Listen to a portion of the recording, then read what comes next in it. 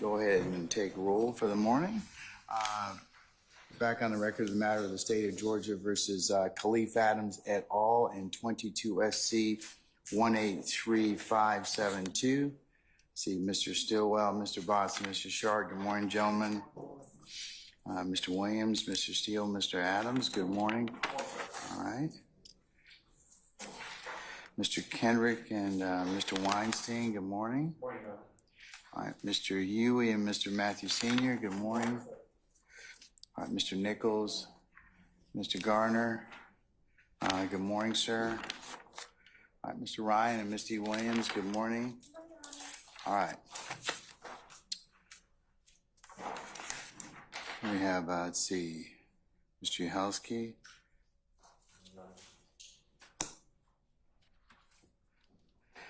Mr. Smith. Has it been that long? Ms. Hilton. Mr. Atkins. Mr. Atkins, good morning. Okay, all right, okay. I'm sorry? Mr. Brown, good morning. All right, okay. Ms. Knight. Good morning. All right, and Ms. Haltwinger, good morning. All right, and Mr. Kokomo, good morning. All right.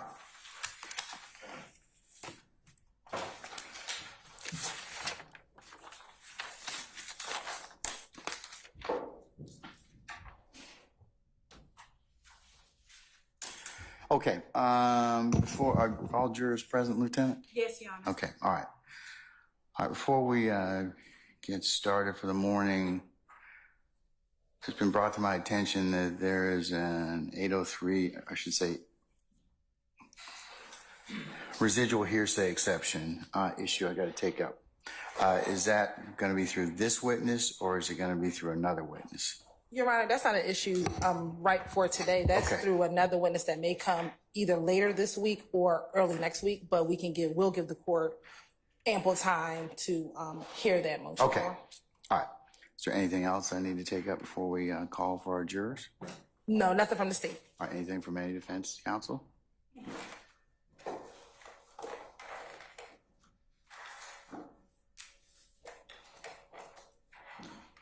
Good morning, Your Honor. Good morning, Mr. Steele.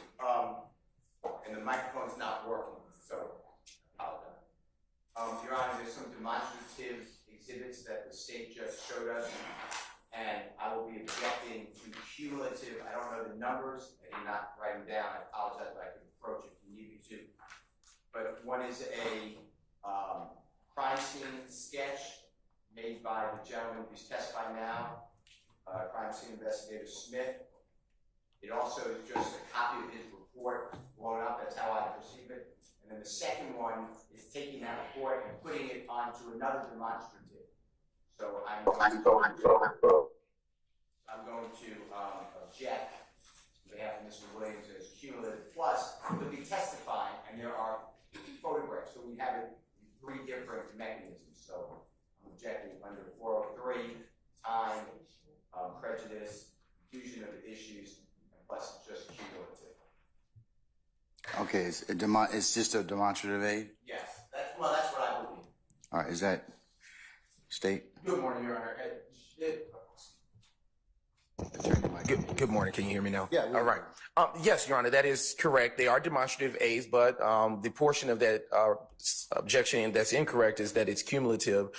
These demonstrative aids are actually going to assist the jury, as you will hear through this witness, assist the jury in understanding his testimony. One such demonstrative, they're both images of his report, but one such demonstrative is an aerial satellite view of that crime scene through a Google map, which will give more context and color to what it is that in fact they're looking at. And the second is just the sketch that he did, which looking at it plainly, it's not as informing and aiding as the secondary sketch will be, but put together, it will in fact help the jury to understand what it is that he's referencing as he does testify before this court. Can you show them? Sure. Judge, I'm not doing one at a time. Okay.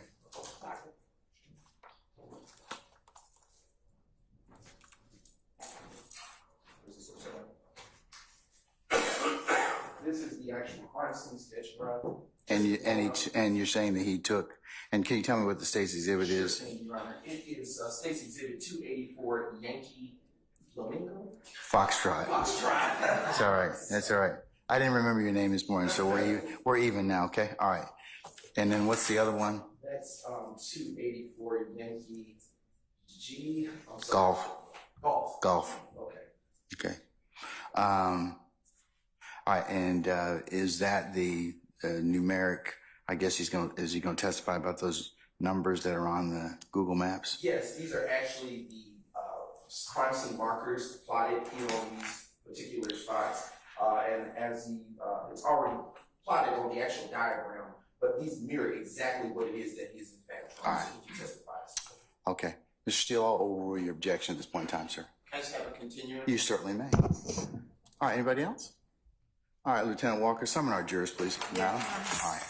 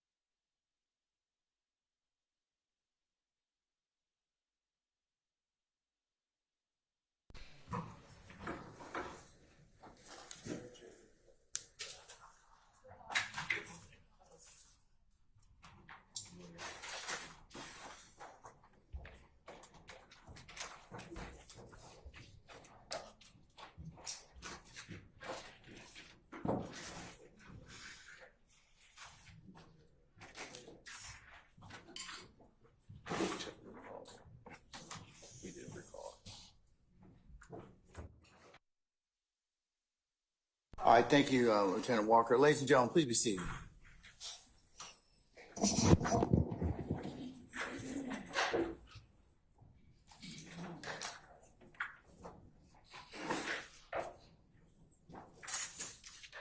Is Investigator Smith out there? Yes. Can we call him in, please?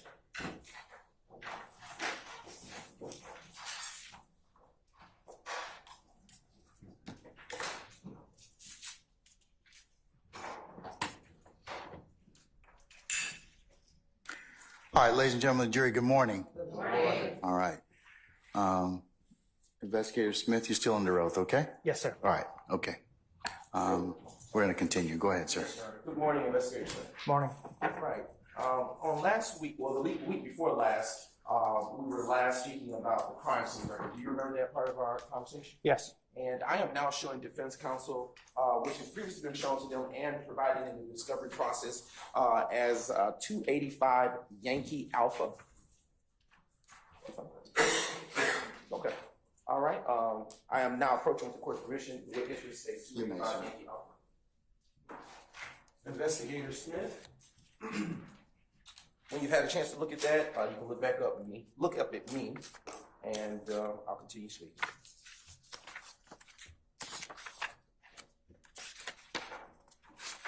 Yes, I'm familiar with this. All right. Does that appear to be the crime scene record that we were speaking about last week, Yes. the week before last? Yes, it does. And is it in the same or substantially same condition as it was when you last had a chance to review it? Yes. Okay. Your Honor, at this time, the state now moves to admit state's 285 Yankee Alpha into evidence. Any further objection to state's 285 Yankee Alpha? Okay, all right. It's admitted subject to the court's early rulings and may be published as you see fit. Thank you. I am now approaching the defense with what has been pre-marked as state's 293 Yankee. 293 Yankee. Approaching the witness with has been pre-marked as state's 293 Yankee. Investigator Smith, what have I handed you? This is a disc of some video footage, I Okay. believe. Have you had a chance to review the footage on that disc that you described prior to coming to court today? Yes, I have. And what is contained on that footage? It's a drone video that was that I looked at of basically an overview of the neighborhood in which this incident occurred. Do you see any markings on that disc that look familiar to you? Yes, my initials and the date. Okay, and does that drone footage that you had the chance to review prior to coming to court today fairly and accurately depict the area of 330 McDaniel Street Southwest, Atlanta, Georgia, as you remember it to be from January 10, 2015? Yes, it's similar. Okay, and Your Honor, at this time, the state now moves to admit State's Exhibit 293 Yankee into evidence. Any objections to 293 Yankee? All right, hearing none. 293 Yankees admitted. Maybe All right. publish as you see fit. Thank you, Your Honor, and we'll do so. Okay.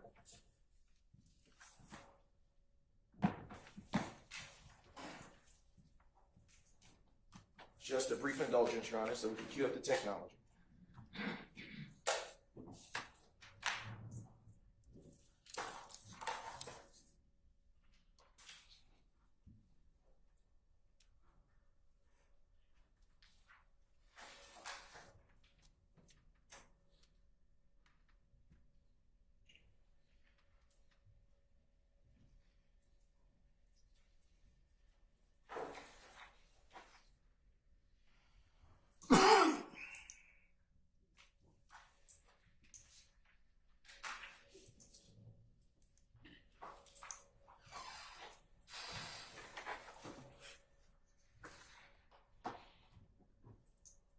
And you can look to the left of you.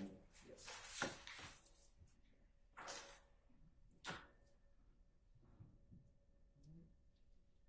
And if you actually would press pause, Ms. Knight, Investigator Smith, using this particular, and is it possible to increase the size?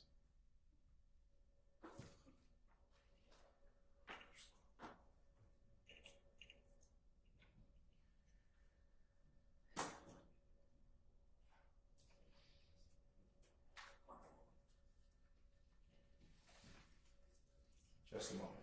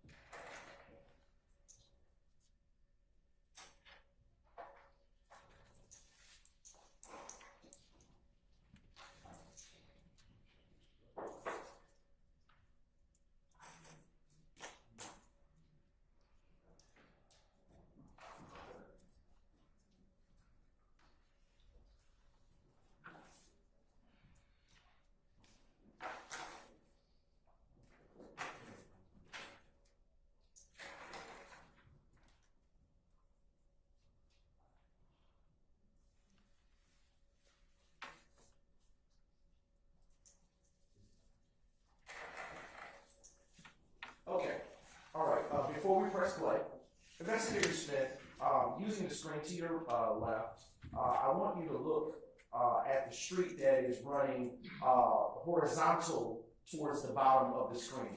What street do you recognize, if at all, that to be? That's Northside Drive.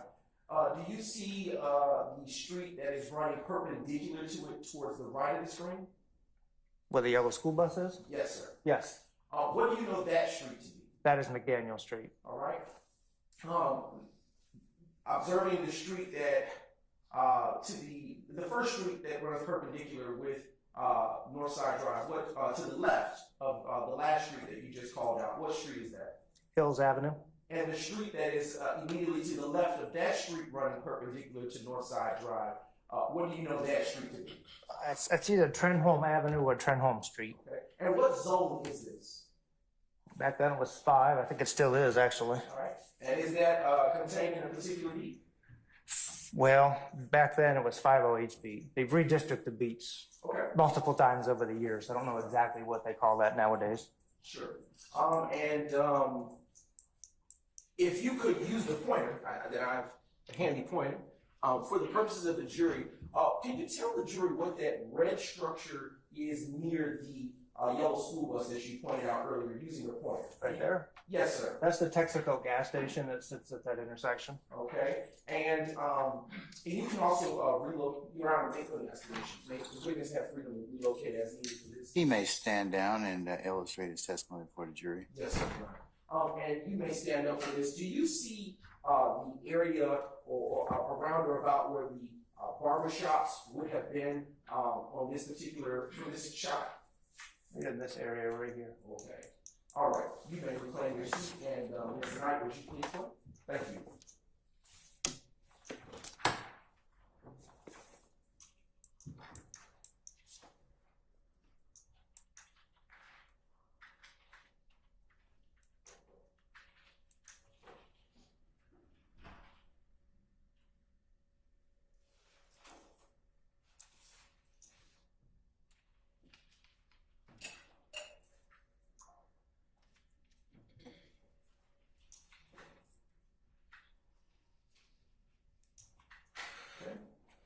If you would pause, Ms. Knight.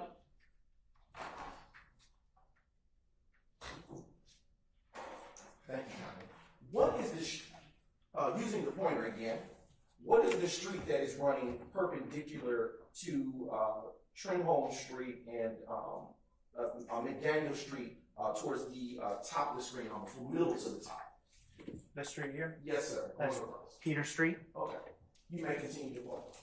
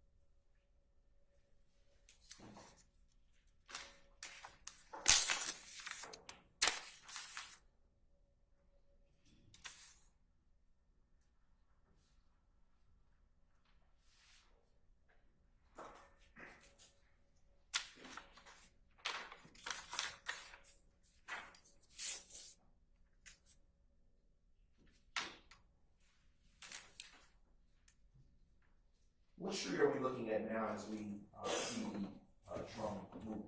Peter Street. Okay. And are you speaking about the street that's running vertical to the screen? Yes. Okay.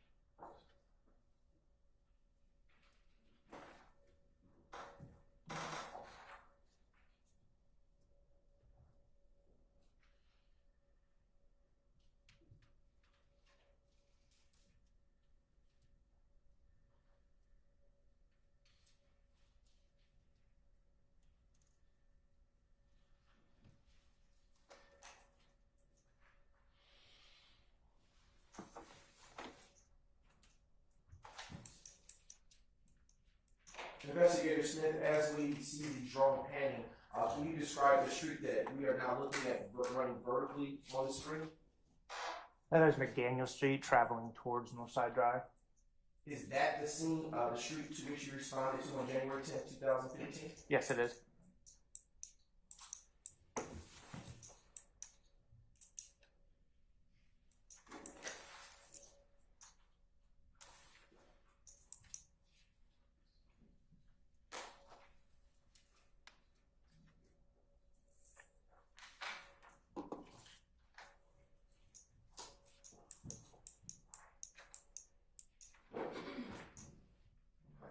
Ms. Knight, if you would please pause the video just right there.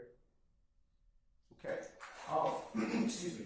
Investigator Smith, what is, and you can utilize the pointer again, what is the yellow building with what appears to be some type of mural painted on it? That is the barber shop, or one of the barber shop at 330 McDaniel Street. Okay. Although it's orange, yellow now. Used to be green.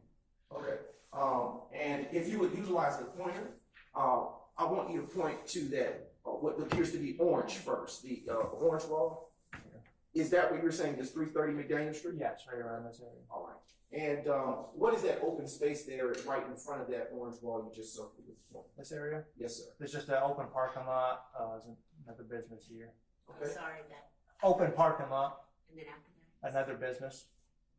And if you will, on the opposite side of where you just pointed, on the other end of the second barbershop that you described, where there's a yellow wall, what is that open space there where the white vehicle is? It's just another parking lot area Okay. that they utilize for the businesses. Okay. And did you know there to be two barbershops there on January 10th, 2015? I believe there were two there. Okay. All right. You may continue. Thank you.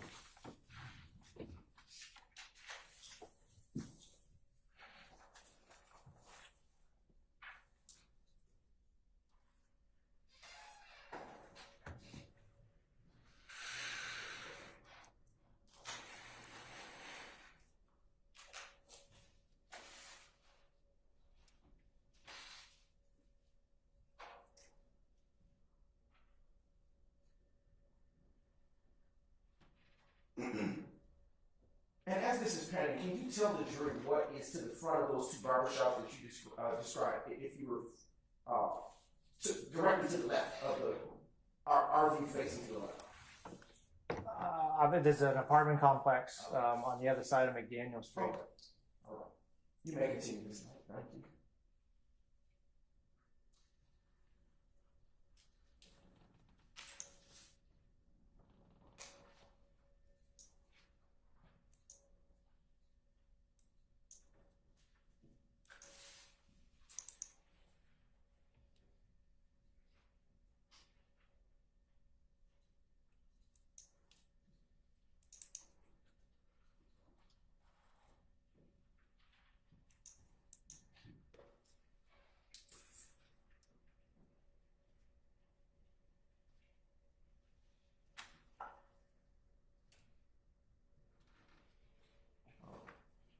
If you can pause it right there. Thank you. Using the using the pointer, can you, with this angle, point out to us the locations of the barbershops that were involved at the 330 McDaniel Street incident? That's the 330 McDaniel Street. Okay. And the second barbershop you I described? believe was this area right here. And can you describe, earlier you described that the 330 McDaniel that you just pointed to was painted different. Do you recall what color it was? Bright green. All right, you can continue.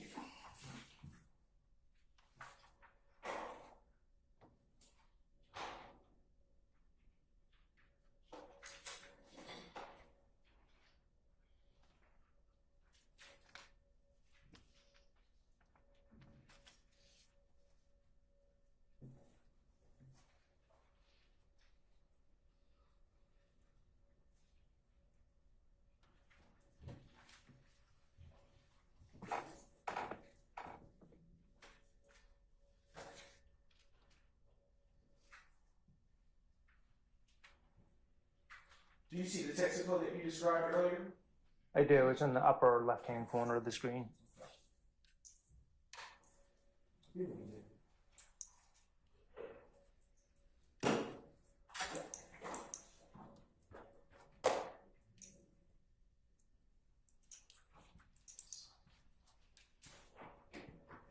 And what is the open space, if you could pause, Senior Atkins, what is the open space next to the 330 McDaniel's location?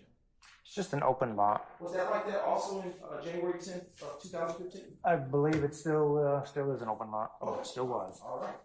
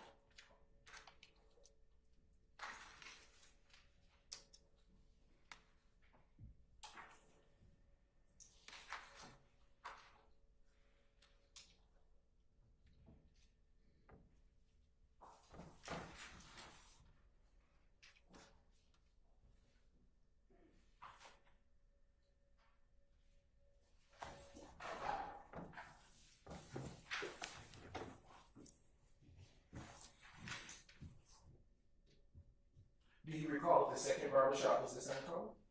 I don't recall. Okay.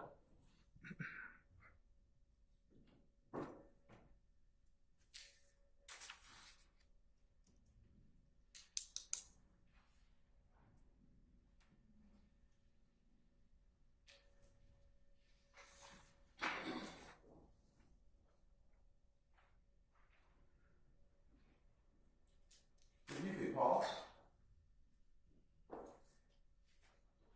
Using this angle, can you tell the jury what you see on the sign above the barbershop awning? It says Hair Unlimited Barbershop. Okay. You may continue.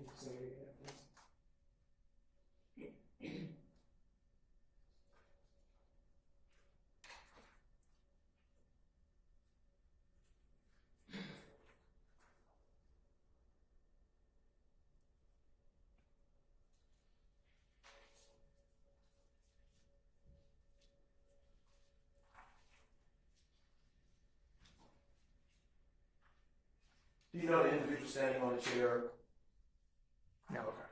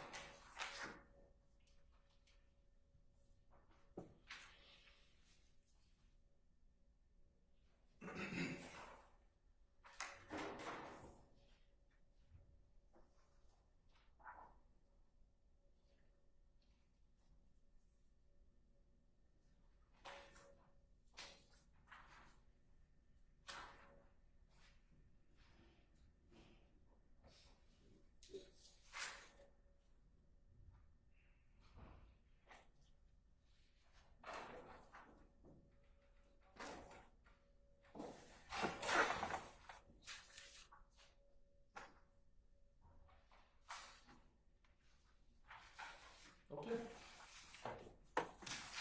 All right. I am now approaching the defense with copies of the state's exhibits 293 Yankee Alpha, 293 Yankee Bravo, Yankee Bravo, 293 Yankee Charlie, 293 Yankee Delta for their review. Same.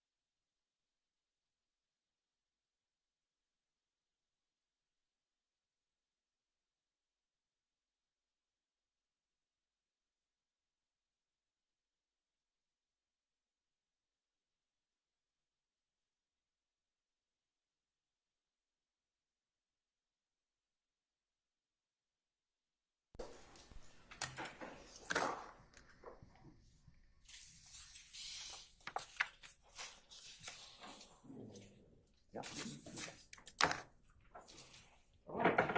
Excuse me. Investigator Smith, what have I handed you? These are aerial shots of the area that we just looked at on the video.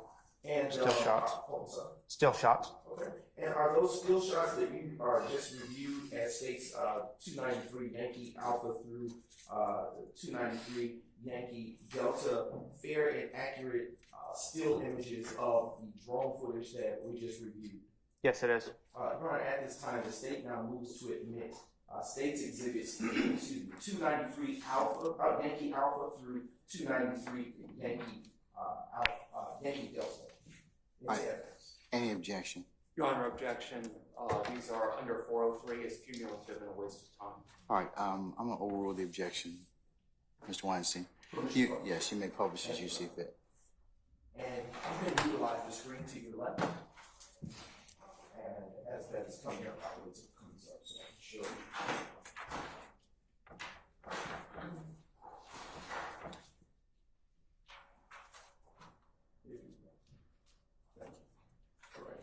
And for the record, this is states 293 Yankee Alpha showing on the screen. All right.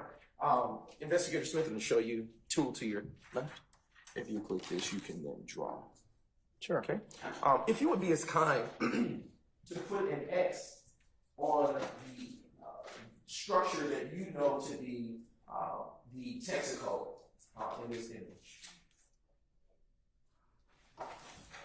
Right there. Yes, sir.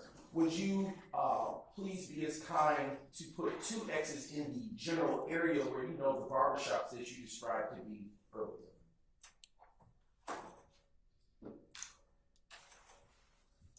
Okay. And actually, can you make it an X1 and an X2?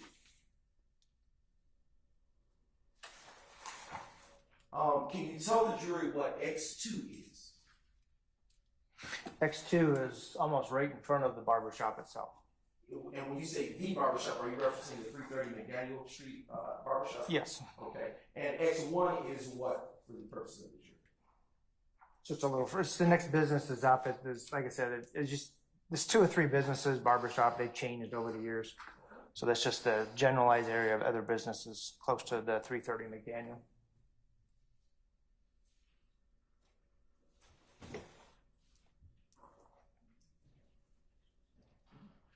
Now turning to the next state's exhibit in sequential order.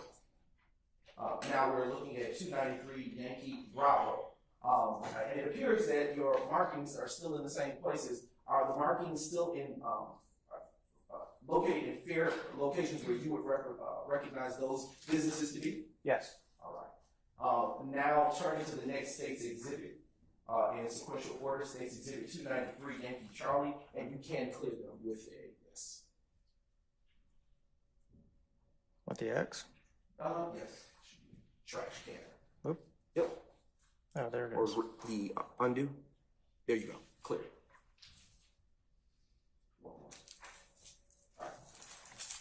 Okay.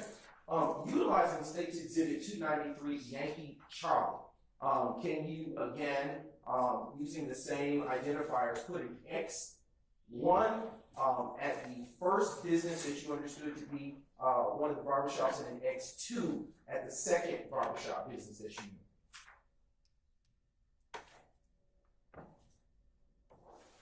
knew? Okay. Identifying for the purposes of this exhibit, what address is associated with the X1? Your Honor, ask and answer 4 times. I object. All right, I'll sustain the objection. Okay. All right. And what street is running parallel to this screen on this exhibit of State's Exhibit 293 Yankee Charlie? McDaniel Street. Okay. All right. Turning to the next exhibit in sequential order, State's Exhibit 293 Yankee Delta. Thank you. Identifying for the record, can you please identify with a circle the lot closest to the lot to the, I guess it would be the left of the second barbershop that you responded to in that day? Your Honor, ask and answer. I'll stipulate there's a lot there. The 3rd time. I'm overrule the objection, sir. You can answer the question. From my understanding correctly, it's a lot between the 2 barbershops, correct? Okay. Okay, and all right, and if you would, we can remove that and you can erase that. Thank you.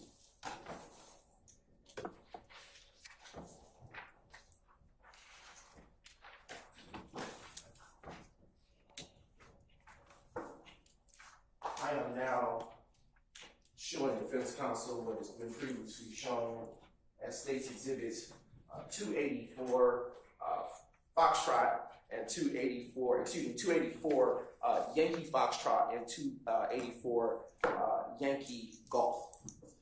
All right. I am now approaching the witness with State's Exhibits 284 Yankee Foxtrot and State's 284 Yankee Golf. And bear with me. All right, Investigator Smith, what are we looking at here?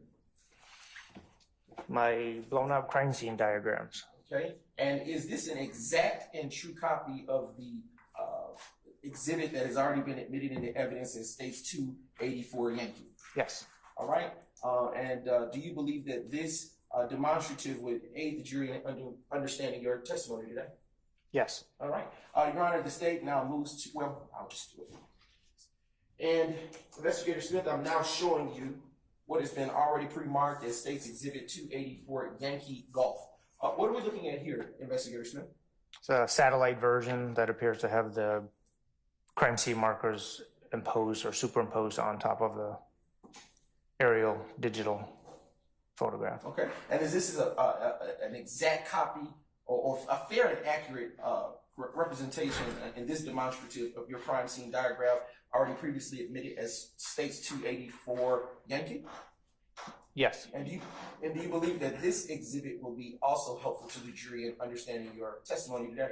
Yes, it will be. All right, Your Honor, at this time, the state now moves to publish, for demonstrative purposes, State's Exhibits 284 Yankee Foxtrot and 284 Yankee Golf at this time. Any further objection to 284 Yankee Foxtrot or 284 Yankee Golf for demonstrative purposes?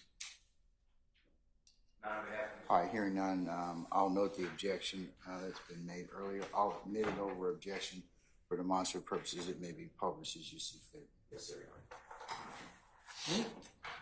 Now publishing State's 284 Yankee Foxtrot. I'm actually going to move this just slightly.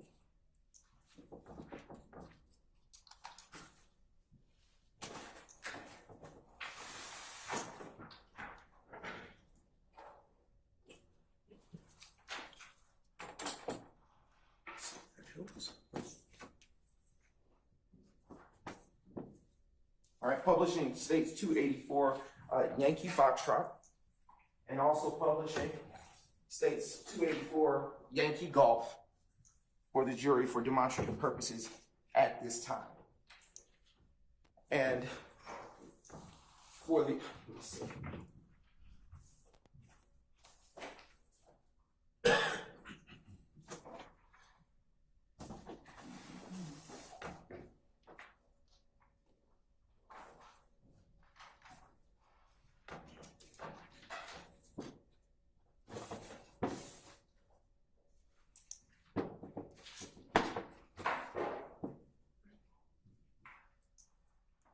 So you can use this pointer for what's going to come next. And before I want to ask that, before I ask you a few questions on those demonstratives, Investigator Smith, can I ask you to explain to the jury what it is that you go through? What is the process that you go through to plot points for a diagram?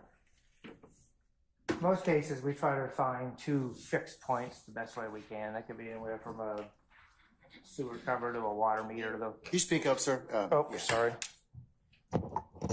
I try to use two fixed points that we don't think will ever disappear, but sometimes that's hard to say.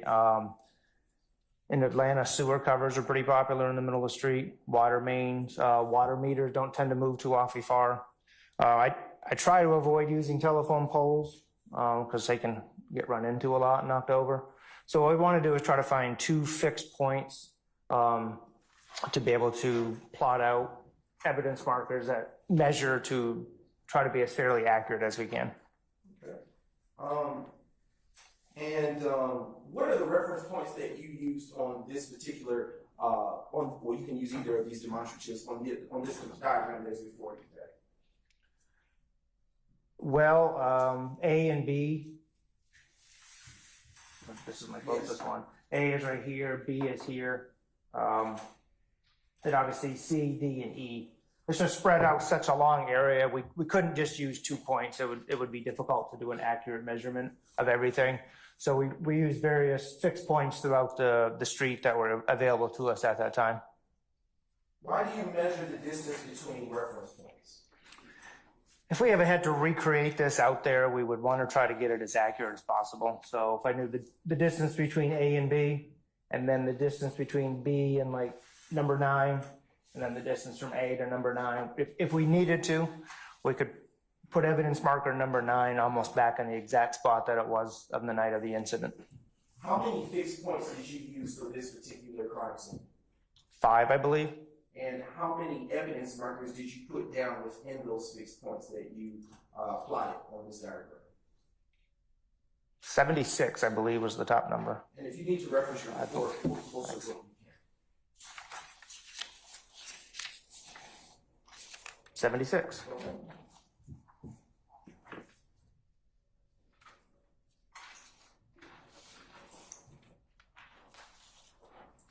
And when you go out to a crime scene, when you plot those points, how did you, well, let's speaking about 330 McDaniel Street crime scene on January 10th, 2015, how did you decide where to start?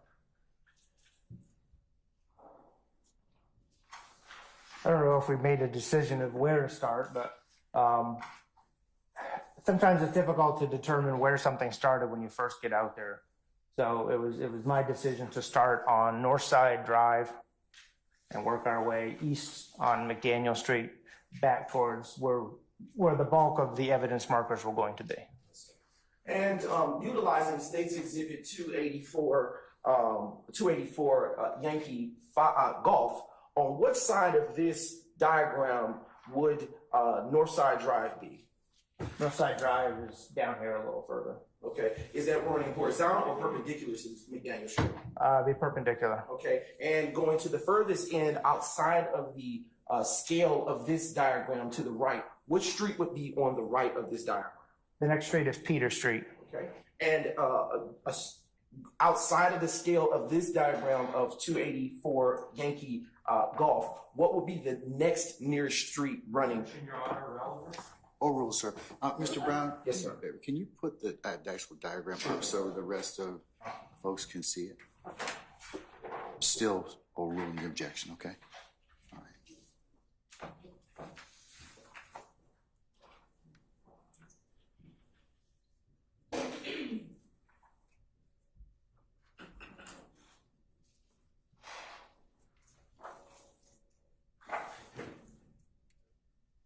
Just a brief indulgence, Your Honor.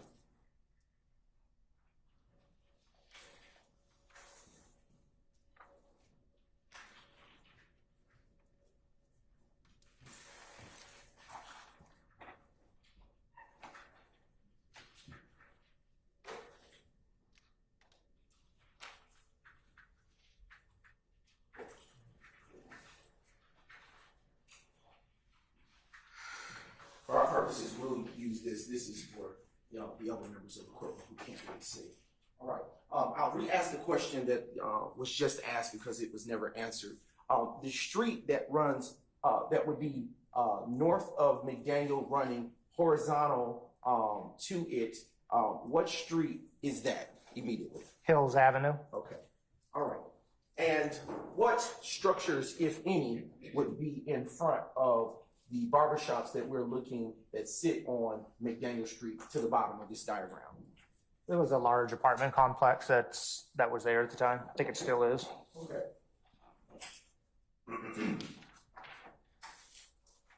All right, State would now move to publish at this time already previously admitted exhibit of 5 Yankee.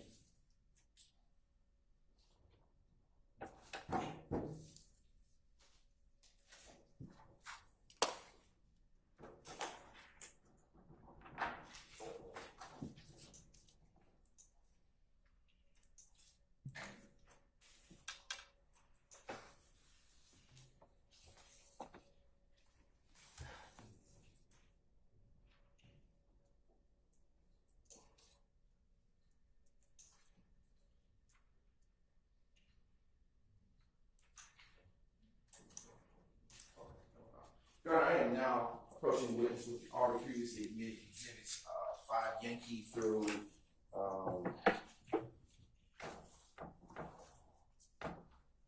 283 Yankee, which consists of the crime scene photos for reference.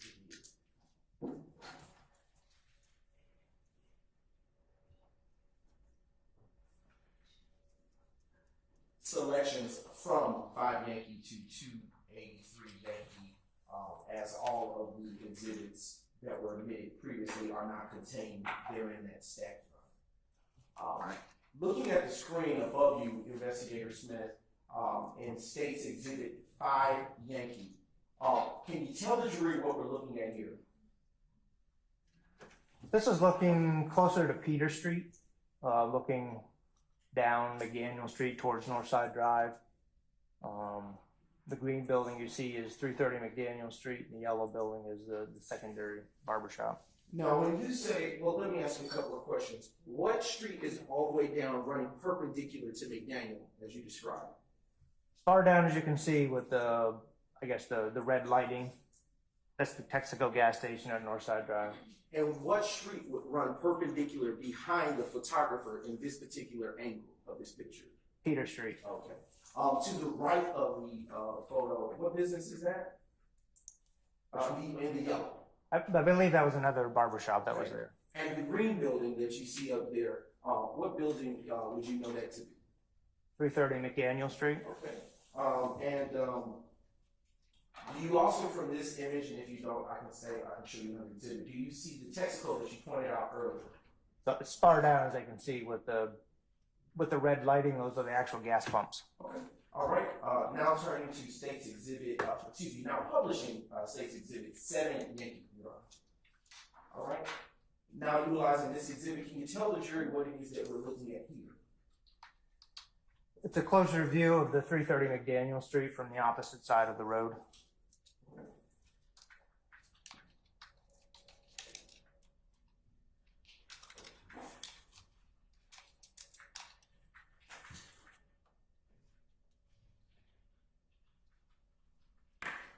All right. The vehicles that you see in this photo, what, if any, relevance do they have to the crime scene that you responded to at 330 McDaniel Street on January 10, 2015? That's an answer. I'll overrule the objection. The two vehicles there were, they had a bunch of what we believe were bullet holes in them. Okay. Now turning to State's Exhibit 78 Yankee. And we are publishing that, I should say. What are we seeing here, Investigator Smith?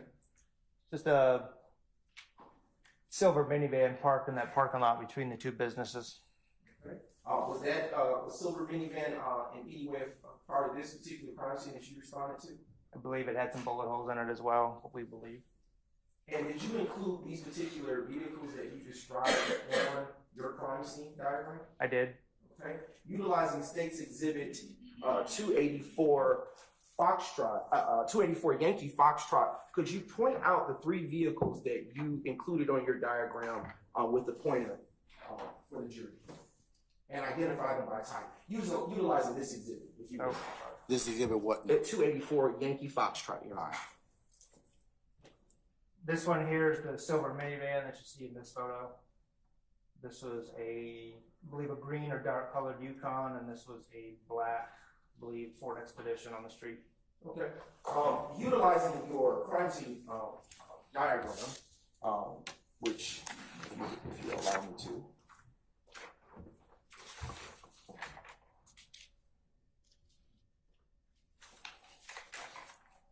On page 4 of 7 of State's 284 Yankee, can you tell the jury what vehicle you put marker 50 by?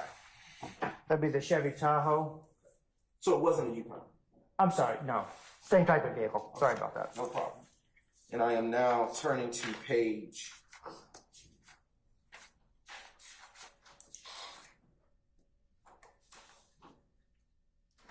3 of 7 of State's 284 Yankee. I'm now turning your attention to the line that contains marker 22. What vehicle do you see that defect is assigned to? Again, Lincoln Navigator. I sometimes get my. Okay. All the vehicles are similar to. No problem. All right. Now turning to State's Exhibit 9 and publishing State's Exhibit 90 Yankee for the jury. Okay. What are we looking at here, Investigator Smith? This is at the intersection of Northside Drive and McDaniel Street, looking back eastbound in the general direction of where we were. Why is there yellow tape there? That's part of the crime scene area that we secured off. We didn't want anybody coming into that area because it was part of the crime scene. Is that how you all secure crime scene? Well, yeah, that's the visual aspect of it. The other aspect is the patrol officers with the marked patrol cars as well. What other vehicles do you see inside of that particular Texaco taped area? The media, and then there's 2 Atlanta police vehicles at the top of the screen, or 3.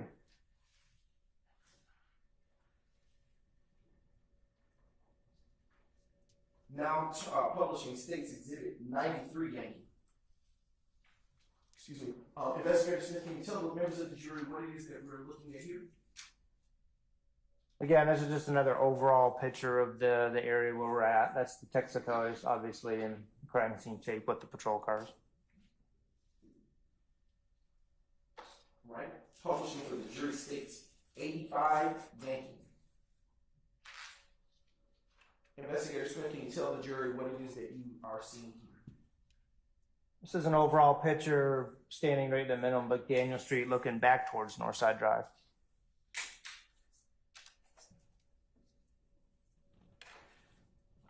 Publishing State's Exhibit 8 Yankee. All right. Investigator Smith, what do you see here? That's the front of the barber shop on McDaniel Street with the Lincoln Navigator parked in front of it. What address is assigned to that barbershop? 330 McDaniel Street. Is that the same barbershop that you described as being orange today? Yes. Okay. Now turning and now publishing State's Exhibit 11 Yankee. Can you describe what we're seeing here?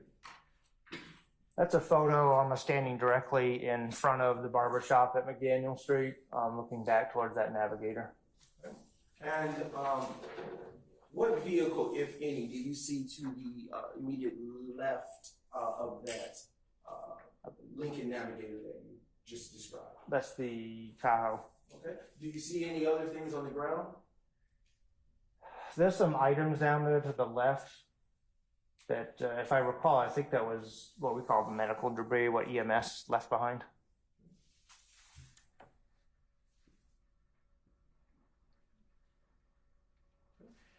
Now publishing State's Exhibit 11 Yankee for the jury.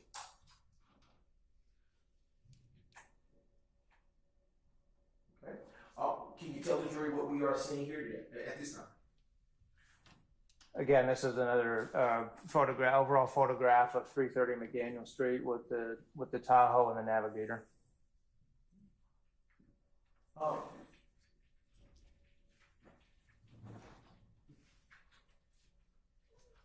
If you would zoom in, Ms. Knight, to the top of the green building there.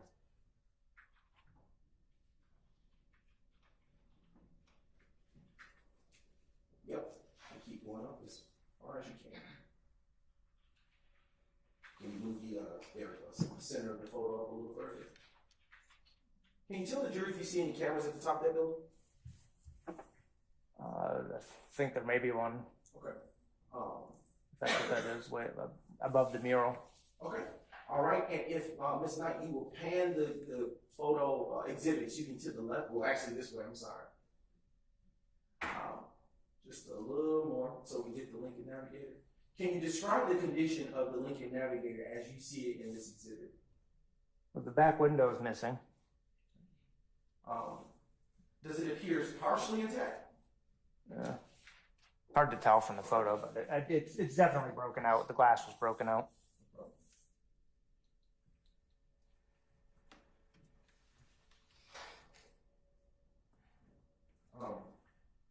Can you now publishing State's Exhibit 13 Yankee?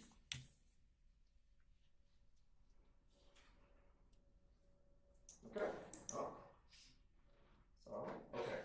Utilizing this photo, which is now State's, which is being published as State's 13 Yankee, can you describe in a little bit better, if you can zoom in this night, the condition of that rear view mirror of the Lincoln Navigator? I mean, the back window is all broken out. Okay. And do you see any glass from that window on the ground? Yes, it's on the curb by the sidewalk, right before I get on the sidewalk. Okay. All right. Now publishing State's Exhibit 64 Yankee. What vehicle is this? It's the same vehicle, the Navigator. Can you describe the conditions of the side windows of this vehicle? The rear window appears to be broken out as well. The front window, I don't believe that was broken. I just believe it was down. All right. And we are now publishing for the jury states exhibit 62 Yankee.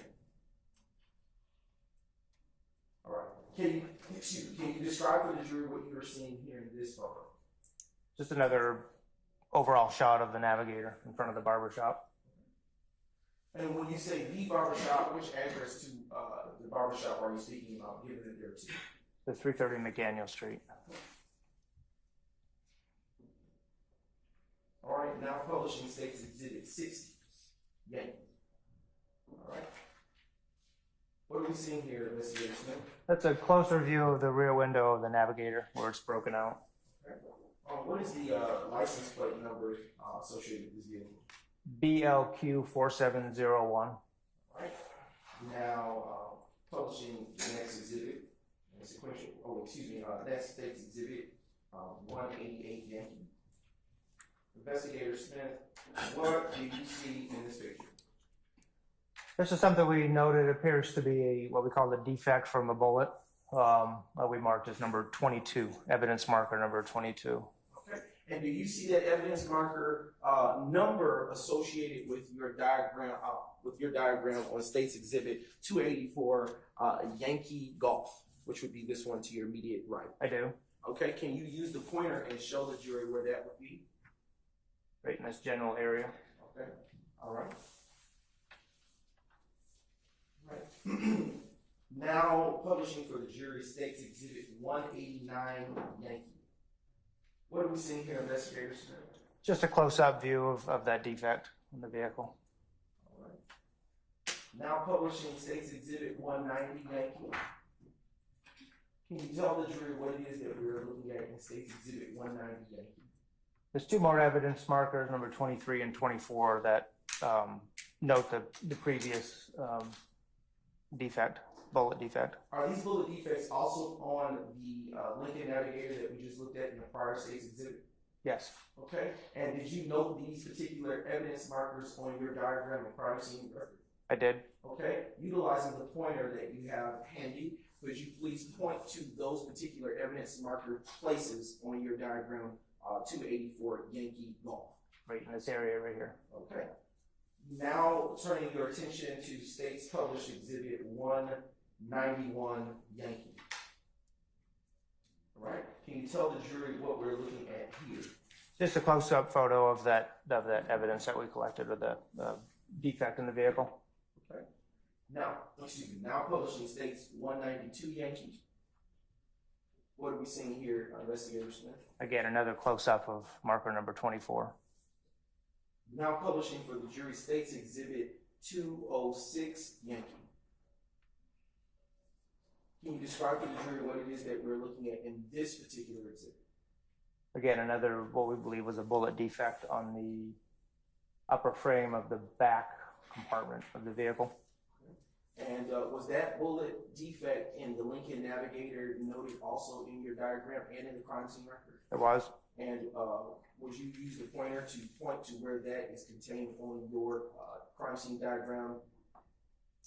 Right there. Okay. Let the record reflect the witnesses use States Exhibit 284 Yankee Golf to identify marker 35. All right. Now turning your attention to States published Exhibit 207 Yankee. Investigator Smith, what are we looking at here? Just a close-up view of that same evidence. Why do you take up closer photographs of the same marker?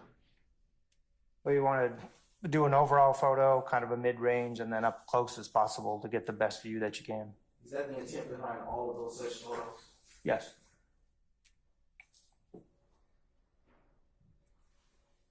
All right, now turning your attention to States Exhibit 208 Yankee. What are we seeing here? Again, those are two more bullet defects, we believe, on the interior frame by the window on that Navigator. And do you see anything in the top right-hand corner? You see the sign from the barber shop at 330 McDaniel Street.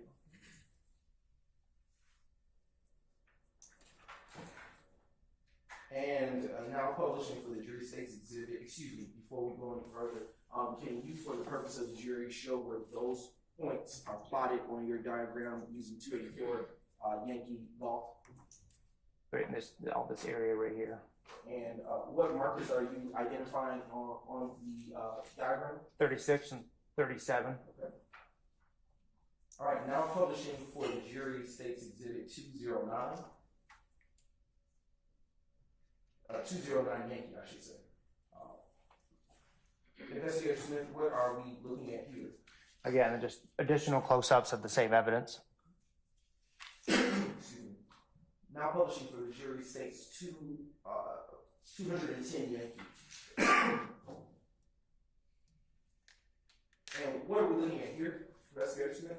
A close-up view of item number, or marker number 37. Okay. All right. Now showing the jury what has been previously admitted as State's Exhibit 14 Yankee. And what are we looking at here, Investigator Smith? That's the Chevy Tahoe next to 330 McDaniel Street. Okay. And upon, did you note this vehicle on your crime scene diagram? I did. Okay.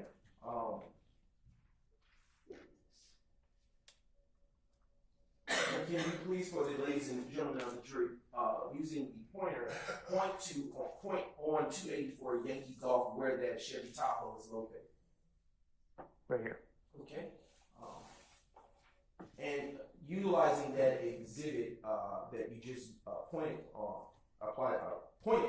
on what side of the 330 McDaniel Street barbershop is that Chevy Tahoe located? It's on the east side. Okay. Would that be the right side of the barbershop? Yes. If you're facing it? Yes, it would be. Okay. Now publishing the next state's exhibit, which would be 15 Yankee. Can you tell the jury what it is that we're seeing here? This is an overall shot of the passenger side of the Tahoe. Ms. Knight, if you would zoom in on the front end of that vehicle. Can you describe the condition of the front passenger tire? It's deflated. And if you zoom back out just a bit.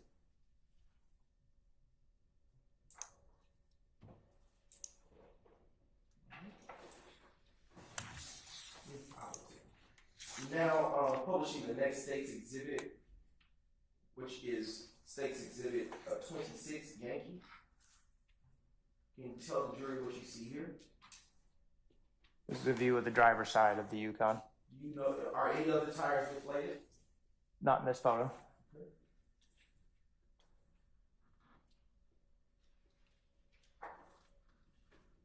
What is the building or structure immediately on the opposite side of the Tahoe that is away from the view? I don't remember the exact business. I know it was part of that, of those, all businesses that are throughout there. Okay. Do you note that is that business or building a part of your diagram, which you can see on 284 Yankee Golf? It is. Okay. Can you use the pointer to point that out for the ladies and gentlemen of the jury? That's this building right here. Now publishing state's exhibit 27 Yankee, I should say. Okay. Can you zoom in just a bit?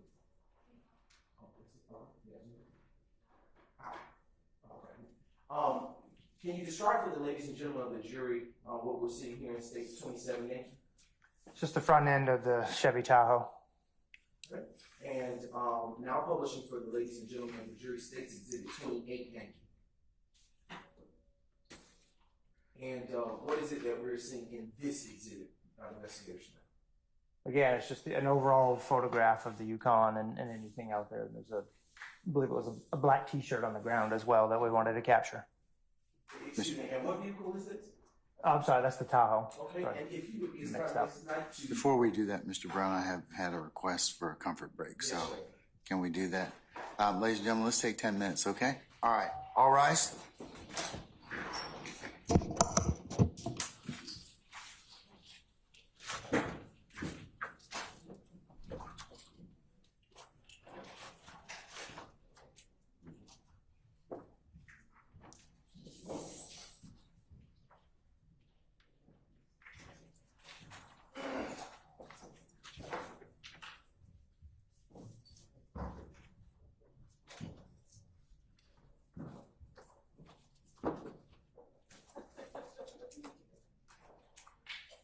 All right, ladies and gentlemen, our jury has left us. We're in recess for 10 minutes.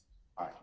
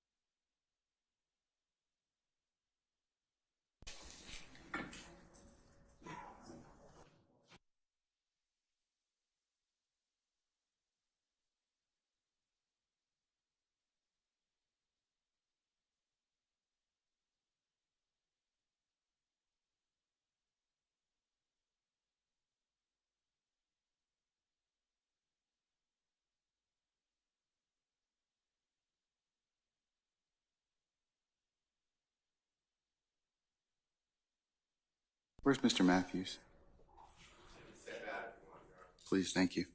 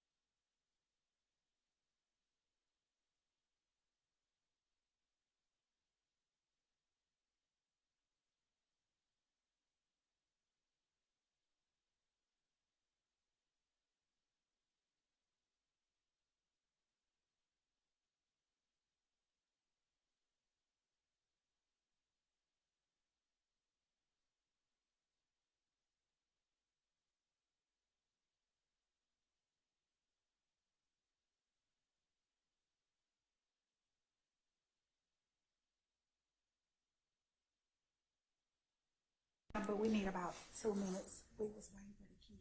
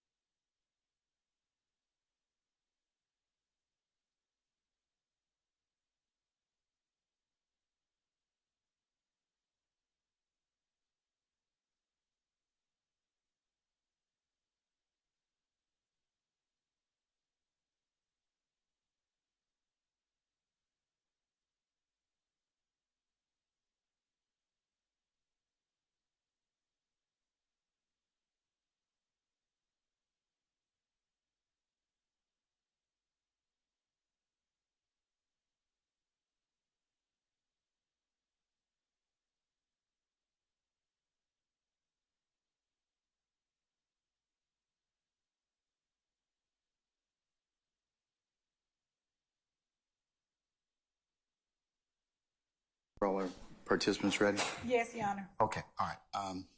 Let's bring our witness back in and summon our jurors, please.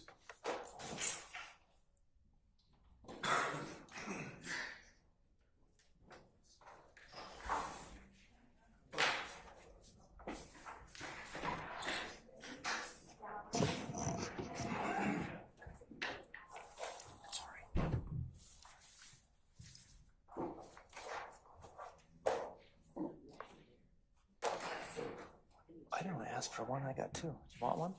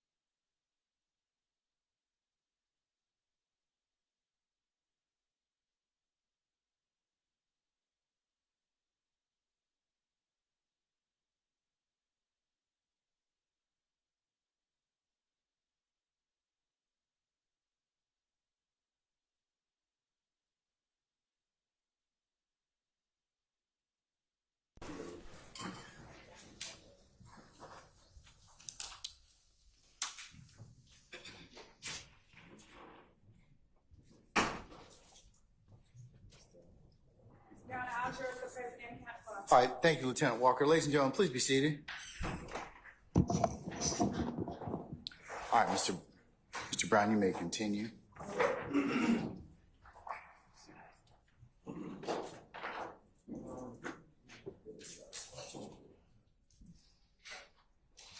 All right, we are now publishing State's Exhibit 24 Yankee. All right, is this the same photo that we've been talking about so far? Yes. And what was the significance of this picture? Just to denote the tag of the vehicle. Okay. Now publishing State's Exhibit 30 Yankee. And is this the same Tahoe that we were talking about just a few months ago? Yes. All right, what was significant for you to take this photo? The deflated tire, mostly, and then looks like there's some, what appears to be blood in the upper right-hand corner of the, we believe, something like that. Now publishing for the jury, State's Exhibit 31 Yankee. Is this just a closer view of what we already looked at? Yes. All right. Now publishing State's Exhibit 32 Yankee. Is this the same blood spatter that you took in the last photo? Yeah, it's just some different angles, different perspectives of everything. Now publishing State's Exhibit 33 Yankee. Is this just a closer view of the same angle that you took in the prior exhibit? Yes, just trying to capture all the what we believe was blood evidence. Right. Now publishing State's Exhibit 221 Yankee. And is this still the same Tahoe that we're looking at? Yes, it is. All right. Now what do we see? Why did you take this photo? There was two pieces of evidence that we wanted to collect or notate anyways, number 47 and number 46. And is there another marker on there? There's a 60 just in front of the rear tire. We'll get back to 46. Is 47 and 60 noted on your crime scene diagram, which you can note on the demonstrative of 284 Yankee Golf with the pointer? Yes. So number 47 right here. Okay. And number 60 is right in this general area on the vehicle itself. Now publishing, excuse me, the next State's Exhibit, which is 223 Yankee. Is this a closer view of what we just described as marker 47? Yes. And what does it appear to be? It's a cell phone. And why was that of significance to you? Anytime we get a cell phone on a crime scene, we normally collect it. We don't know who it belonged to or if it was somebody involved, one of the victims, or just unfortunate that somebody dropped it out of their pocket. We just need to be able to identify where it came from.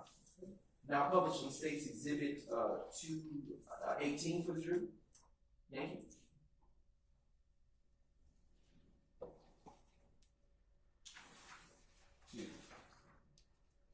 Just a briefing of it. And is this a closer view of the picture that we looked at last? Yes, it is. Okay. All right. Now publishing State's Exhibit 218 Yankee. What are we looking at here? This is the back of the Tahoe with a bunch of evidence numbers on there that signify, we believe, were bullet defects on the back of the Tahoe. And then another piece of evidence, number 44, on the parking lot. And to the right of that, is that the right of the Tahoe, which I believe to be marker 48, is that the same black item that was recovered? Yes, it's a black t-shirt. Okay. All right. We'll get to, now moving to State's Exhibit 226 Yankee. Is this just a closer view of marker 50? Yes. We're moving to State's 227 Yankee. Is this just a closer view of marker 51? That's correct. All right, now turning to State's Exhibit 228 Yankee. Yes, that's another close-up. Another closer, okay. Now turning to State's Exhibit 229 Yankee. Is this a closer view of just of marker 53? Yes, it is. All right. Turning your attention down to State's Exhibit 230 Yankee. Is this just a closer view of marker 54? Yes, it is. All right, now turning your attention to 231 Yankee. Is this just a closer view of marker 55? It is. Turning your attention to 32 Yankee. It's a closer view of marker 56. Yes. Same view. Yes, it is. Turning your attention to 233 Yankee. All right. Is this just a closer view of the same bullet defect at marker 57? Yes, it is. Okay. All right. And now I am going to turn your attention to 240 Yankee. All right. What do you see in this picture? Why did you take this picture? This is the interior of the Tahoe, and obviously there's a weapon on the front seat that was significant in a shooting. Okay. And before we do that, I want to go back to marker. You don't have to do it this night. I want you to take with the pointer and identify on the diagram where, if at all, you see marker numbers 50 through 57 on diagram 284 Yankee Golf. We have to group them as just a series of numbers rather than put them all in there. But that's the back of the Tahoe. All right. Utilizing State's Exhibit 240, did you? Well, I'll talk to you. Was those pieces of evidence that you described on this particular seat collected? Yes, they were. All right. Turning to the next State's Exhibit. Now publishing 242 Yankee for the jury. Can you describe what we have here, sir? These are two separate weapons. The number 62 is a Glock handgun, and number 61 is a Kel-Tec. Do you recall if those items, if those weapons were loaded? They had, obviously, I believe the Kel-Tec had a fairly full magazine, and I believe the Glock was loaded as well. Were those items collected? Yes, they were. And did you find any shell casings on the crime scene related to those particular firearms? No, we did not.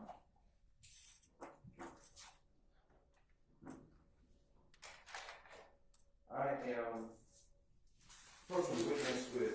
Oh, I got my own. Oh, yes. All right. All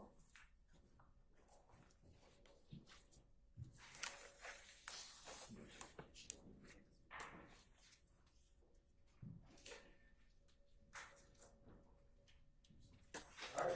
Now approaching the witness. Your Honor, at this time, the state's next exhibits are actually firearms, so I wanted to make sure before doing anything, I got clearance from the court. Have they been rendered safe already? Yes, Your Honor. All right, you just want to show those to defense counsel? Absolutely.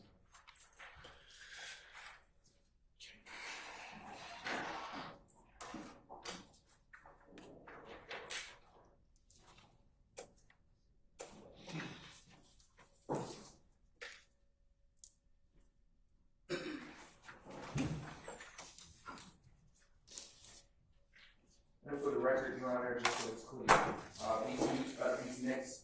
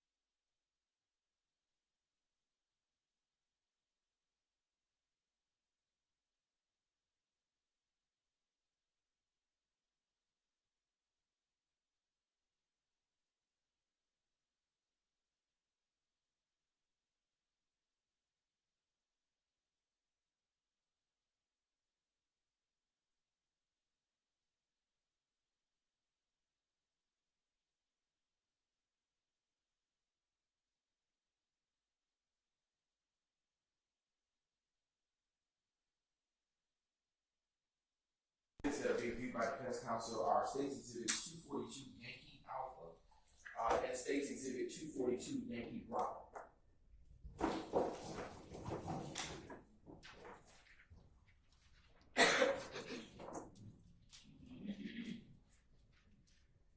And I am going to approach you with both exhibits at this time. Defense counsel's already had the opportunity to review. Starting with State's Exhibit 242 Yankee Alpha, have you had an opportunity prior to court today to review that State's Exhibit? Yes.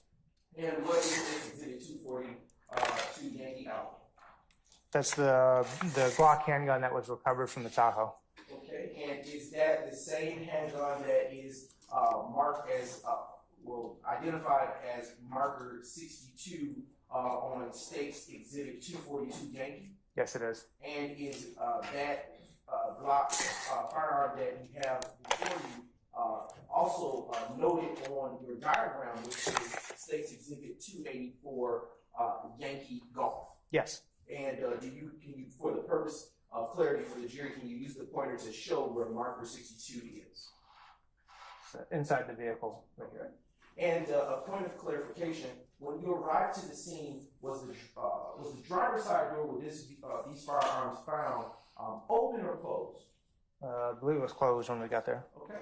All right. Your Honor, does State's Exhibit 242 Yankee Alpha appear to be in the same or substantially same condition as it was recovered from the crime scene and when you last viewed it? Yes. All right, Your Honor, at this time, the State now moves to admit State's Exhibit 242 Yankee Alpha into evidence. Any objection to 242 Yankee Alpha? All right, hearing none, it's admitted and may be shown as you see fit. Okay. You may use lift it from the box, it's in the safe, and publish that for the jury.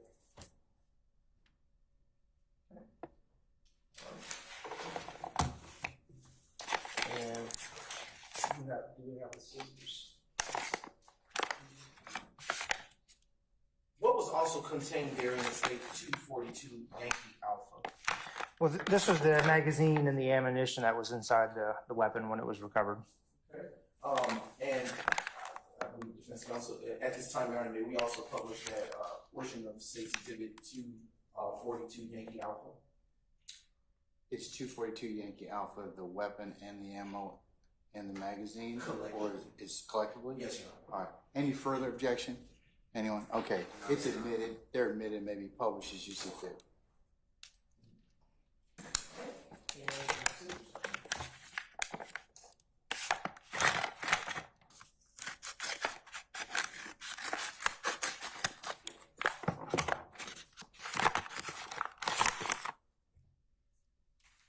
Magazine. This did have, I believe, 15 cartridge casings in it, bullets. And then I need to take them all out? No, just one. This caliber, 40 caliber bullet. And were they all the same caliber bullet contained in that exhibit? Yes, they were all 40 calibers. All right. And what type of I'll strike that question. I'll clear this off for you.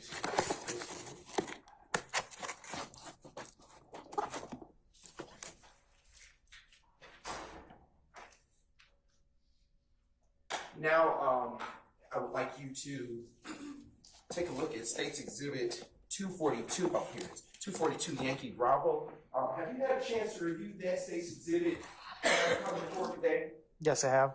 And what is State's Exhibit 242 Yankee Bravo? This was the Kel-Tec, I guess, weapon, we'll call it that. Doesn't really a rifle, but more of a big pistol. And is that the same firearm that is featured in State's 242 Yankee exhibit identified as marker 61? Yes, it is. And is marker 61, which you described to be the Kel-Tec, also identified on your crime scene diagram, which is State's 284 Yankee Golf? Yes, it's right here. Okay. And Your Honor, well, does that exhibit, State's Exhibit 242 Yankee Bravo appear to be in the same or substantially same condition as it was when you last reviewed it? Yes. Your Honor, at this time, the State now moves to admit into evidence State's Exhibit 242 Yankee Bravo into evidence and permission to public subject to your rules.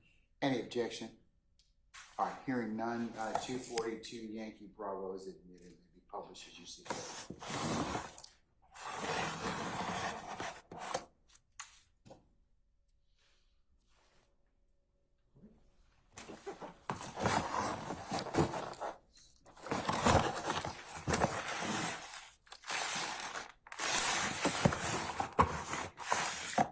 This was the magazine that was in the gun. And was that magazine empty or containing ammunition therein when it was recovered? It had ammunition.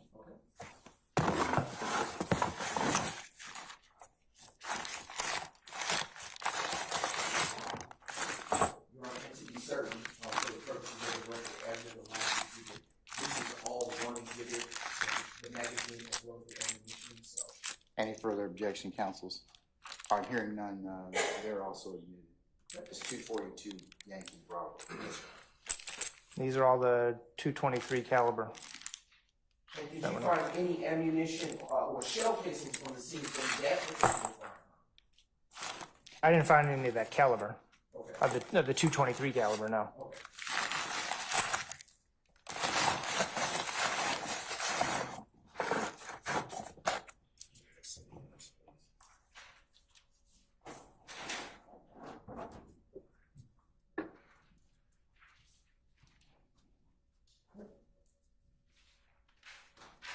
Now publishing for the jury, state's next exhibit, which is state's exhibit 224 Yankee. What is of significance here, Investigator Smith? This is an overall view of the store next to, or the business next to the McDaniel Street barber shop. I believe there was a bullet fragment and the T-shirt that was recovered in number 49 and number 48. Okay. And are those plots also pointed on your diagram, which is contained as a demonstrative of 284 Yankee vault? Yes. And we'll now turn to state's exhibit 225 Yankee. Is this just a closer view of state's exhibit 48, of the last exhibit that was just shown to you Yes, with marker 48 on it? that's correct. And is this the black T-shirt you were just talking about? Yes. Now turning to you.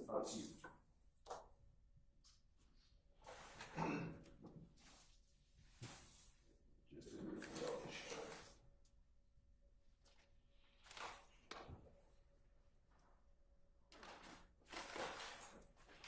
Now showing defense counsel has been previously marked as state's exhibit 225 Yankee Alpha. Hearing no request to see it, I'm now approaching the witness with state's 225 Yankee Alpha.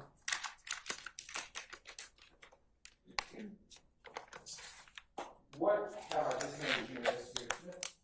This is the evidence bag for marker 48, which is the black shirt, black T-shirt. And have you had a chance to review that prior to court again? Yes. And is that evidence contained there in the same or substantially the same condition as opposed to when you last had the opportunity to review it? Yes, in the bag. All right, at this time, the state now moves to admit state's exhibit 225 Yankee Alpha into evidence. Any objection, states 225 Yankee Alpha? On behalf of Mr. Williams. All right, hearing none, 225 Yankee Alpha is admitted. May be published as you say. Thank you. You may publish.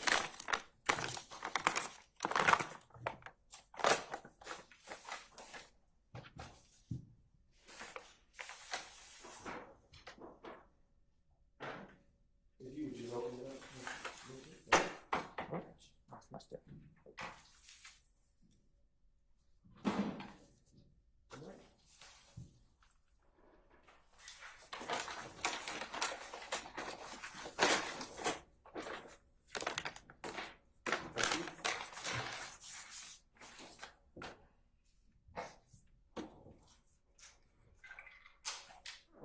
I'm now publishing, which has already been admitted as state's exhibit 145 Yankee.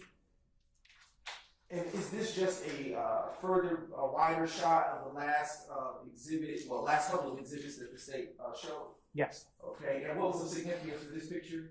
This was an overall photo we took before we put any evidence markers down.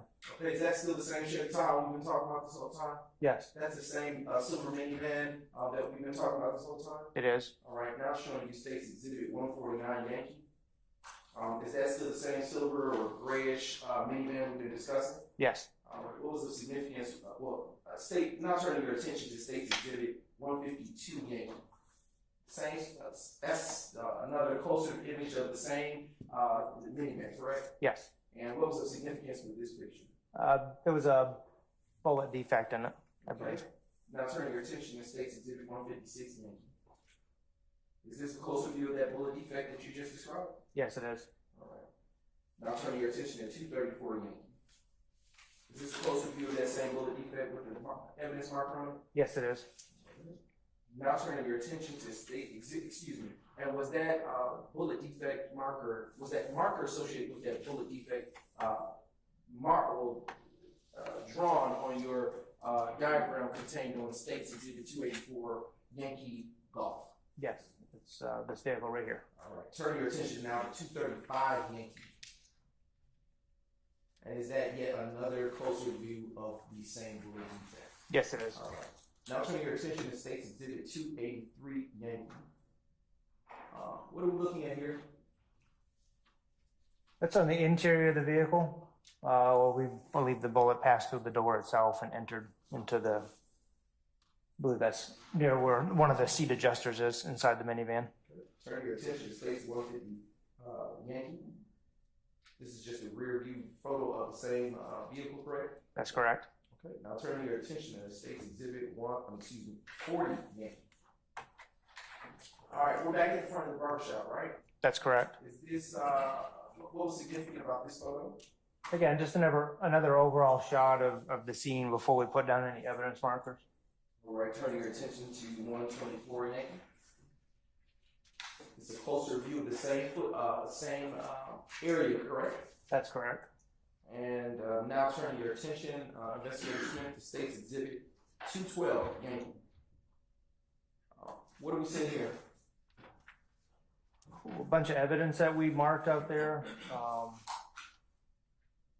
Believe some clothing, cell phone, cartridge case, I believe. Is this same evidence, are these markers associated with the evidence that you collect? Well, did you collect this evidence at these markers? Yes, it was collected. And did you also notate the same points on your diagram that you plotted? Yes. All right, can you, for the sake, for the jury, point out where those particular plots are pointed on your diagram using 284 Yankee Golf? Right here, 39, 40, 41, and 42, and 43. Okay, all right. Turning your attention to State's 215 Yankee. What are we looking at here? Just a close-up of a towel and some clothing. Okay. I'm now showing the defense what has been marked previously as State's Exhibit 215 Yankee Alpha. Okay.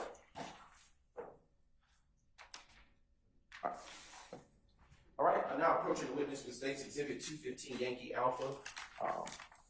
Investigator Smith, what have I just handed to you, sir? This is that green skull cap that's in the photo there. Okay.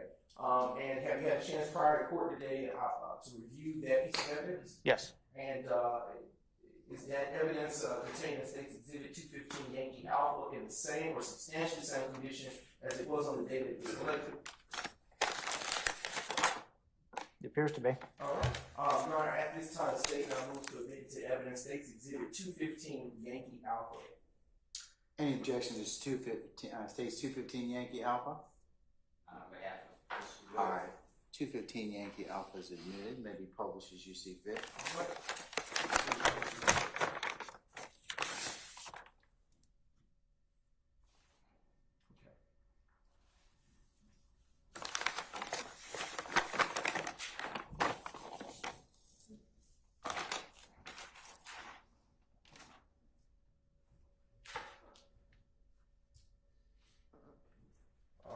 Showing you State's Exhibit 216 Yankee.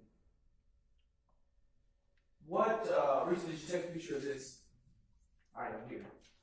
Just a cell phone on the scene. Again, any cell phones we collect. All right. What marker number did you use, son? 42. And did you plot that point on your diagram? I did. And can you show the jury where it's located on 284 Yankee Golf? Right here. Now showing you what's been marked as State's Exhibit 217 Yankee and admitted the evidence. What are we looking at here in this exhibit? Evidentiary value would be the keys, number 43. Okay. And excuse me. Did you also plot that same marker identifying that what is contained in State's Exhibit 217 Yankee on their diagram, which is State's Exhibit 284 Yankee Golf. Yes, Can you show the jury where that is plotted? right here. All right. Now showing State's Exhibit 10Y. Yeah, 10 Yankee, excuse me. Are we back in front of the barbershop? Yes. Why did you take a picture of this particular view of the barbershop? There appeared to be from what we could see a bunch of bullet defects on the front of the barbershop. Okay. Now showing you. Mr. Brown, before you continue, Ms. Williams and a representative from the state, can I see you for a second?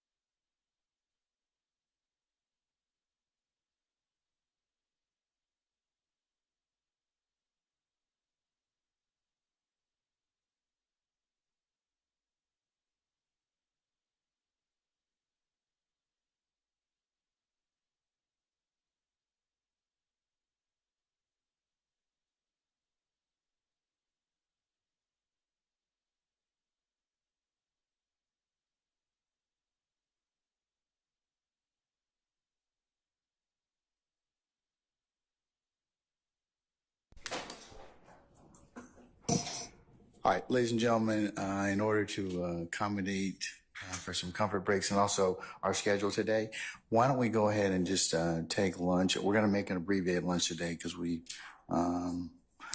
for scheduling purposes. So if I could get you all to come back for 12:45, we'll go ahead and get started again, okay? All right. All rise.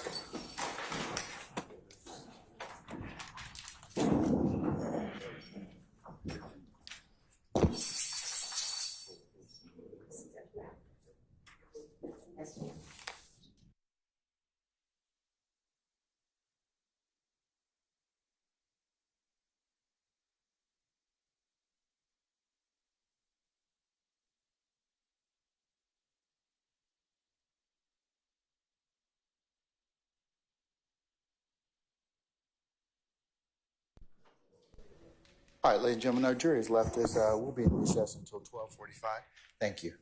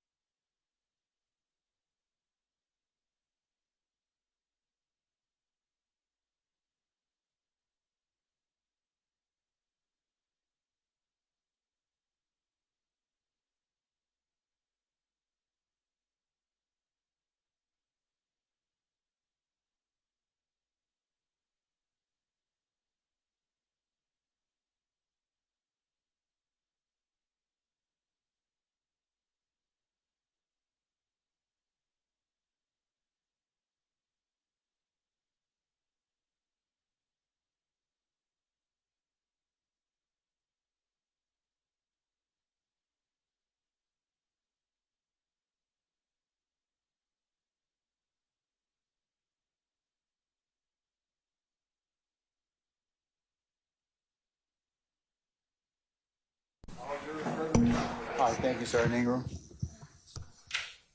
All right, Mr. Brown, you may continue, sir. Thank you, Your Honor.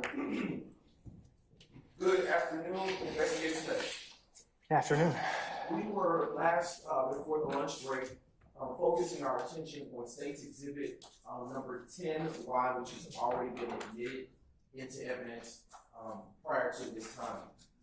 And if you would, just turn to your TV above you and tell the jury what it is. We're back in front of the barber shop with this picture, correct? Yes. And what was the significance of you taking this photo in the collage that was taken of those that were part of this crime scene? I think we counted approximately 13 impact points that we believe were defects from guns. If you see all the little white spots on the green paint, most of those were defects where we believe bullets struck the building. Okay. Now turning to the next State's Exhibit, which is 260 Yankee. And Investigator Smith, can you tell the jury which side of the barbershop is this? Front right, I guess. Okay. And you're shooting that from the perspective of the vantage point of looking directly at the front of the barbershop for the jury? That's correct. Okay. And to be sure, what are the markers next to? I believe that's the Tahoe. Oh, excuse me, poor question. I'll re-ask. What the placards that are on the wall? Do you see those? Yes, I do. What are those there to indicate? Those indicate what we believe were impact points by bullets striking the building. Sure. And do you see how many do you see on this exhibit? There's 4 total there. Okay. And did you include those particular placards? Well, I'll wait till the next State's Exhibit. Can we turn to now State's Exhibit 261Y? Is this just a closer picture? Just a brief moment. Is this a closer view of of the marker 63? Yes, Where you believe to be a defect from the shooting? correct. All right. Now turning to State's Exhibit number 262 Yankee. And is that just yet another closer view on the same wall of markers 64? Yes, it is. All right. Turning now to State's Exhibit 263 Yankee. And is that yet another closer viewpoint of just another marker that was placed from a prospective bullet defect? That's correct. Okay. Turning your attention now to State's Exhibit 264 Yankee.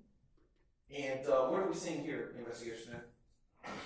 We believe it struck either part of the metal fencing or the window burglar windows, I guess, or I couldn't remember. It's hard to tell with that photo. We believe it struck something either through the glass or through the fence. Okay. And are these placards that are in total, those starting with 63 through 66, which you currently see in State's 264 Yankee, are all of those placards in front of where the where the dark colored Tahoe was situated by the barbershop? They're all in that general area, yes. We have to, if you can imagine, we have to group 63 in this group here. If we had to put all the numbers on the diagram, it would look like a bingo sheet. I couldn't. It'd be difficult to read. So we grouped them all together in the building. All right. All right. Now turning your attention and utilizing State's Exhibit 260 Yankee, is that wall in front of where the dark colored Chevy Tahoe is? Yes. All right. Turning your attention to State's Exhibit 266 Yankee. And can you tell the jury what exactly this image is? Again, we believe that's where I believe that previous bullet went through it's like a metal mesh or something on the inside of the burglar window. We believe that's where the bullet went through. Okay. All right. And is this just yet another closer view of that same viewpoint that we looked at containing a mesh type, as you described, guarding in the prior exhibit? Yes. Okay. Now turning your attention, Investigator Smith, to State's Exhibit 269 Yankee. And we're still, is this the front or the side of the barbershop? Kind of the corner to the right. You can kind of see where it has that 90-degree corner where it says no. If you look to the left under the window, it says no loitering. That's towards the main entrance, the barbershop. The other side is where the Tahoe was parked. Okay. And can you tell the jurors here what it is that we are, the significance of this particular photo? Number 67, that's marked. We believe it was another bullet defect in the wood awning, I guess, or overhang. Understood. And now turning your attention to State's Exhibit 270 Yankee. Is this just yet a closer view of the same State's Exhibit the same placard that was shown in the prior State's Exhibit? Yes. Okay. And now turning your attention to State's, well, let me ask you about this. Is this point that is shown on the screen, this placard rather, that is shown on State's Exhibit 270 Yankee, is it also plotted on your diagram 284 Yankee Golf, which is to your immediate right? Yes, again, we grouped them all in this significant here. These 63 to 76 at some point. Okay. They're all, it's, like I said, it's the only way to do it. Understood. Turn your attention to State's Exhibit 281 Yankee. And what are we looking at here on this particular exhibit? This is the direct looking right in front of the barber shop if you're standing on the sidewalk. And about how many defects did you count in the front of the shop? It's like there's 9 total. Okay. Turning your attention to State's Exhibit 271 Yankee. We're still looking at the front of the shop. Correct. And this is yet another closer view of one of the points that you plotted on your diagram. Yes. All right. Turning to the next exhibit. Fair to say this is just another closer view, correct? Yes. Of the bullet defects. Turning your attention to State's Exhibit 274 Yankee.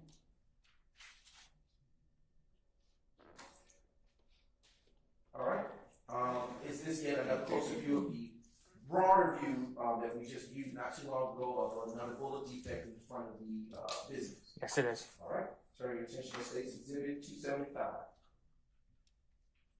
Is this another exhibit of a closer view? Yes. All right. Same place in the front of the barbershop? Correct. In that general area. Marker 71, is this, and this is pertaining to Marker 71, correct? Yes. Okay. Turning your attention to State's Exhibit 276 Yankee, and this Marker 72 is yet another bullet defect in front of the barbershop, correct? That's correct.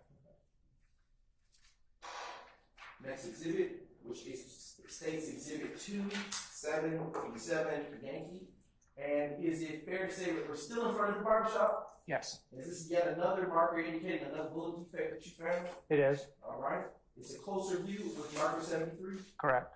Turning your attention here to State's Exhibit 278 Yankee. Here at marker 74, are we looking at a closer view of a bullet defect in the front? Yes. All right. Turning your attention also to State's Exhibit 279 Yankee. Are we looking at yet another closer view of another bullet defect in the front here at marker 75? That's correct. All right. Turning your attention to State's Exhibit 280 Yankee. And this is yet another marker here in the front. Correct. And it's another marker indicating a bullet defect at the front of the barbershop. Yes. For all of these markers that we just went over in total pertaining to the front of the barbershop. Yes. Okay. Now turning your attention to State's Exhibit 122Y. Can you tell the jury what was the significance of taking this particular photo here at State's 122 Yankee? This was, again, just an overall picture without adding any evidence markers or anything on it. Turning your attention to State's Exhibit 123 Yankee.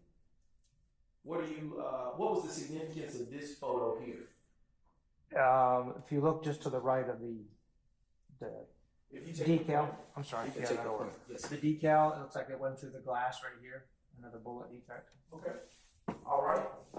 Turning your attention to State's Exhibit 135 Yankee. Is it fair to say this is an interior shot of the barbershop that we've been talking about all this time? Yes. And what is the significance of this photo here at 135 Yankee? This is that same defect in the window from looking from the barber shop out. Okay. turning your attention to State's Exhibit number 136, Yankee. Is this fair to say it's a closer view of the same defect in the window that we just saw? Yes, it is. Now turning your attention to State's Exhibit 135, Yankee. Excuse me, 131, Yankee. My apologies.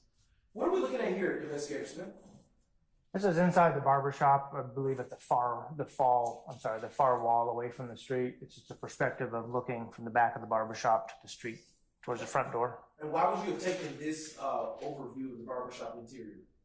Well, we believe that's where some of the defects had come through this is standing in the front door looking back, I think. If I remember correctly. We just want to see what it looked like inside the barber shop. Obviously, it appears that a bullet may have come into the barber shop. We just wanted to show that perspective of the interior of the barber shop.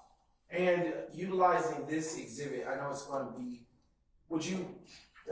this exhibit, State's Exhibit 131, Yankee, is it fair to say that the window that you were just describing is behind the photographer who took this photo, the viewpoint? Yes. Okay. Turning your attention to State's Exhibit 132, Yankee.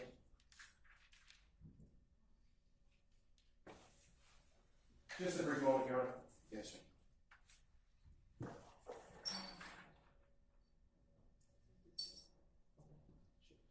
I want to ask you a question with respect to this exhibit, Mr. Smith.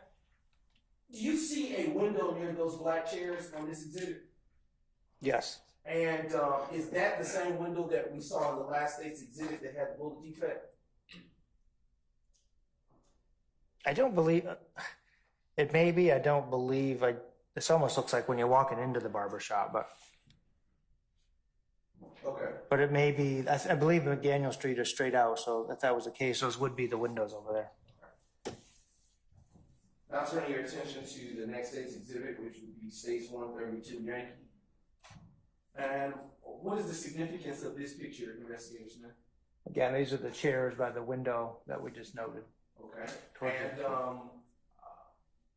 now turning your attention to State's Exhibit 133, Yankee. What do you see in this particular photo? That is a bullet fragment sitting on the floor. Okay. And would that have been some piece of evidence that you would have found to have evidentiary value? Yes. Okay.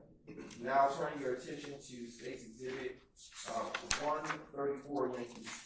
Is it fair to say that this is the same bullet fragment that we just saw in the last State's exhibit? That's correct. And I am now turning your attention to State's Exhibit 137, Yankee.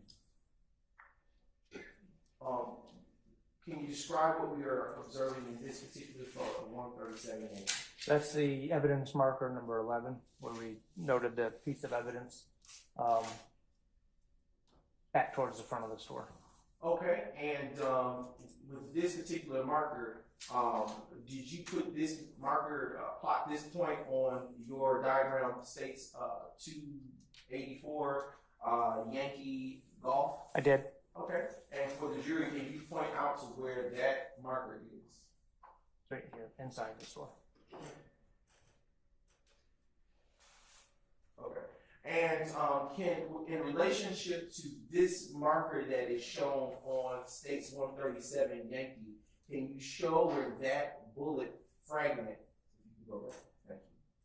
if you can show in relationship to where that marker is next to that bullet fragment, can you show where the defect is in the window using the pointer, or you can use the red indicator on the screen?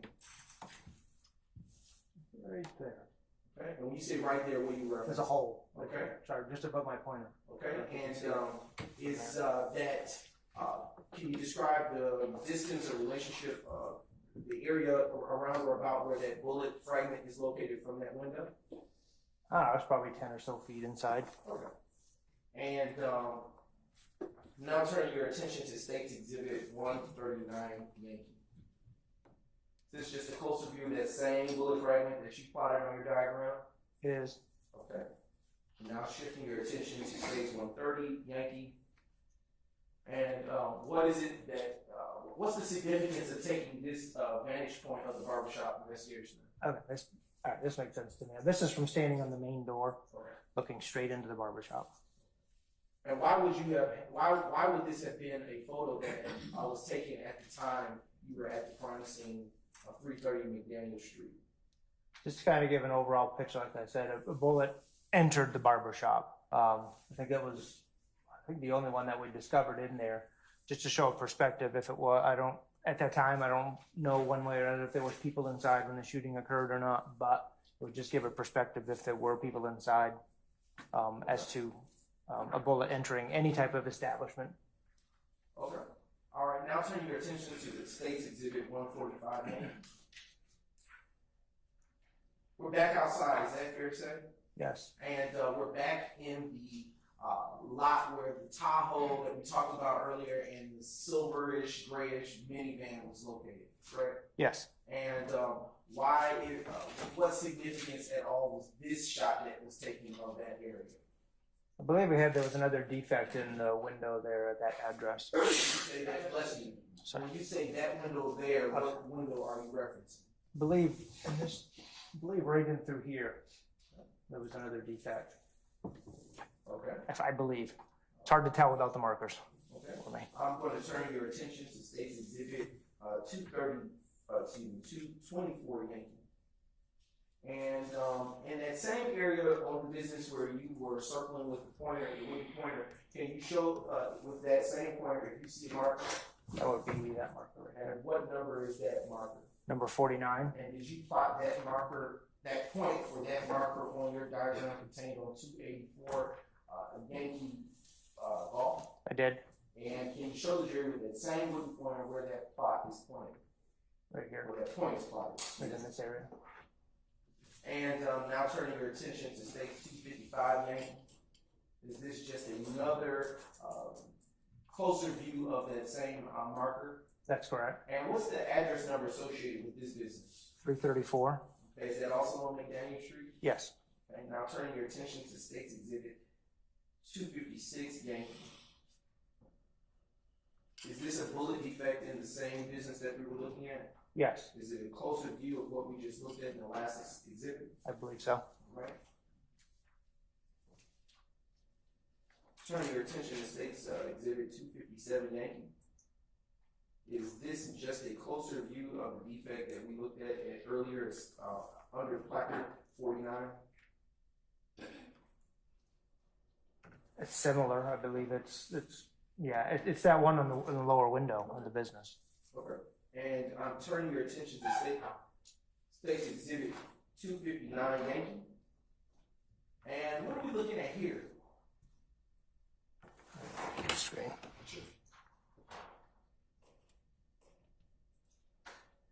Looks like it could be another close-up of part of the fragment over maybe the broken window in this general area over here. All right. And I'm turning your attention to State's 160 Yankee.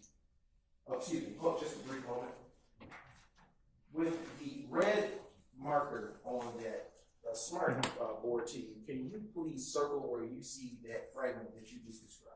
I believe it's just in this general area right here. You see some broken glass here, and this appears to all be broken glass through in here, I believe. And what is this? I'll use the pointer so I don't have to come behind you. Oh. What is that in that vicinity of just above where you last made the circle? I believe that appears to be a bullet fragment as well. Okay. All right. And for the jury, could you circle that so they can see it?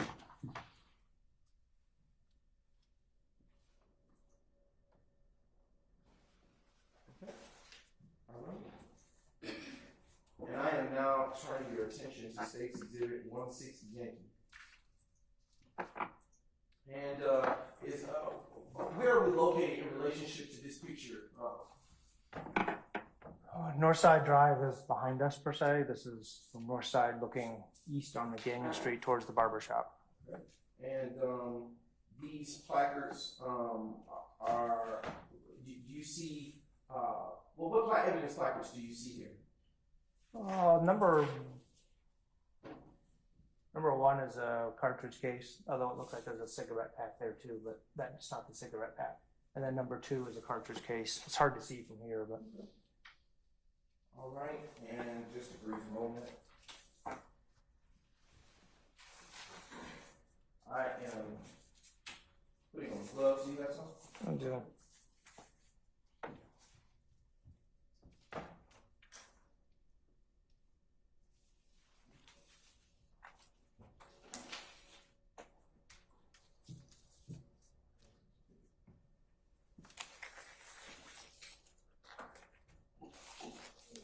I have now shown you what has been pre-marked as State's Exhibit, or showing the defense what has been pre-marked as State's Exhibit 160 Yankee Alpha.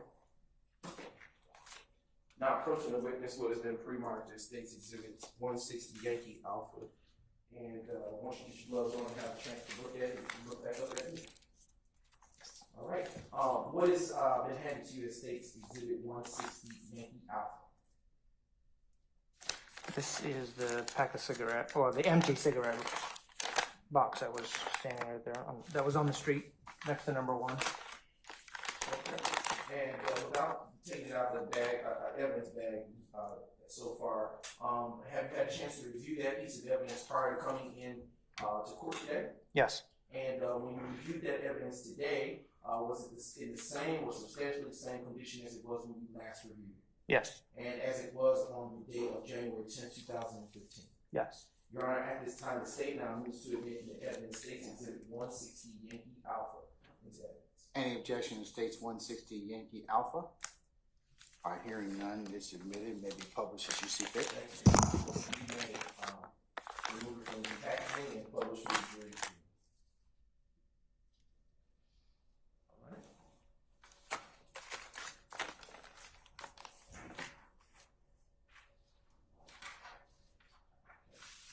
Now showing you what has been marked as State's Exhibit 161 Yankee.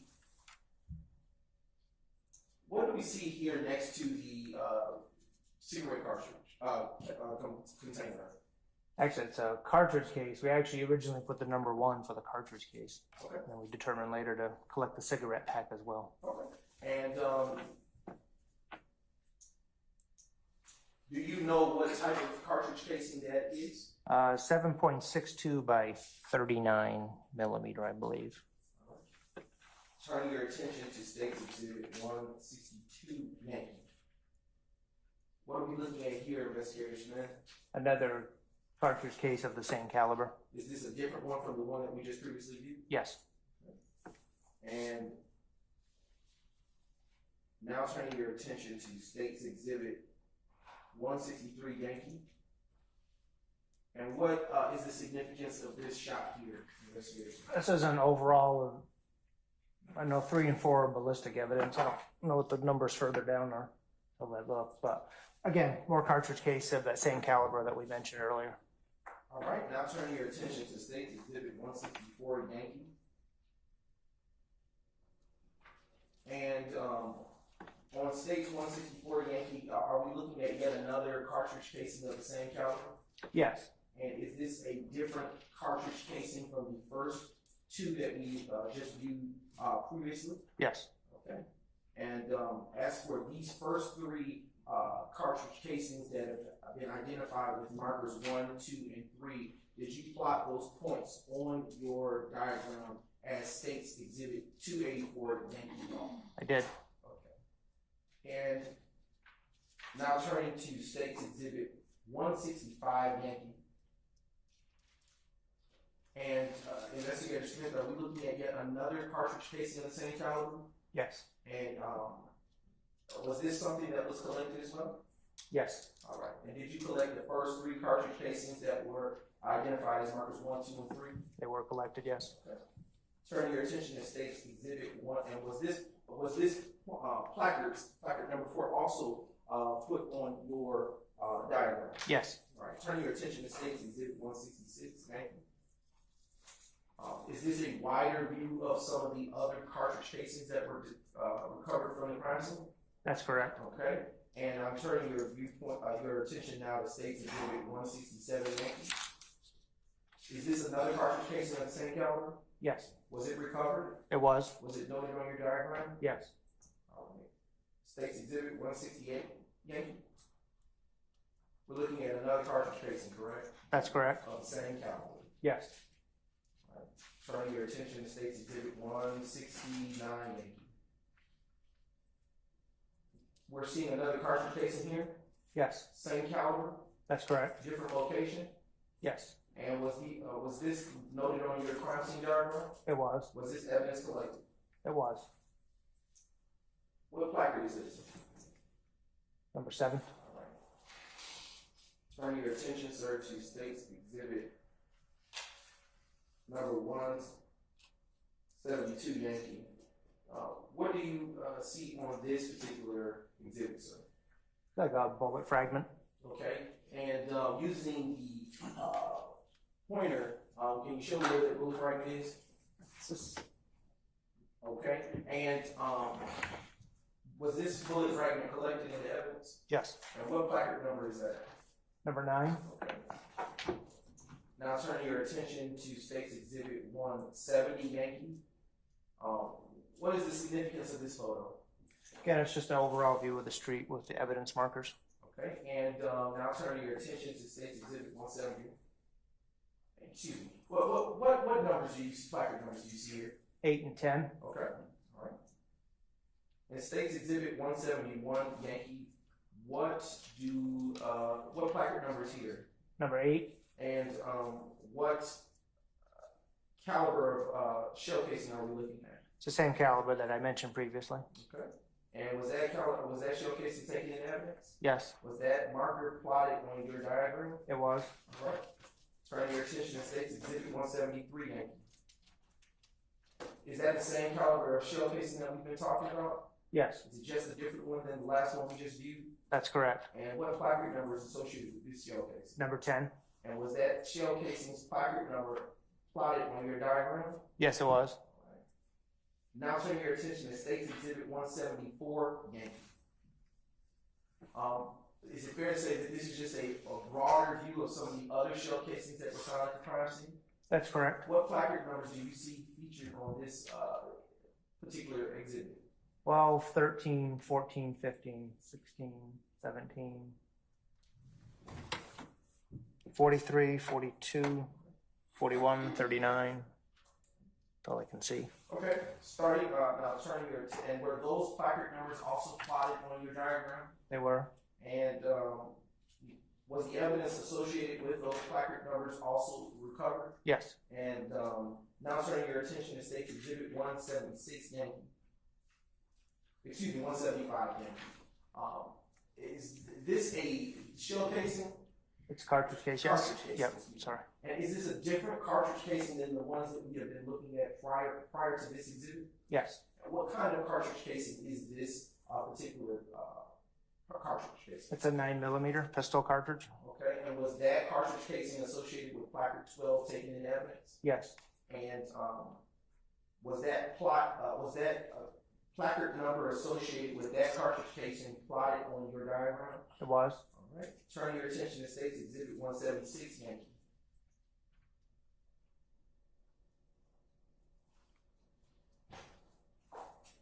Okay. Is this the same caliber of cartridge casing associated as well? Is this the same cartridge casing or different one? This is a different one. Okay. What caliber of this cartridge casing? 45 caliber. Okay. And was this cartridge casing under placard 13 recovered? Yes, it was. And was the placard number for that cartridge casing plotted on your diagram? It was. All right.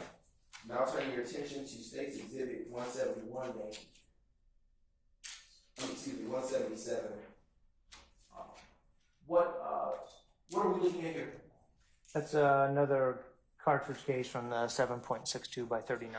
And what's the placard number associated with this cartridge casing? 14. And is this just another cartridge casing that was found at the crime scene? Yes. All right. And was the placard number 14 also plotted on your diagram? It was. Now I'm turning your attention to State's Exhibit 178 Yankee. What placard number is here? 15. And what are we looking at it being associated with? Looks like almost looks like a whole bullet that's just kind of mushroomed and compressed. I'm sorry. A whole bullet. Okay. And Ballistic evidence. was that bullet recovered from the crime scene and taken into evidence? It was. Okay. Okay, and was the placard number 15 also plotted on your diagram? Yes, it was. And now turning your attention to State's Exhibit 179, Yankee.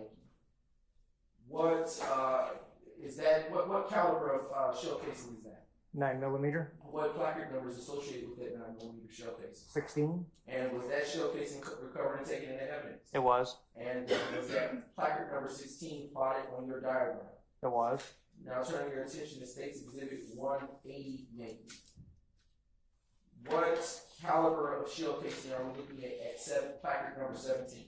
45 caliber. And was that 45 caliber shell casing recovered and taken into evidence? It was. Was that placard number associated with that cartridge casing plotted on your diagram? It was. Right? Turning your attention to State's 181, Yankee. Can you tell us what placard numbers you see on this exhibit? 18, 19, 20, and 21. Are these are these placard numbers near the navigator truck that we looked at earlier? Yes. And what was the evidence associated with these placard numbers recovered from the crime scene? It was. Now turning your attention to State's 182, Yankee. Is this a closer view of the placard number 18 that we saw in the broader view in the last exhibit? Yes. And was that evidence recovered? It was. Did you plot that point on your diagram? I did. All right. Turning your attention to 185, Yankee. What do we see here? That is a cartridge case. And what caliber of cartridge casing is that? That one's a 9mm. And what placard number is associated with this? 19. And was 19 placard number plotted on your diagram? It was. Was that piece of evidence taken into evidence? Yes. Now turning your attention to State's 186, Yankee. Is that just a closer view of the evidence that we saw earlier in the larger view associated with placard number 20? Yes, that's a bullet fragment.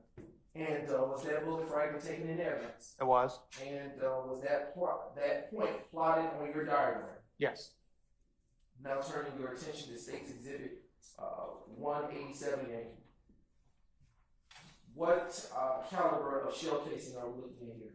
9mm. And what placard number is associated with this shell casing? 21. And was that shell casing associated with placard number 1 taken into evidence? Yes. Was it also plotted on, was that placard number plotted on your diagram? It was. All right, showing you now State's Exhibit 193, Yankee. Is this just another broad view of some of the placard numbers that were found at the crime scene? Yes. Okay, and now turning your attention to State's Exhibit 194, Yankee. What placard number is in front of us in this exhibit? 25. And what caliber of cartridge, what is that, cartridge casing or bullet fragment? That's a 45 caliber cartridge case. And was that cartridge casing recovered from the crime scene? It was. And was that point associated with 25, the placard number 25, plotted on your crime scene diagram? It was. All right, now turning your attention to State's Exhibit 195, Yankee. And Investigator Smith, what do you see here? That's a cartridge case from the 7.623. All right. And I'm sorry, what placard 6.2. number is associated with that? 26. All right. I'm turning your attention to State's 1. No, I'm sorry. 26 is the 45 caliber. Okay. That's my fault on that. No, Sorry. State's Exhibit 196, Yankee, is now on the screen. Okay, is that a closer view of the last exhibit that we had? Yes, Opportunity to review? Yes, it is. And is that was that piece of evidence taken? Was that piece of evidence taken into evidence? It was. And was that plot pointed on your diagram associated with that evidence? Yes. All right. Turning your attention to 197, Yankee. What cartridge casing is that? That is a 7.62 by 39 cartridge case that we mentioned earlier. Is that a different cartridge casing from the other ones of that caliber that we've already viewed? Yes. All right. And did you recover? Was that cartridge casing recovered and taken in evidence? It was. And was placard number 27, which is associated with that evidence, also plotted on your diagram? Yes. All right. Now turn your attention to State's Exhibit 198, Yankee. Is this just another raw view of several placards that were placed on the crime scene? Yes. All right. And what vehicle is near or about those placards? What vehicles are near or about those placard numbers? The vehicle to the left is the Lincoln Navigator, and the one to the right is the Tahoe. Turning your attention to State's Exhibit 219 Yankee. What are we seeing here? That is a bullet fragment, number 44. Okay. And was that bullet fragment recovered and taken in evidence? Yes, it was. And was that point associated with placard number 44 plotted on your diagram? Yes. All right. Now turning your attention to State's Exhibit number 199 Yankee. What are we looking at here? It's another cartridge case, the 7.62 by 39. Okay. And what placard number is associated with this cartridge case? 28. And was that cartridge case recovered and taken into evidence? Yes, it was. Did you plot point 28 on your diagram? I did. All right. Now turning your attention to State's Exhibit 200 Yankee. What is that the same caliber shell cartridge casing that we just looked in the last exhibit? Yes, And is this a different cartridge casing than the one that we just viewed? it is. And what is the placard number associated with that cartridge casing? 29. And was 29 one of the points that you plotted on your diagram? It was. And was that cartridge casing taken and recovered into evidence? Yes. All right. Turning your attention to State's Exhibit 220 Yankee. On this crime scene picture, can you tell the jury what it is that we're seeing here? That's another bullet fragment. Okay, and with respect to this particular bullet fragment, was this bullet fragment taken from the crime scene and placed in the evidence? Yes, And was that placard number 45 also plotted on your diagram? it was. Now turning your attention to State's Exhibit 237Y. What is being shown here in State 237Y? Another bullet fragment. Okay. And with respect to this bullet fragment, Investigator Smith, what placard number is associated with it? 59. And was 59 plotted on your diagram? It was. And was that evidence associated with this particular exhibit recovered and taken into evidence? Yes. All right. Turning your attention to State's Exhibit 201 Yankee. Which caliber of cartridge casing is this that we're seeing here on this screen? The 7.62 by 39. Is this yet another cartridge casing of that same color? It is. And is there a placard number associated with this shell casing? Number 30. And was that cartridge casing associated with placard number 30 taken into evidence after the marker was placed down? It was. And was that point associated with placard number 30 plotted on your diagram? Yes. All right. Now turning your attention to State's Exhibit 202 Yankee.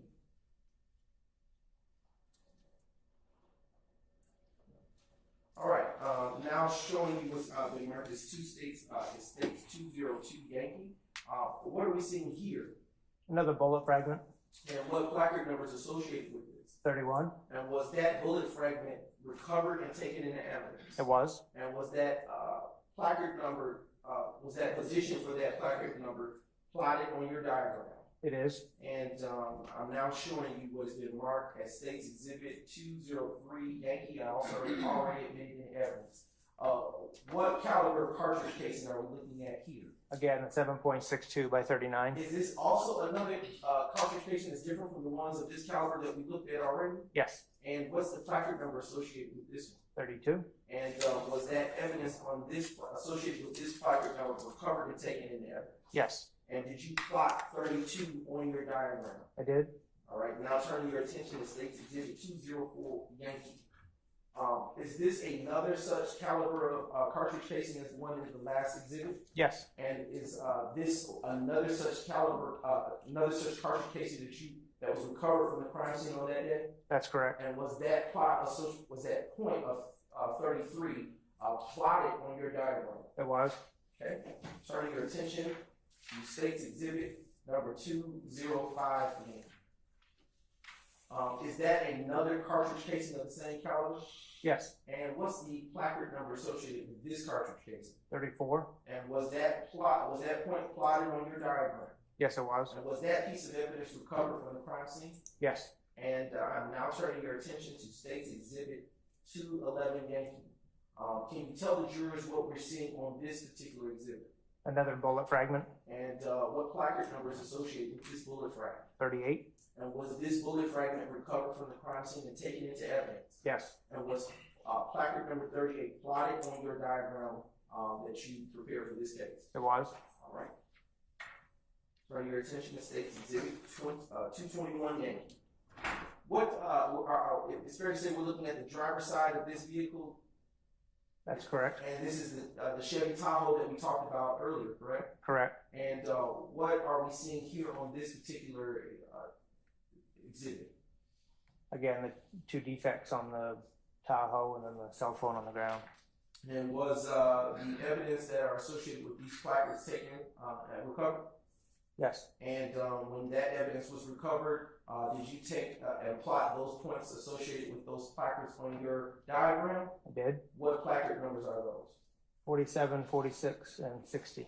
Okay, and at this time, I'm turning your attention to State's Exhibit 222 Yankee. What are we seeing here? Is this just a closer view of the earlier picture associated with placard 46? Yes. And is that a bullet fragment? Yes, it is. And was that bullet fragment recovered? Yes. And you plotted this on your diagram? Correct. And that's placard number 46? It is. Turn your attention to State's Exhibit 212 Yankee. And is this a broad picture of the evidence placards associated with this viewpoint? It is. What placard numbers do you see? 39, 40, 41, 42, and 43. And was the evidence associated with those placards taken from the crime scene? Yes. And at the time that it was taken, after it was taken, did you plot those points on your diagram? I did. All right. And I'm now showing you State's Exhibit 214 Yankee. Excuse me, 213. 213. And what are we seeing here? That's the 7.62 by 39 caliber cartridge is case. that yet a different shell casing from all of the others that we looked at so far? Yes, it is. And did you recover that shell casing from the crime scene? I did. And, Bless you. And we're I feel you. after that shell casing was recovered, did you then plot placard 39 in your diagram? I did. And what caliber of shell casing is that? 7.62 by 39. And I am now turning your attention finally to State's Exhibit 214 Yankee. And what are we looking at here, investigation? That's the same cartridge cases from the same caliber as mentioned before, the 7.62 by 39. And was this in caliber, was this shell casing associated with placard 40 also plotted on your diagram? It was. And was that evidence associated with that placard recovered from the crime scene? Yes. And I am now just briefly.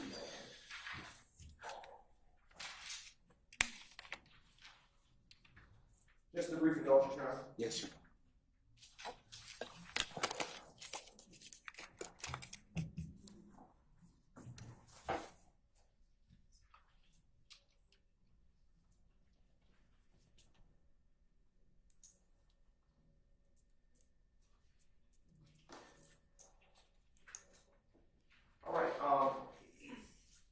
Utilizing the diagram to your right, which is State's Exhibit 284 Yankee Golf, can you show with the pointer the general area that you recovered the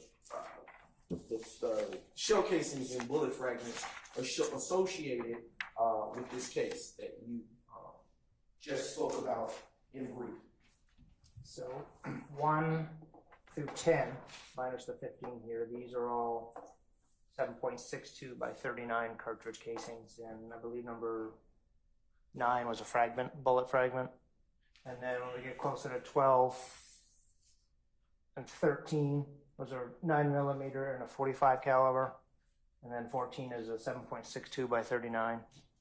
And then when we progress upwards around like 18, 17, bullet fragments, 17 was a 45 caliber. 16 was a 9mm. 17, like I said, they're all grouped right in this general area as a 45 caliber. And then some more ballistic evidence around number 21.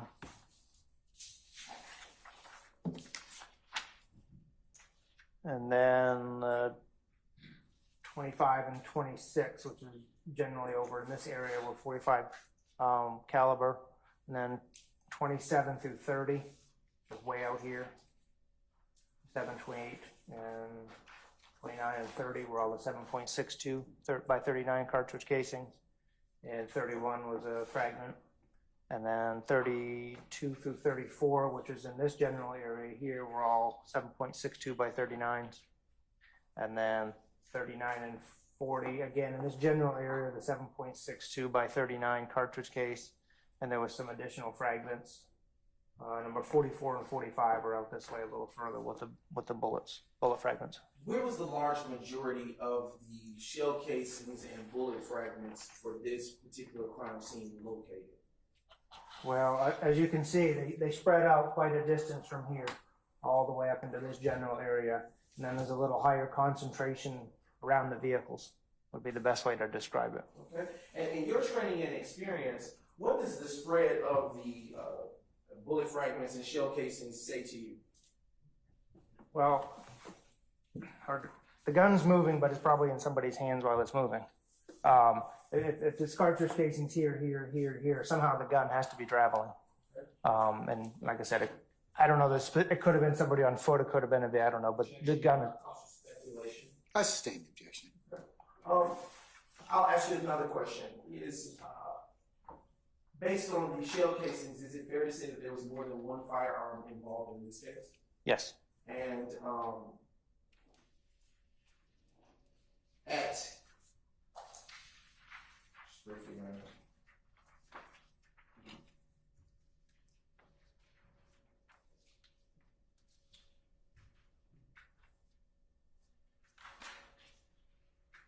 how many 7.62 shell casings did you find were recovered at the crime scene? I'll say this, I'll ask a better question.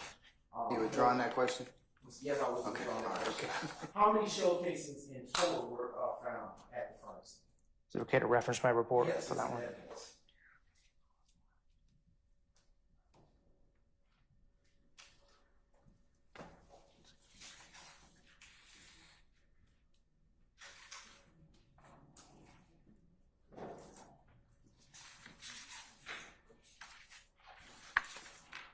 Approximately 27 rounds total, or total bullets were fired. Okay. And about how many bullet fragments were located?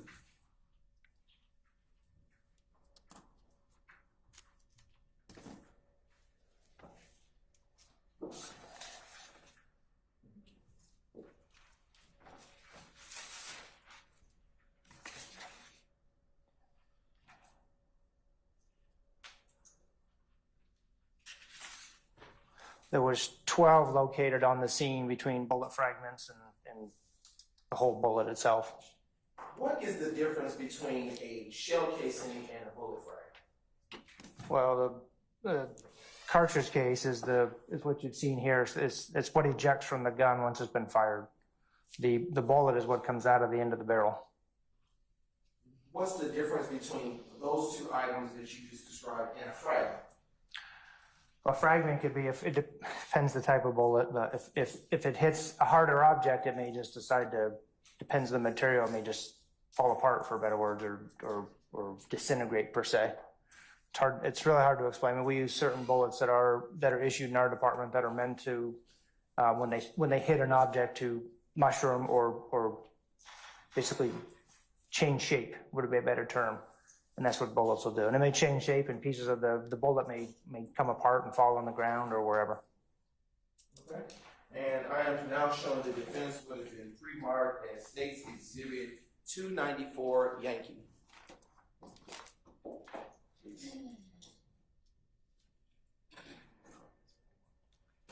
I'm now approaching the witness what has been pre-marked as State's Exhibit 294 Yankee. And I would ask that you look at that, and if you have a chance, you can look at it.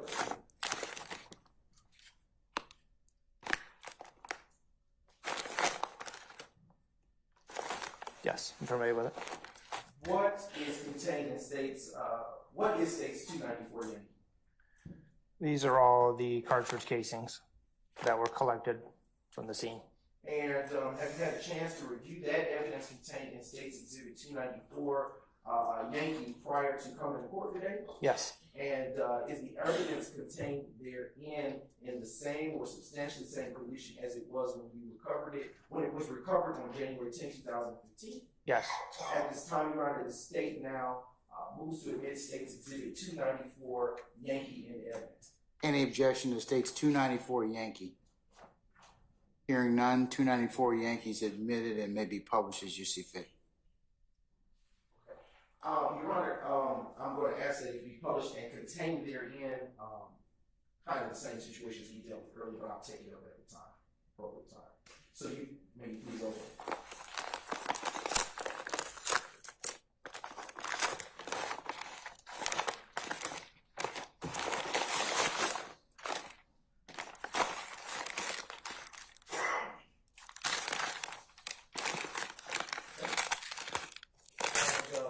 Is the exhibit number associated with that second bag you just opened inside of the first exhibit?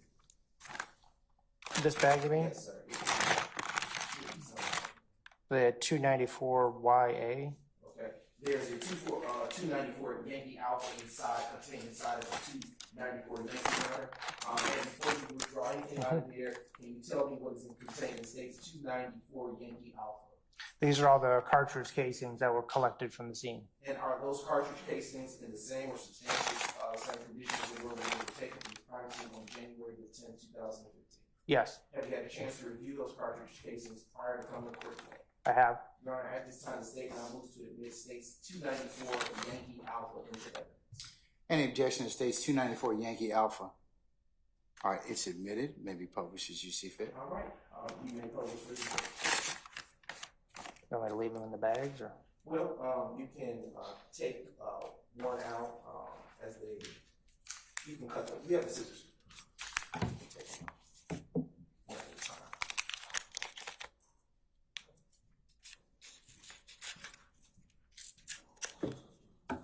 And before you take it out, what exhibit number is associated with that cartridge casing?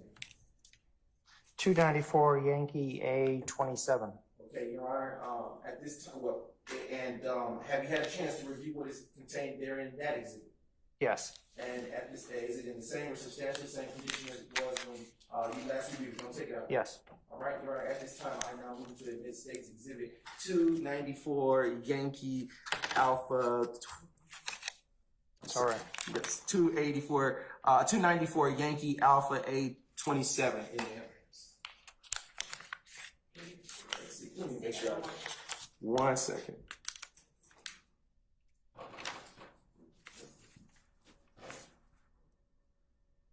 Okay, A27 in evidence. And any objection to State's 294 Yankee Alpha 27? All right, hearing none, it's admitted and may be published as you see fit. And I'm going to do this for the sake of ease.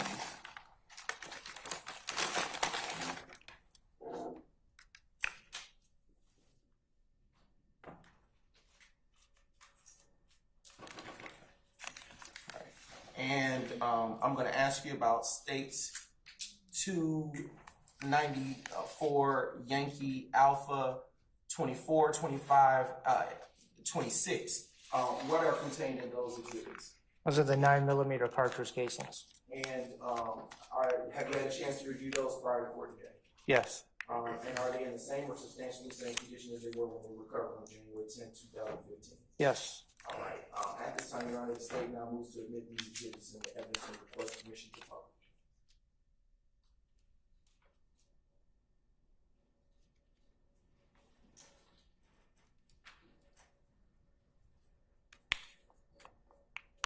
Any objection to State's 294 Yankee Alpha 24, 25, or 26?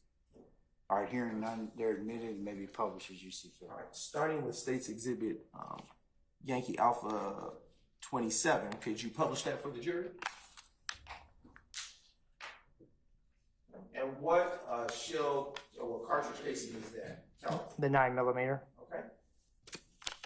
All right. Now we're going to publish State's Exhibit 294 Yankee Alpha 24.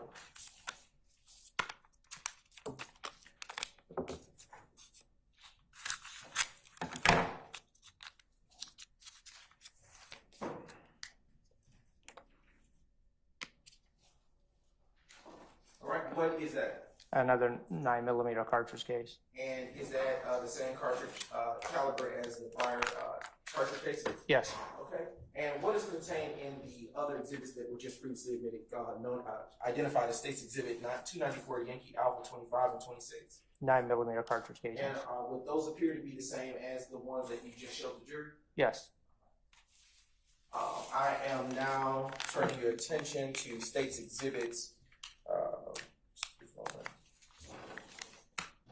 294 Yankee Alpha 23, 294 Yankee Alpha 20, 294 Yankee Alpha 21, 294 Yankee Alpha 22, and going in sequential order. Can you tell the jury what these are? I mean, can you tell, tell the jury what these are.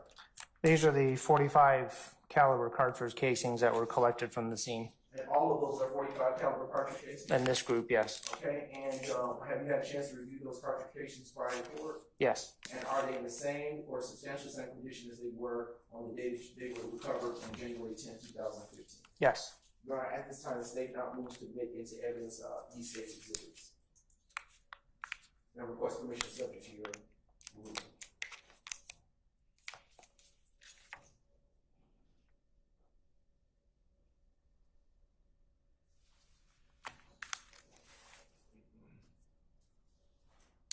Any objection to States 294 Yankee Alpha 23, 20, or 21? All right, hearing none, they're admitted and may be published as you see fit.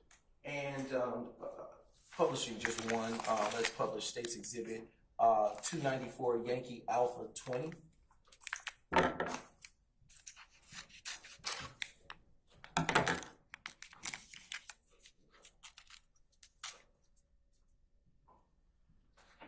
And what is it that you're publishing for the jury? It's a 45 caliber cartridge case collected from the scene.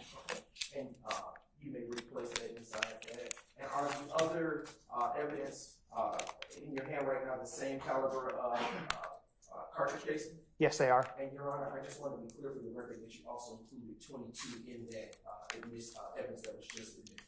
You didn't ask for that. You asked for 20, 21, I think, and 23. So are you asking for 22 I now? requested the court permission. Okay, all right. All right. Any further objections to States 294 Yankee Alpha 22? All right, it's admitted. May be published as you see fit. And now,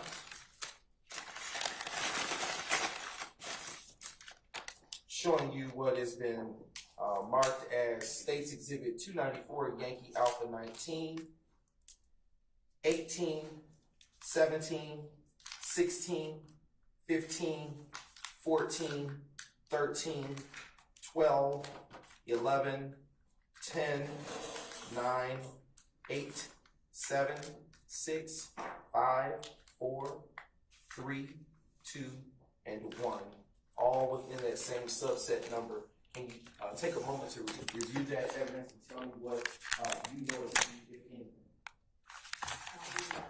Tell me what you know it to be, if anything. These are all the 7.62 by 39 cartridge casings collected from the scene. And have you had a chance to review that evidence prior to coming to the court today? I have.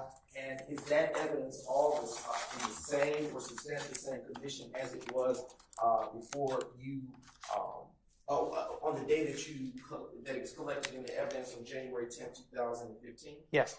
Your Honor, at this time, the state now moves to admit State's Exhibits 294 Yankee Alpha 1 through, I believe the last number 19? is 19, yes, Your Honor. Into evidence and request permission to publish only one for the sake of time. Any objection to States 294 Yankee Alpha 1 through 19? All right. Hearing no objection, they're admitted and may be published as you see fit. Now publishing State's Exhibit 294 Yankee Alpha 1 for the jury.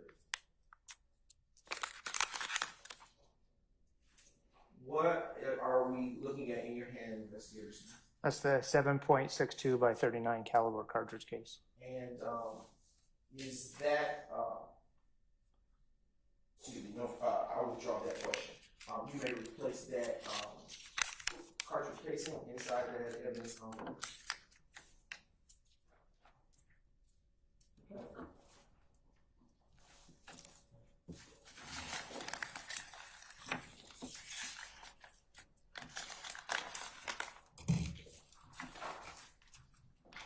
All right, I am now turning your attention to State's Exhibit 294 Yankee Bravo. Can you tell the ladies and gentlemen of the jury what it is that you have at State's Exhibit 294 Yankee Bravo? This is the remaining ballistic evidence that was recovered, either full intact, sort of intact projectiles and any fragmented bullets. And have you had a chance to review that evidence prior to coming to court today to testify? Yes, I have. And is that evidence that you are reviewing at this time in the same or substantially the same condition as it was on the day that it was recovered, which would be January 10, 2015? Yes. And at this time, Your Honor, the state now moves to admit State's Exhibit 294 Yankee Bravo in the evidence.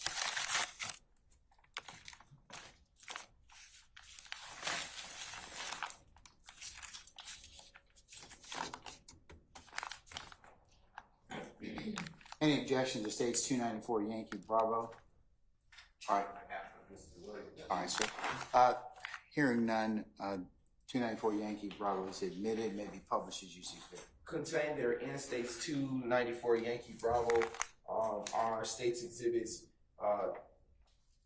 294 Yankee Bravo 8, 294 Yankee Bravo 6, 294 Yankee Bravo 5, 294 Yankee Bravo 4, 294 Yankee Bravo 7, 294 Yankee Bravo 2, 294 Yankee Bravo 3, 294 Yankee Bravo 1, 294 Yankee Bravo 11, 294 Yankee Bravo 10, 294 Yankee Bravo 9.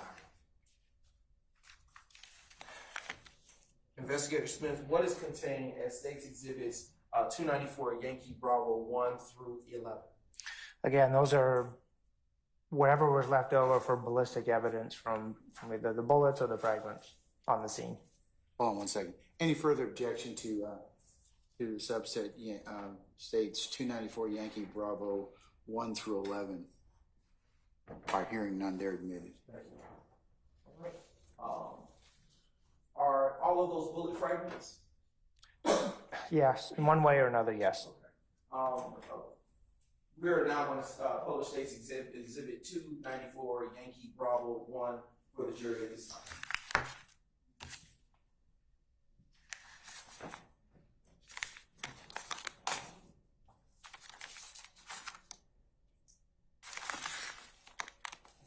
You said number 1? Yes. I'm afraid number 1 is like hard. It's the smallest fragment. Is there? I mean, it's up to you. Okay. I don't know. It may fall out of my hands. Okay.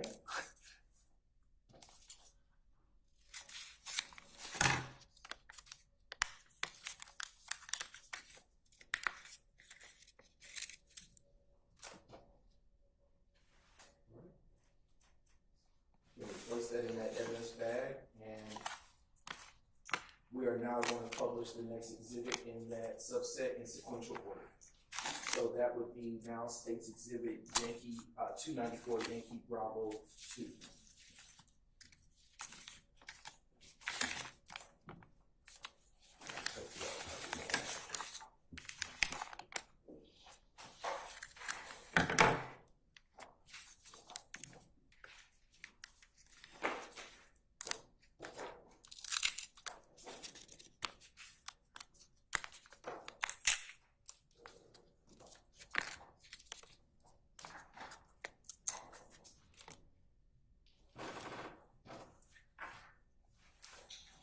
And have you removed that evidence from the evidence bag? I did, sorry. Okay, and what do you have in your hand? Again, another bullet fragment.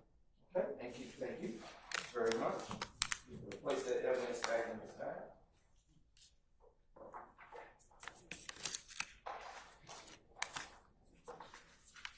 And I am now handing you State's Exhibit 294 Yankee Bravo 3 for you to publish to the jury.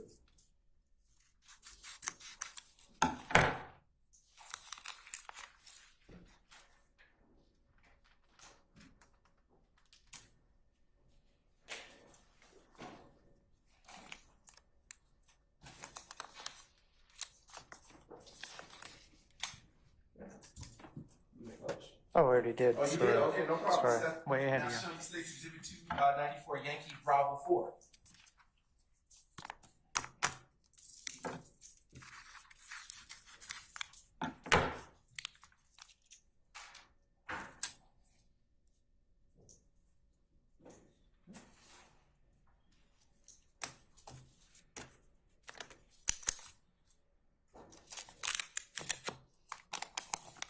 Now handing you State's Exhibit 294 Yankee Bravo 5.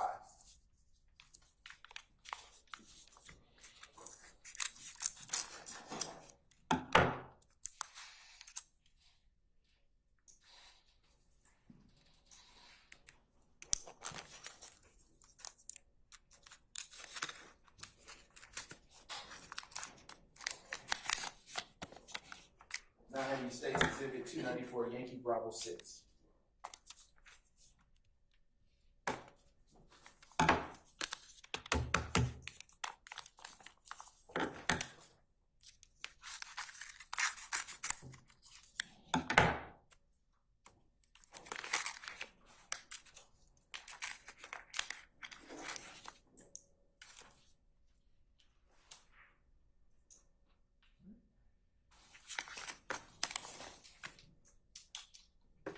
Right now, I'm showing you State's Exhibit 294 Yankee Bravo 7.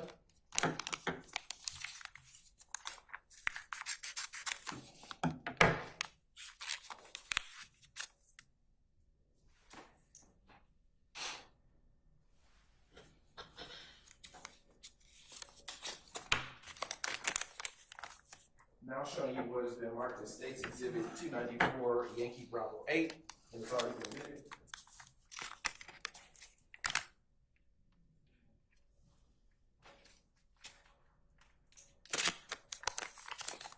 Now showing you what's been marked as 294 Yankee Bravo 9.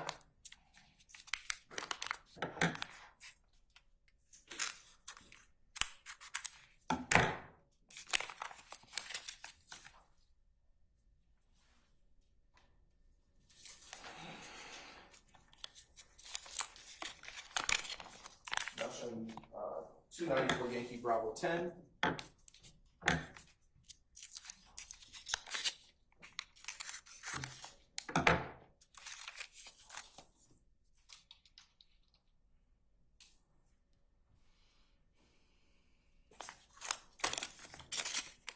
And lastly, showing you State's 294 Yankee Bravo 11.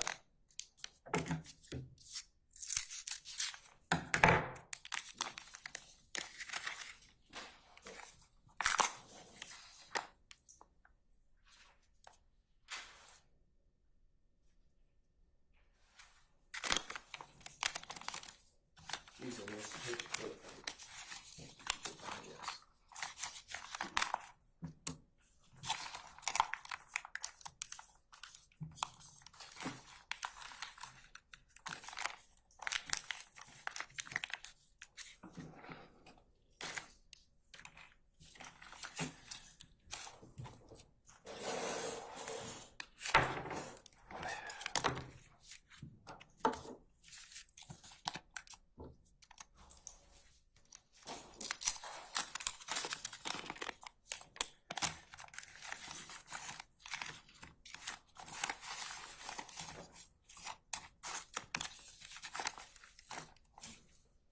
All right. Earlier during your testimony, you spoke about several cell phones that were found at the scene of the crime. Do you remember that? Yes. Can you tell the ladies and gentlemen of the jury about, how the collection of cell phones takes place. Who takes those phones? When we collect cell phones, they're immediately taken from the scene.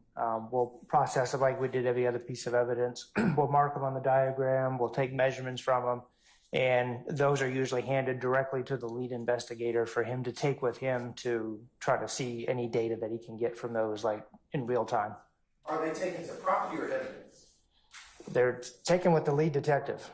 We have a cyber crimes unit that specifically deals with electronic evidence that is collected. Can you tell, well, I'm not sure you, we're publishing for you States Exhibit 12, why? And that's 12, Yankee, Your Honor. And I would like for you to zoom in this night to the best of your ability to the top of the green building. Right, is that first?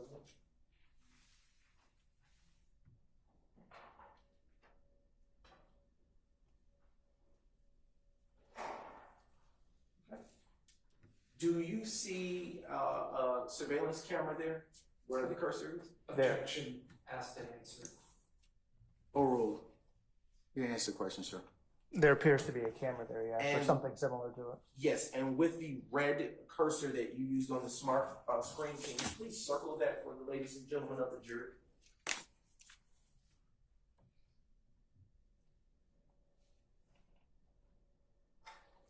One here, and seems to be another one on the other side as well. I don't know if it works or not. But. And you can please circle that as well, what you see. Okay. And just lastly, how many bullet defects were found on the Lincoln Navigator?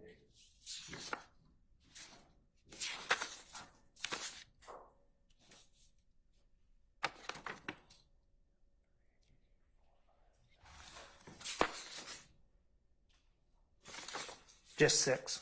Right. How many bullet defects were found on the Chevy Tahoe?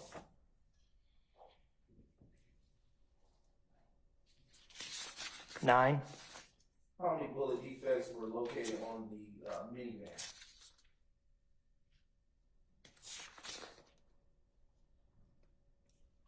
Just the 1. And how many bullet defects were located at the barbershop located at 330 McDaniel Street Southwest? 14, I believe. No further questions, Your Honor. Ladies and gentlemen, how about a comfort break before we continue? All right, ladies and gentlemen, let's take 10 minutes and then we'll go ahead and reconvene with our examination. All right, all rise.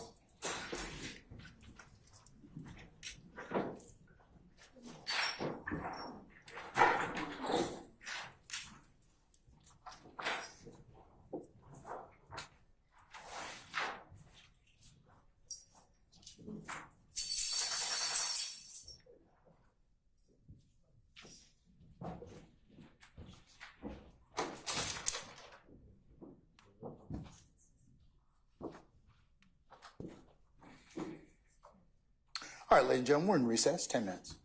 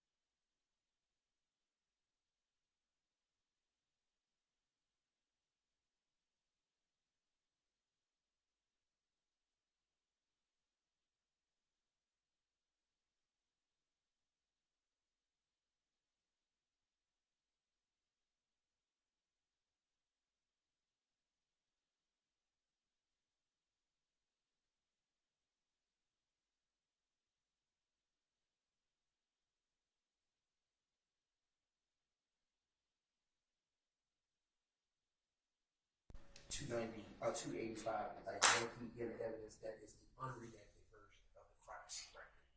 The redacted version has already come in. 285, Yankee. Just wanted to do it out of the presence of the jurors. I told the colleagues across the aisle.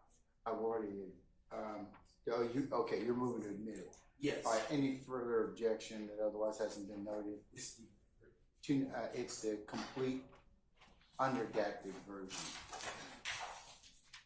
Your Honor, your court already redacted, so I assume that's Yeah. for the record. This is just the, yes, the entire one. No objection. Okay, all right, it's admitted. No, the unredacted version is 2. The redacted version is 285 banking outfit.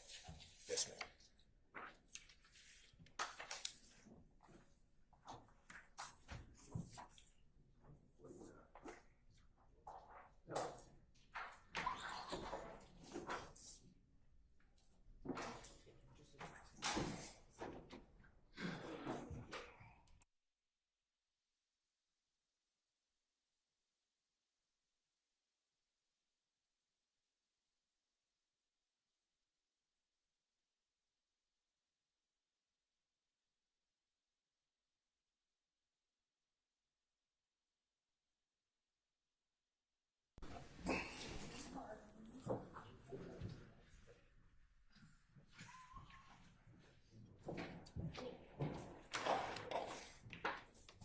All right, ladies and gentlemen, please be seated. All right, thank you, Sergeant Ingram. All right, Mr. Shard-Cross. Yes, Your Honor. Thank you. May it please the court. Investigator Smith, good afternoon. My name is Max Shard. I represent Shannon Stillwell. Hi. Investigator Smith, on January 10, 2015, what time did you arrive at 330 McDaniel Street? I don't recall the specific time. I know it was during towards the end of my shift, and I worked 3 p.m. to 11 p.m. I'm not asking you to speculate, but is there a way you could narrow down the time? I honestly don't remember the specific time. Let me ask you this. When you arrived at the scene, was EMS and the ambulances, were they still there? No, they were not. Okay. Responding officers were there? There were responding officers there, yes. Okay. At the time, you were a homicide investigator, correct? That's correct. Okay. Were you the first homicide investigator there? I don't recall. I mean, we usually arrive as a group, whoever's available. There might have been 2 or 3 of us, or usually there's more than one working at a time. Okay. Now, even though you were a homicide investigator in this case, you were not assigned this case. You were not the lead investigator, correct? That is correct. Okay, and that was Investigator Thorpe, correct? Correct. Thorpe. Yes. Okay. Was he present at the scene when you arrived? No, he was not.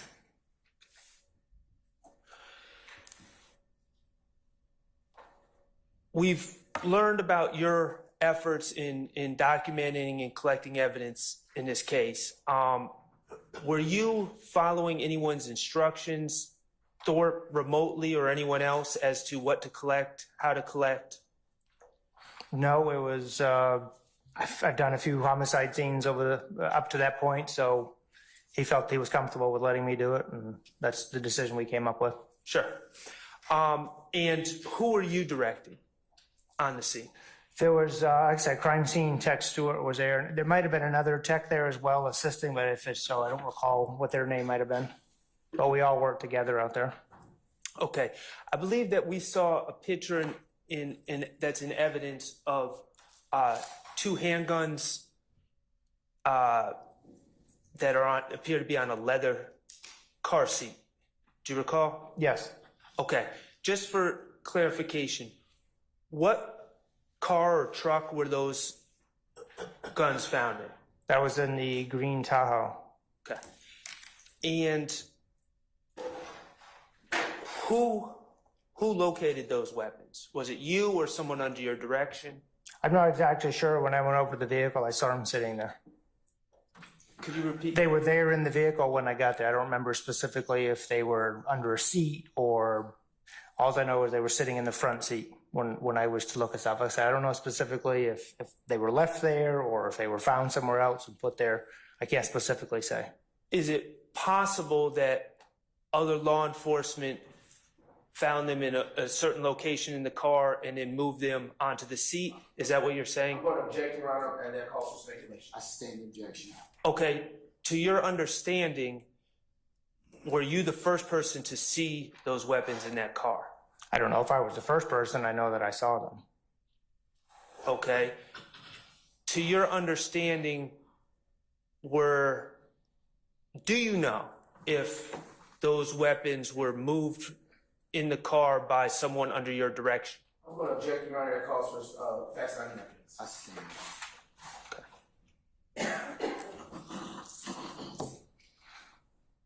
Now, if you could display.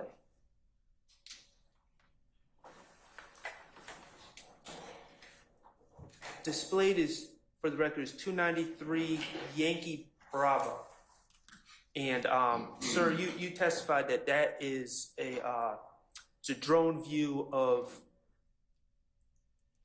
the scene in this case, correct? In Correct. the surrounding area? Yes. Okay. And on the right-hand side of the photo, vertically, that's McDaniel, correct? That's correct. Okay. And on the bottom of the photo, going left and right, almost off the camera, that would be Northside Drive, correct? That's correct. Okay, Northside Drive is a major road in Atlanta It is. where Mercedes-Benz Stadium is located now, correct? I think it was a Georgia Dome at the time, but Yes. yes, that's in that general area. All right, great. Were you involved in the collection of video from the barbershop in this case? No. Okay. Let me ask you this. Did you, this first street that runs parallel to McDaniel, what did you say the name of it? That was Hills? Hills Avenue. Hills Avenue. Did you, as an investigator in this case, ever walk up and down Hills Avenue to search for any cameras? I did not know. Okay. The next street over, parallel to Hills Avenue to the left, what is the name of that street? I believe it's Trenholm. Trenholm. I believe so. Okay. As part of your work in this case, did you canvass that area and look for any video cameras? That was not my function that day, no. Okay, so you did not, to your knowledge, anyone under your direction did that? I don't know. You might have to ask Investigator Thorpe that one. Okay. All right. And Northside Drive, you would agree that we said that's a major road, number of businesses on Northside Drive? Correct. Did you canvass Northside Drive to look for video cameras? Again, that was not my function that day, so no. Okay. I just want to make sure I'm using the right terms. Flock camera. What is a flock camera? God, I've been out of the game for criminal investigations for a while for our department. And I think a flock camera reads various tags throughout the city of Atlanta the way, or in general, the way I understand them. That would be also known as a license plate reader, an LPR camera? That's correct. Something to that similar technology. Okay. As part of your work on January 10th, 2015, did you take it upon yourself to locate or find the locations of the nearby flock cameras or LPR cameras? In 2010, I'm not even sure the Atlanta Police Department had them. Okay. I did not. That was not my function, but I don't. From what I can recall, those didn't come into our use for quite some years. Okay, well, and we're talking about 2015. I'm sorry. Yeah, 2015. Even then, I'm not sure what was down there that day. And then the city also has cameras, correct? That's correct. That are on traffic devices and telephone poles and the like, correct? Street lights? They're put from various places throughout the city. What they're mounted on could be anything. And as part of your work on January 10, 2015, did you search for any of those cameras? Again, that was, The witness has already testified as to what his role was. I stand objection as well. Okay, Objection. all right. So your function that night did not involve any search for cameras, is that correct? Same basis objection. I stand the objection. Let's move on, sir. All right, thank you. No further questions. Mr. Weinstein?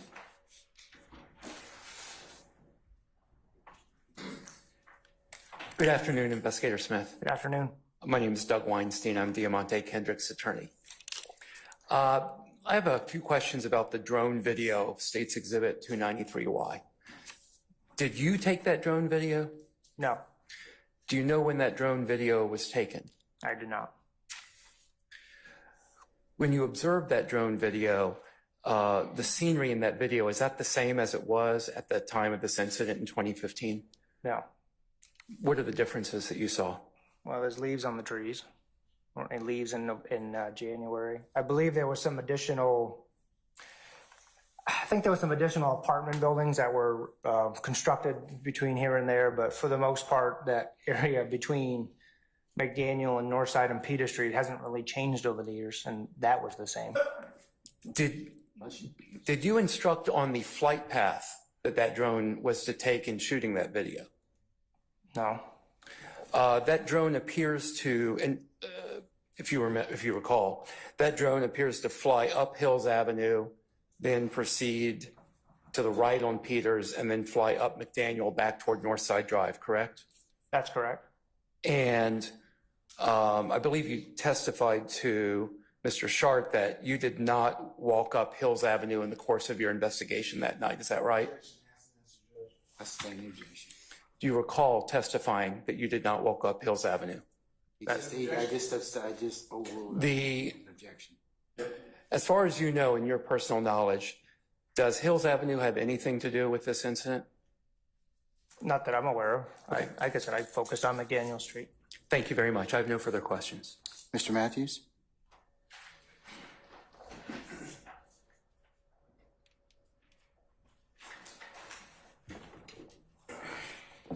Good afternoon, investigator. How are you today? Good, and you, sir?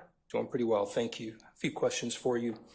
Let's talk about the firearms that were located in the green Tahoe. Can we do that? Yes. Okay. You indicated that there were two weapons. We just saw them. One was a Glock handgun, correct? Correct. One was a Kel-Tec handgun, correct? Correct. All right. You called the Kel-Tec a, quote, big pistol. Remember saying that? I do. Tell the jury what you mean by big pistol. Obviously, you have the regular size Glock handgun, which is normal. We actually carried that particular model in our police department years ago. The Kel-Tec, I'm a qualified patrol rifle through the city of Atlanta, which is on an AR-15 platform, which is probably about that long total. I just kind of, that's the best way to describe it. I didn't want to call it a mini rifle because that doesn't look like a rifle to me. I grew up around guns and I work well with the department involved with those. To me, that was the best way to describe it. It was just an oversized, it looks like an oversized pistol to me, not a full length, like AR type military or police type firearm or like an AK-47. It looks like a large pistol. Let's talk about functionality on that Kel-Tec. Have you ever fired the weapon before, a Kel-Tec? No. Do you know much about the functionality of Kel-Tec weapons? I do not. Okay. So you don't know if you pull the trigger and hold it down, whether you have to continue to pull it to discharge a bullet? Your Honor, objection. You already stated he doesn't know about functionality. I stand the objection. Okay. Do you know about the functionality of Glock handguns? I do. Okay. This particular Glock handgun that you described, I think you indicated that it had 15 or 16 live rounds inside the weapon. Is that correct? I believe that's correct. Okay. Do you know if one was in the chambers? I believe it was. Okay. Did you do any type of background on these particular firearms to determine whether or not they were stolen? I did not. Okay. Whose job or function would that have been? I can't say for certain, but if I was a lead investigator, I would do that or ask somebody else to do it for me. Would you have been concerned about whether or not either of those handguns were stolen? I'm concerned with every handgun we recovered if it's stolen. Okay. When you arrived to the location, the Tahoe, was the door to the driver's side, was it open or closed? I believe it was closed. Okay. So if I'm clear, the Tahoe, the door was closed and you looked over into the vehicle and you saw these firearms in the the driver's seat? I don't remember specifically how they were. All I noticed is I noticed they were in the seat at some point. Were you directed to go over to the Tahoe to look at the weapons? No, I was just part of my crime scene investigation to look at all the vehicles involved. Okay. Did you ever learn how those weapons arrived on the driver's seat? I did not. Okay. Were you instructed to do any type of investigation on the cell phones? No. Okay. Do you know if that would have been a thwart function? I can't speak on that behalf. Okay. Have you ever had an investigation where you were required to conduct an investigation regarding cell phones? Yes. Okay. Typically, you would want to determine calls that were made on the cell phone before or right before the incident? Objection, relevant. Correct? I'll overrule the objection. Is that correct? Yes, if I have a cell phone, I'd like to extract whatever data I can off the phone. Do you know if that was done in this case? Again, I can't speak to that as I did not do it. All right. Let's talk about the shell casings. You indicated that there were 27 shell casings that were located at this particular scene, correct? That sounds right. And you indicated that there were 12 bullet fragments, right? Correct. Did you tell this jury whether or not you were called upon to determine whether there were any forensics on those shell casings in terms of fingerprint evidence? I was not asked to do that. The lead investigator would take that upon himself in most cases. And you don't know if that were done here? I don't know one way or the other. Okay. You do know that there's a possibility that you can recover DNA tissue from shell casings, correct? I'm going to object, Your Honor. Counsel testify. I sustain the objection.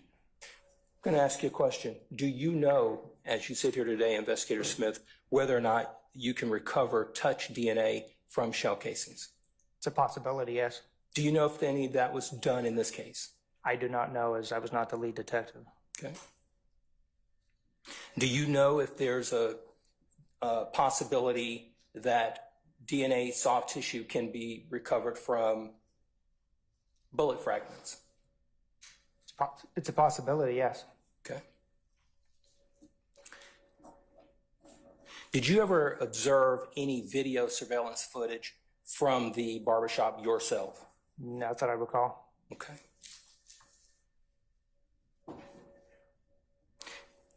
Is this your first time testifying here this afternoon in the 9 years that you've been a part of this case? Yes. Okay. And other than collecting all of this, placing these placards down, doing the measurements, and telling this jury where things were located, was that essentially your role in this case? Yes, it was.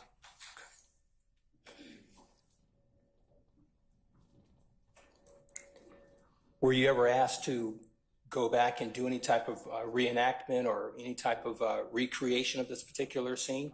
I was not. Did you ask for a warrant for anybody's arrest in this case? I did not.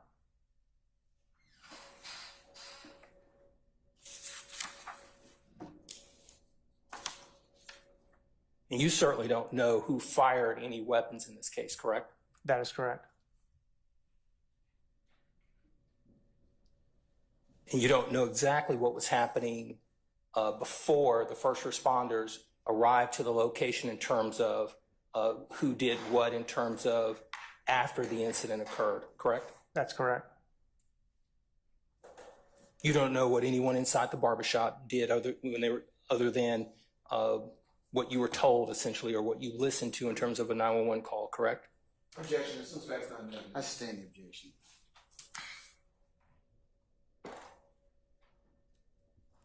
Who assigned you to actually perform the CSI in this case?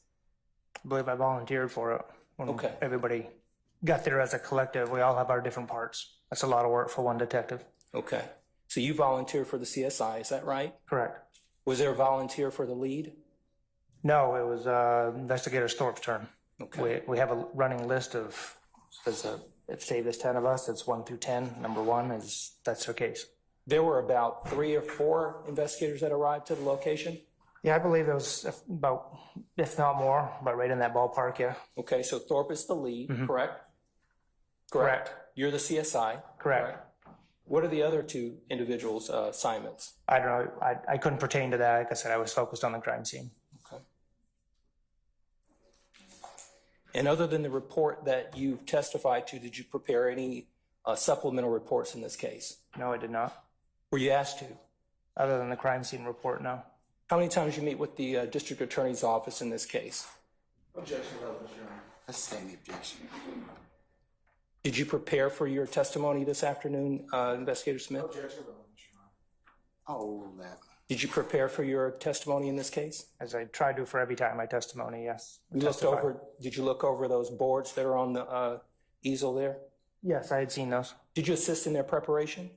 Other than the crime scene one on the left, no. Okay, so these are demonstratives that were not prepared with your assistance, correct?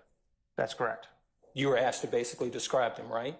And to review them, yes. You didn't put any of those placards or images on any of those demonstratives, correct? Which one are you talking about? I'm sorry, the one to your immediate right. That is correct. And you were not asked for your input, correct? That's, other than to review it, that's it. Okay.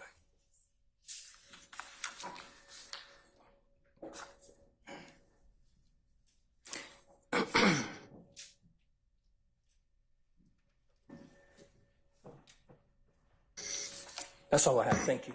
Welcome. Mr. Williams, Mr. Garner, Mr. Steele. No question. Thank you. All right. Anyone else I forget? Okay. Any redirect? Yes, Your Honor.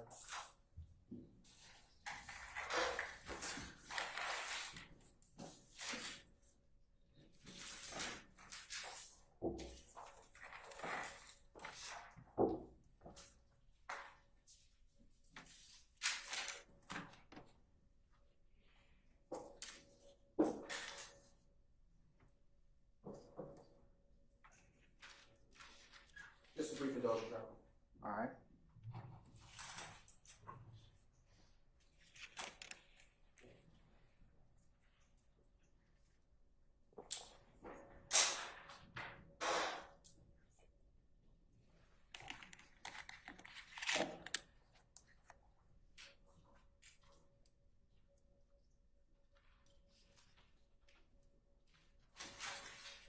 All right, Your Honor, I start with you. After you were asked several questions on direct by Mr. Sharp, and after you arrived to the crime scene at McDaniel,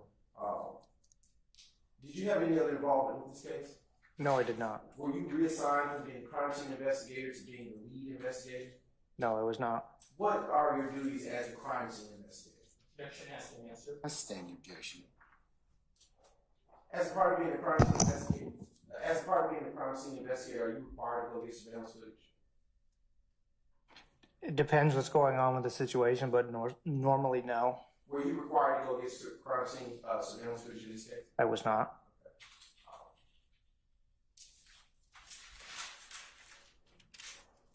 You were asked several questions on cross-examination by Mr. Matthews, and based on the questions regarding the firearms inside,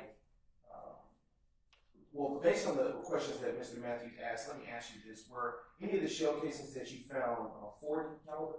No, they were not. Were any of them .223 caliber? They were not. You also were asked about fingerprint evidence with respect to shell casings. Why do you say there's a possibility? It's a possibility of anything nowadays with technology and collection of latent prints or DNA evidence.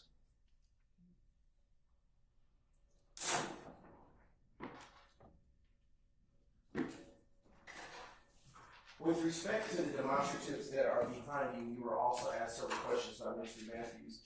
Let me ask you a couple of questions regarding them. Are the demonstratives consistent with the crime scene that you responded to on January 10, 2015? Yes, they are. And are the placards consistent with what is on your crime scene diagram? Yeah. You have an objection, sir? Basis? No debate. Answer and answer. I sustain the objection.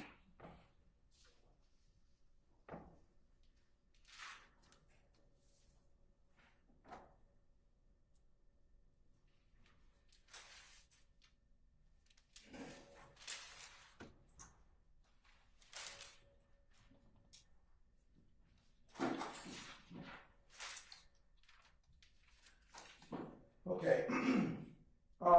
You were asked by Mr. Matthews if you took a warrant out for anyone's arrest. Do you remember that? Yes. Why would you have taken a warrant for anyone's arrest instead? My only involvement was doing the crime scene. I didn't have any, I guess, direct involvement with doing the full investigation, as I had my own cases to work. You were also asked if you prepared any supplemental reports by Mr. Matthews. Do you remember that question? I do. When does a person prepare supplemental reports? At any point during their investigation, mine was done 2 days after the incident occurred by the time I gathered it together. So it could vary from case to case. It could be a day, it could be a week, it could be a whole year before an investigation is complete. But why would anyone provide a supplement to a report that was already written? So I'm not sure that Let me ask a different question. You prepared a diagram in this case, correct? that's correct. And would there have been any need for you to prepare something in addition to that diagram for this case? I sustain the objection. Would there have been any reason for you to prepare? Oh, let him finish. Let him finish. Would there have been any reason here for you to prepare another report? No. In what circumstances would you provide an additional report? Say, for instance, this was not as complex crime scene. I may do a neighborhood canvas when I'm completed, and then that will require a secondary supplement report of a canvas on top of a crime scene diagram, or if I possibly forgot to put something on a crime scene diagram and then realized that a day or two later I would do a supplement report to explain why that additional information was added in the original report. But was there any such need to do that here for this incident? Not for me, no. You were also asked about by Mr. Matthews if you were asked to go out to do a reenactment of the crime scene. Do you remember that question? I do. In what circumstances would you be required to do that? My 14 plus years as a detective, I don't think I ever have. But in what circumstances would someone ask you to do a reenactment? Objection, asking answer, speculation. Relevance. I sustain the objection for multiple grounds.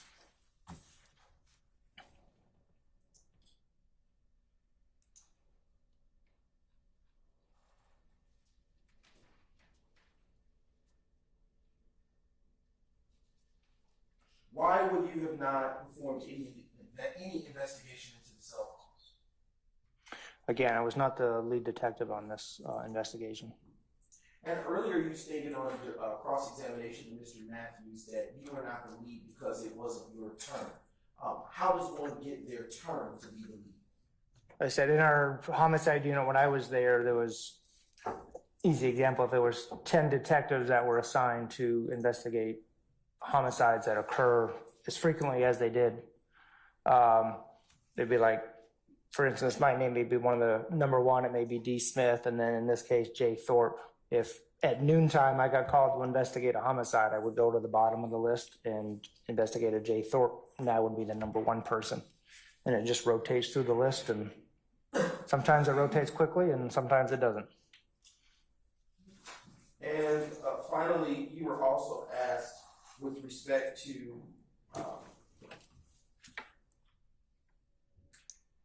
whether you performed a background on the firearms found in the Tahoe. Do you remember Mr. Matthews asking me that question? I do. And why wouldn't you have performed any background on those firearms found in the Tahoe? Again, that was not my task that day. It was just to collect the evidence. A lot of times that either can come either through the lead detective or we have a database we can check guns in through the ATF. So I'm not sure when or who was directed to do that if they were, but it could have been, but I was not. And did you perform the task that you were supposed to handle that day? I did. No further questions. redirect, Mr. Sharp, or recross, I should say.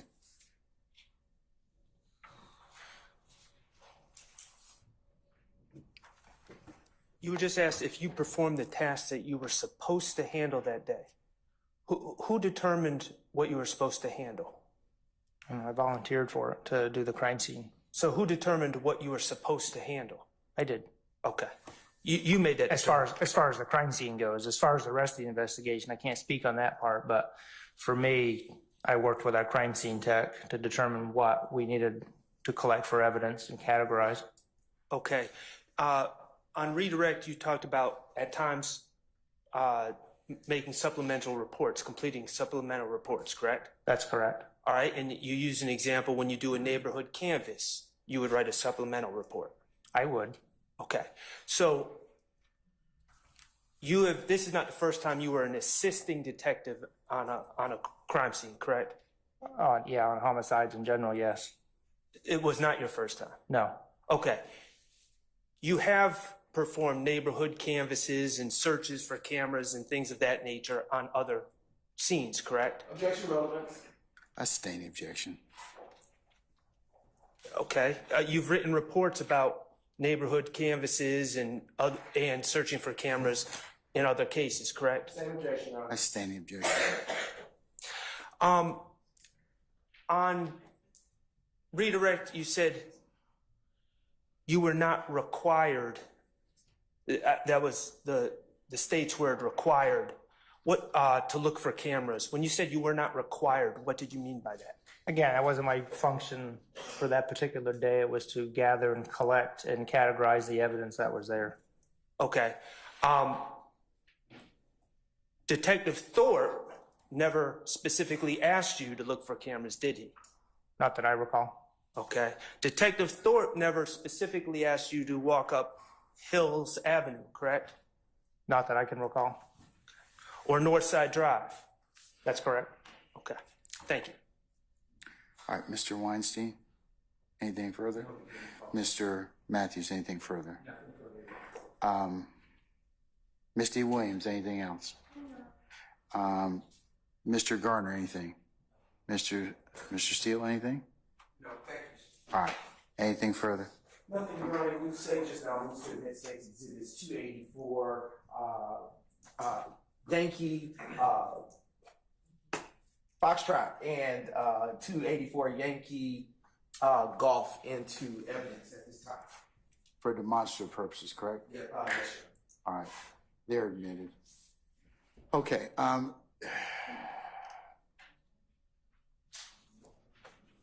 may Investigator Smith be permanently or temporarily excused as a witness? Permanently, Your Honor. All right, Investigator Smith, we're going to permanently excuse you as a witness, but please don't discuss your testimony with anybody except the attorneys in this case, and thank you for your patience with us, okay? Thank you for All getting me in before vacation. All right, thank you, sir. Thank you.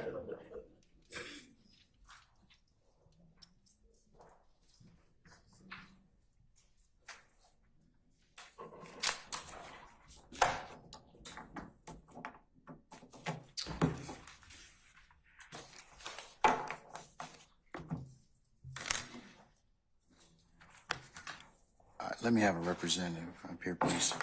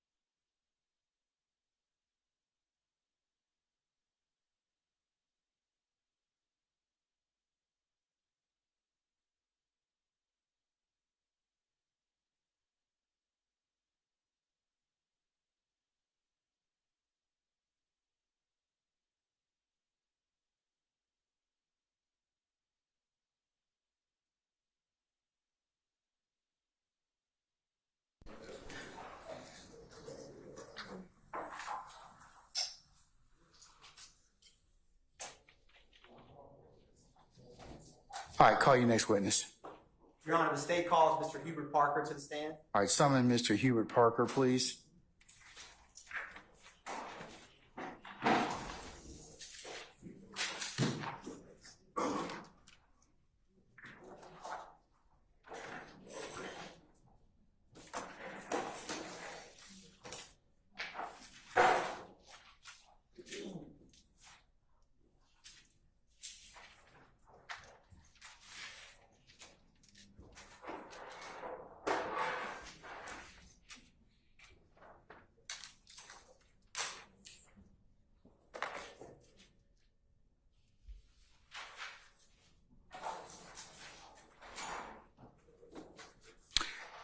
Mr. Parker, good afternoon, sir. Sir, if you would please approach the witness stand.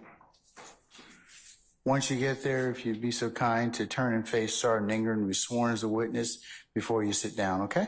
All right. Raise your right hand. Swear firm testimony to give the truth, the whole truth, nothing but the truth. Yes. I've state your name, first and last name for the Hubbard Parker. Oh, Hubbard.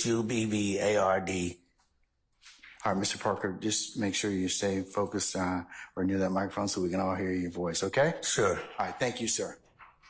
Good afternoon, Mr. Parker. Good afternoon. Can you tell the jury what you do for a living, sir? I'm a barber. How long have you been a barber? 40 years. And where do you own your own barbershop? Yes. How long have you owned your barbershop?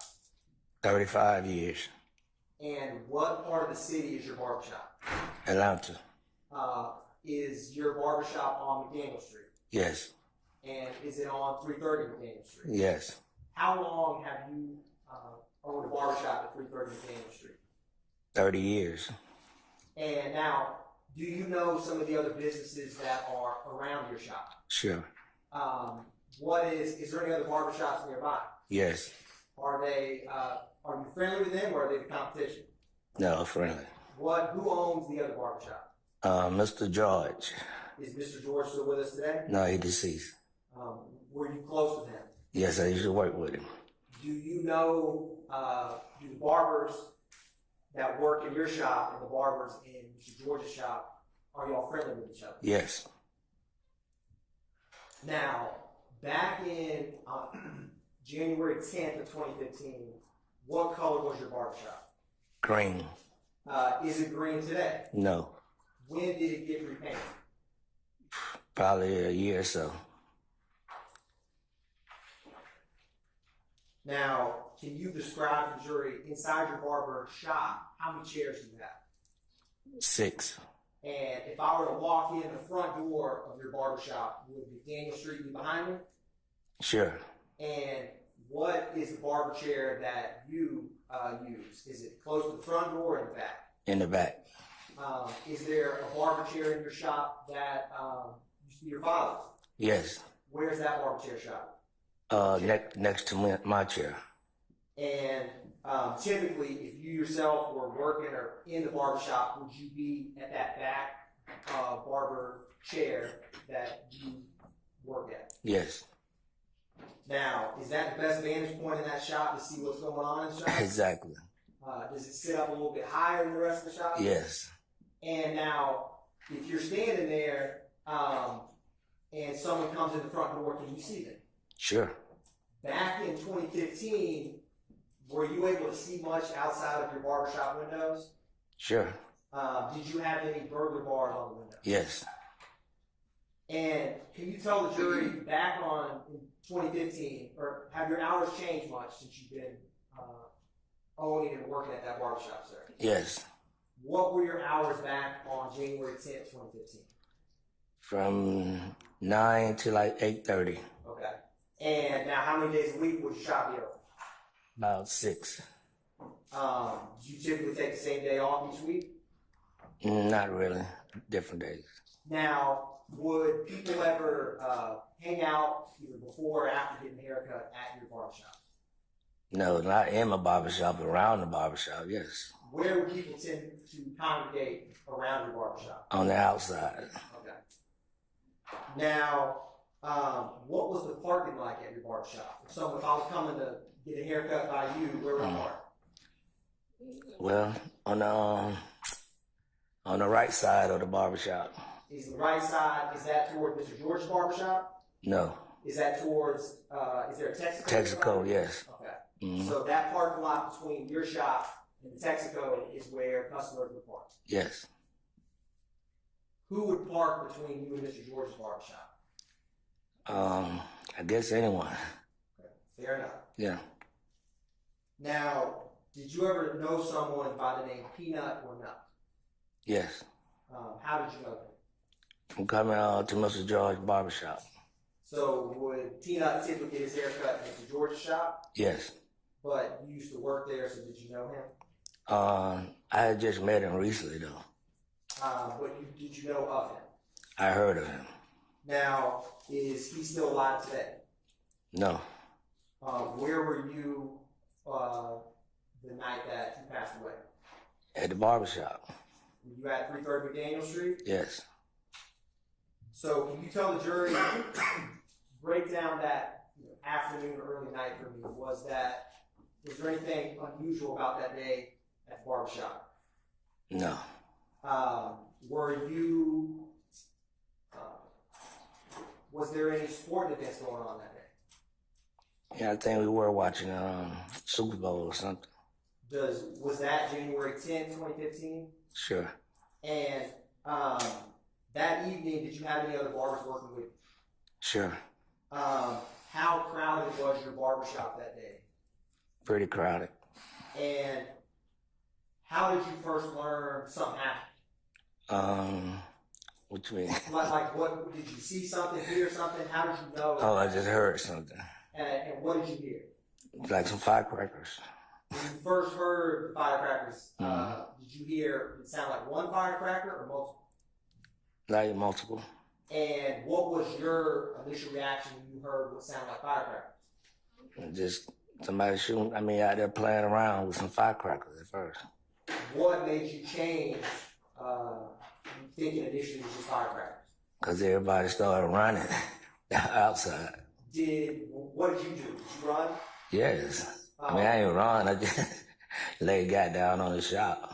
When you first heard it, were you in the spot of your barbershop that we talked about in the very back? Yes. Was there people between you and the front door of your barbershop? What you mean? Like, was there other people in your shop when you heard it? Sure.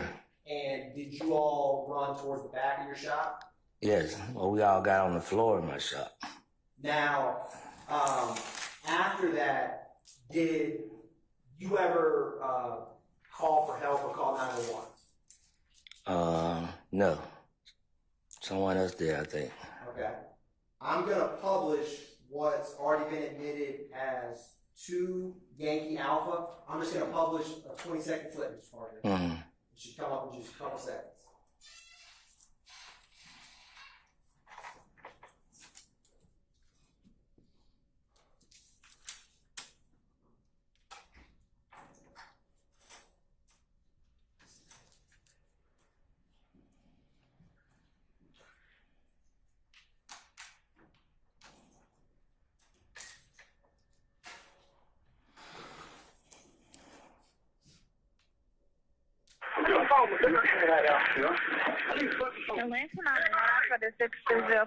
Yes, police over here on the north side of McDaniel.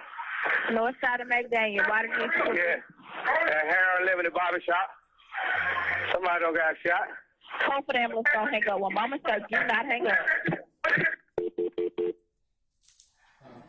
Ms. Carter, was that you on that call? Yes, they do sound like me. Yeah. Is your barbershop today and back then Hair Barber Unlimited? Yeah, what you mean, hair barber? What's your barbershop called? Hair Unlimited. Hair Unlimited. Yes. Is it possible you would use someone else's phone when you call 911? Probably did. They dialed a hectic me or something, yeah, because I don't remember you picking it up, calling from my phone. That's fair. Was it hectic or chaotic after when everybody started running into shops after what you heard? No, it was just chaotic. Everybody just, on the floor. Now, after making that 911 call, sir, did EMS or police ever arrive to your shop? Or that area? Well, later. Later that Yeah. What did you do after making that call? Like, were people, did you go outside? Did you stay in the shop? Do you remember what you did after making that 911 call for help? Nah. That's all right. Don't recall. Now, I'm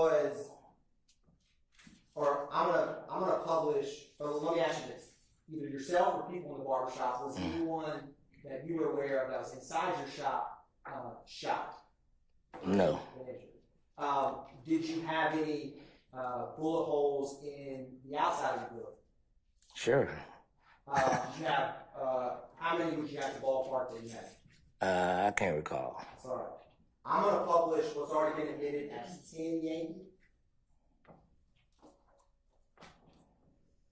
Ms. Parker, there's a screen to your left. It's probably easiest. There's a bigger one behind you, but is that the barbershop that we've been discussing that you've owned for 30 years? Sure.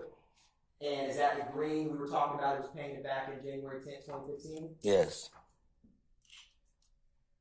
I'm going to turn to State's Exhibit 9 Yankee. And it has a slight delay, but Ms. Parker, do you know whose car that is parked in front of your shop? Yeah, my dad. Is that where he would typically park? Yes. Do you recall ever having to get his car fixed after that night that Peanut was killed? No. They couldn't fix it, I don't think. Did your dad ever drive that car again? No. Now, I'm going to publish Mr. Parker 12 Yankee, and another photo should come up. We were talking about Mr. George's barbershop. If I was the cameraman, would Mr. George be to my right or left? It would be to the right. And did you always have that? Is that kind of an advertisement in the mural on the side of your barbershop there? Sure. I'm going to publish State's Exhibit 14 Yankee, sir. And I'm going to have a little help from Ms. Knight if you can zoom in towards the top. Did you have surveillance cameras back in 2015? Sure. And did you, were they multiple spots outside and inside your shop? Yes. If something ever happened near your shop or outside your shop, would police ever sometimes come and try to retrieve the surveillance video? Sure. Do you recall any started looking at 14 Wild, do you see any of your surveillance cameras that you had back then in 2015?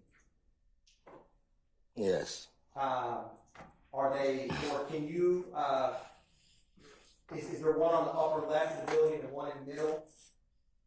The one in the middle. I'm going to use, there's a stick that I couldn't find because it was right next to you. Mr. Parker, if you wouldn't mind, could you just point out where they are in this exhibit? I don't feel like all right, that's all right, sir. all that. Yes. I got one. If you bear with me, okay. There's a little bit of quick technology might make this easier for us. Mm-hmm. So this red dot, if you draw or circle, it will come up. All right, right. I'm drawing it. I'm gonna try it again. Hold on. Bless you, Mr. John. Okay. And do you see those? Is there also some security cameras that look like they are black to the green? Yes. Now, do you have surveillance cameras on your shop all the way around? Sure. Okay. And did you have a surveillance camera inside your barbershop? Sure.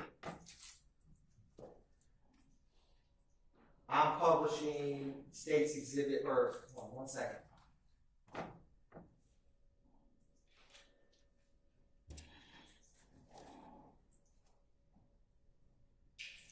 Now, I'm going to approach Your Honor with what's marked as 292 Yankee, and it has subsections alpha through delta inside of it.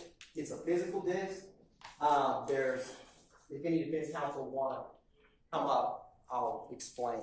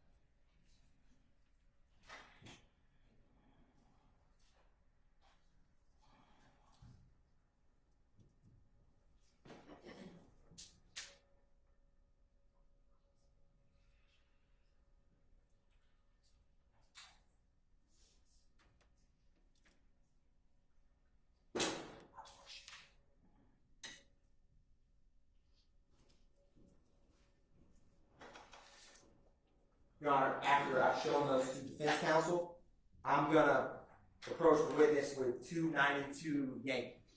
All right. Mr. Parker, I've handed you a disc labeled 292 Yankee. Do you see that? Sure. Do you recognize what's on that disc?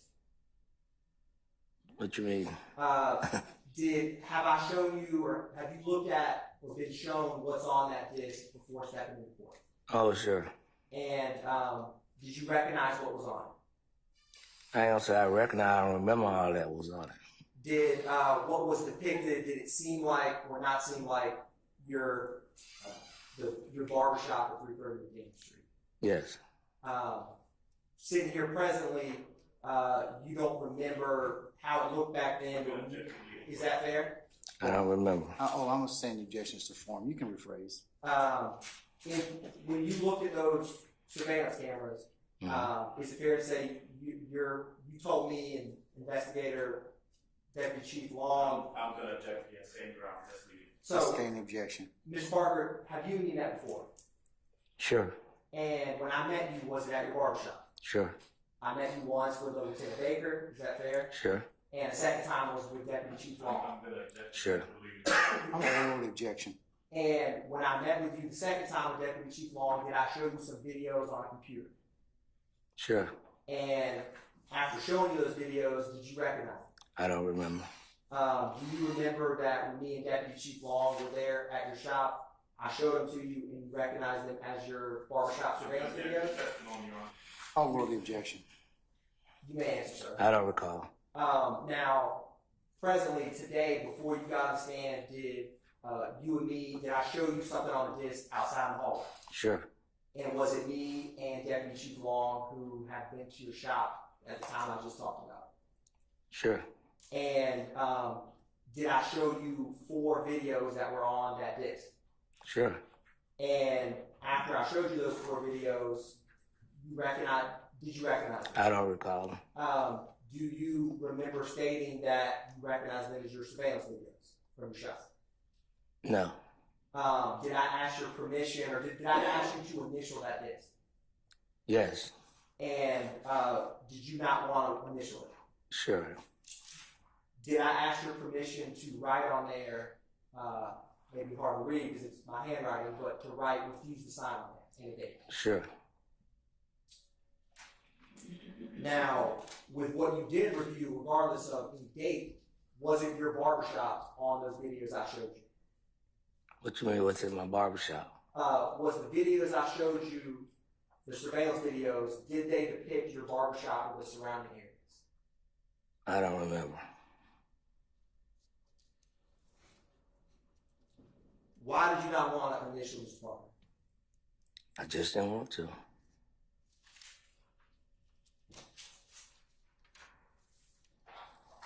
Now, when you and me met before with DC Law, did you were always upfront with me, is that fair to say? Sure. And you expressed that when in the courtroom you may not remember or say you don't remember those videos, is that fair? Correct.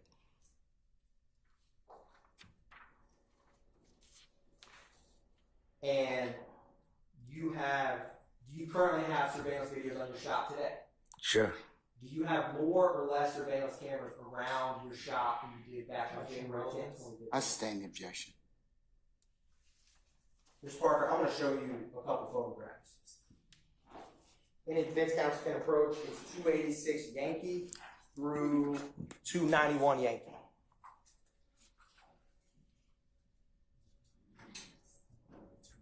.286 through 291. These all.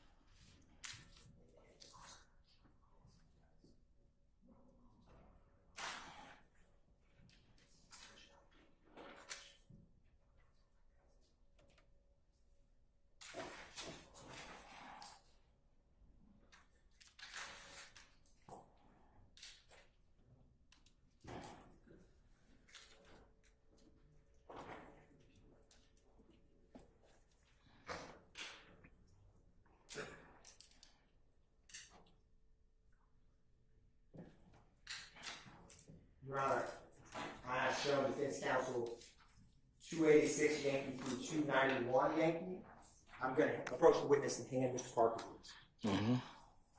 Mr. Parker, if you could just take a minute and look at those, and just look up at me when you're done, sir.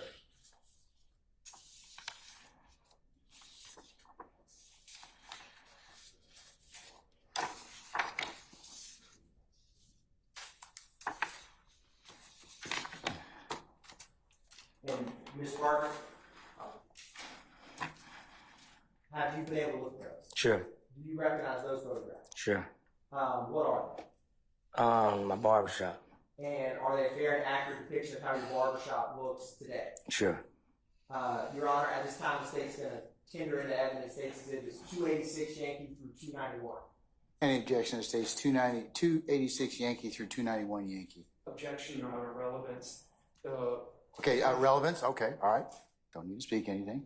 Anything else? Mr. Sharp, and then Mr. Adams. Sorry, he rose first, sir. Okay, all right. Okay, I don't need any more explanation. I know what 403 is. All right, Mr. Adams. Same objection, adopt them both. I'm sustaining the objection. I'm on all three grounds. Okay, Your Honor. So, Ms. Parker, I'm going to show you another photograph. I just showed this to the defense counsel, Your Honor. It's marked 292 Yankee Echo. Ms. Parker, I'm going to show you this. And once you review that, just let me know, sir. Okay. Do you recognize anyone in 292 Yankee Echo? Sure. How do you recognize them? It's me. It's a fair and accurate depiction of how you yourself look. Yes. And do you recognize the location? Sure. Your Honor, at this time, the state's going to tender into evidence State's Exhibit 292 Yankee Echo. Any objection, Mr. Sharp? Same two objections, Your Honor. What two objections, sir? Relevance and confusion. I'm going to overrule your objection, but can you lay a little more foundation as to time and place Yes, when, Your Honor. when the photo was taken? When the photo was taken, please. Ms. Parker, are you older or younger in this photograph? Older. You're older in the photograph that you looked at? Yeah, now. Oh, 2015. You're looking better now? Is that it? No. No harm if that's what you want to go with. No Yeah. Sure. Ms. Parker, it's a bad question. That photograph is taken of you a while ago. Is that Sure. correct? Yes. Does it seem to be about how you would look in 2015? Sure. Your Honor, at this time, the state will tender an evidence State's Exhibit 292 Yankee Echo in evidence. Any further objection? All right. States 292 Yankee Echoes admitted. May be published as you see fit. Publishing said exhibit, Your Honor. So, Mr. Parker, the jury's going to get to see what you were talking about. So, you have it in front of you, but can you point out to the jury which one of these two individuals is yourself? The short guy. In the bottom left? Yes. Okay. And is that from the vantage point, or is this one of your surveillance videos that you have in your shop? Sure. And is your barbershop the one we were talking about? Basically, are you standing at where your chair would be? Sure. Do you see that all you can see in this, but you see the gentleman standing beside you? Sure. You see how there's someone sitting behind him with gray sweatpants? Yes. Is that your father? Sure. Is that his chair? Sure. And that's your front door in the very back of this? Is that Sure. right enough? Now, Mr. Parker, do you recall giving any members of the Atlanta Police Department surveillance video back in 2015, sometime after when Peanut was killed? Did I what now? Do you remember ever getting, at some point after Nut was killed, surveillance video from your shop? No, I don't remember that. Okay.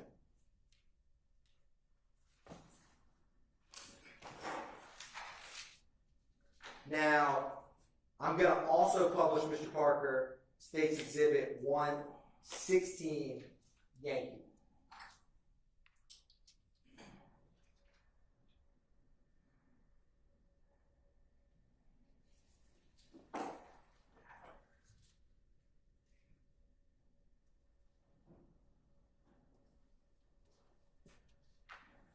Now, Mr. Parker, is this the front of your shop? Sure. And for customers or people coming and going, is that the door that they would use, your front door? Sure. And before the night that Nut was killed, did your front door have bullet holes in it like it's depicted in this photograph? No. Did it after the night he was killed? Yes. Did you ever have to ultimately get those fixed? My dad did. Did he fix it himself? I guess he hired somebody. Publishing States Exhibit 1. Well, I'm going to go to Publishing States Exhibit 130 Yankee.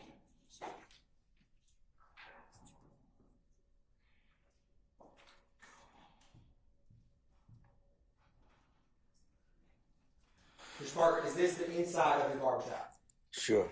That's your chair in the back. Sure. Is that fair? Yeah. And was there people, so you see those chairs in the bottom right of this photograph, like, are those customer chairs?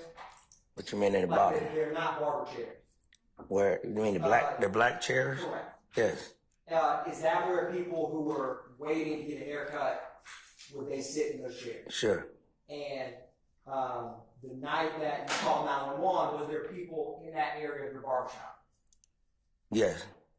And was there people sitting in these barber chairs? Yes.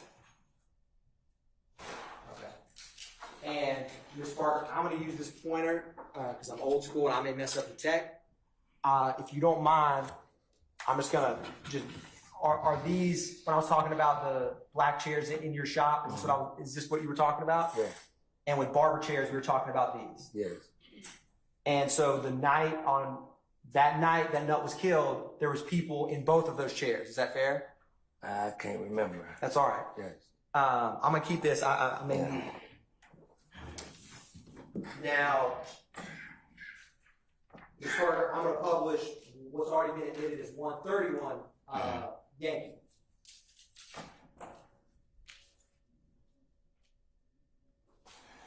And is this another view of those chairs?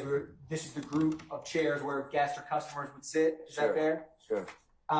And this is McDaniel Street out here, right? Sure. Did any of your windows, do you remember ever having to fix any of your windows after the shooting? Sure. Do you remember which of these two you had to fix? Like, would it have been this one or this one? It'll be that one. This one? Yes. Okay. I'm going to publish State's Exhibit 135 again. So this other photograph, Ms. Carter, is this window we were just talking about, the one you had to get fixed? Sure. And is that the bullet hole you had to fix? Sure. Now, back then, was there a TV? Did you have any TVs in your shop? Yes. If I was sitting in one of those customer chairs, where would be the closest TV I could look? In front of you. So if I was this cameraman, would the TV be somewhere up here? Yeah, over in the corner. Okay. Now, if there ever was a big sport event playing, would you have football, baseball, basketball, something on if it was a big sport event? Sure. Right? Yes. And in this exhibit, is that your TV in the upper left corner, Ms. Parker? Or you have one in both corners? Sure. Now,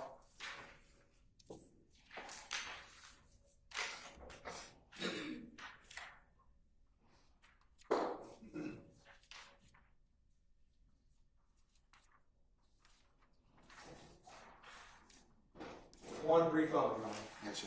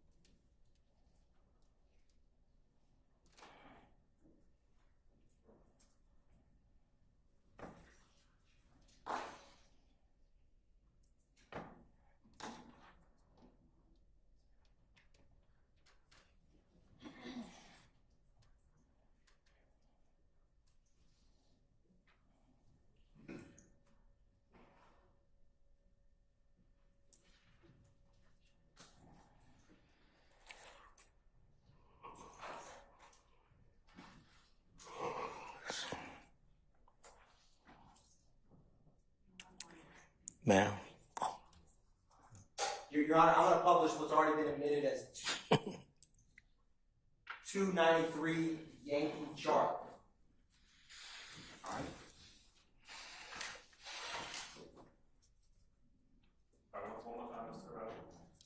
293 Yankee chart.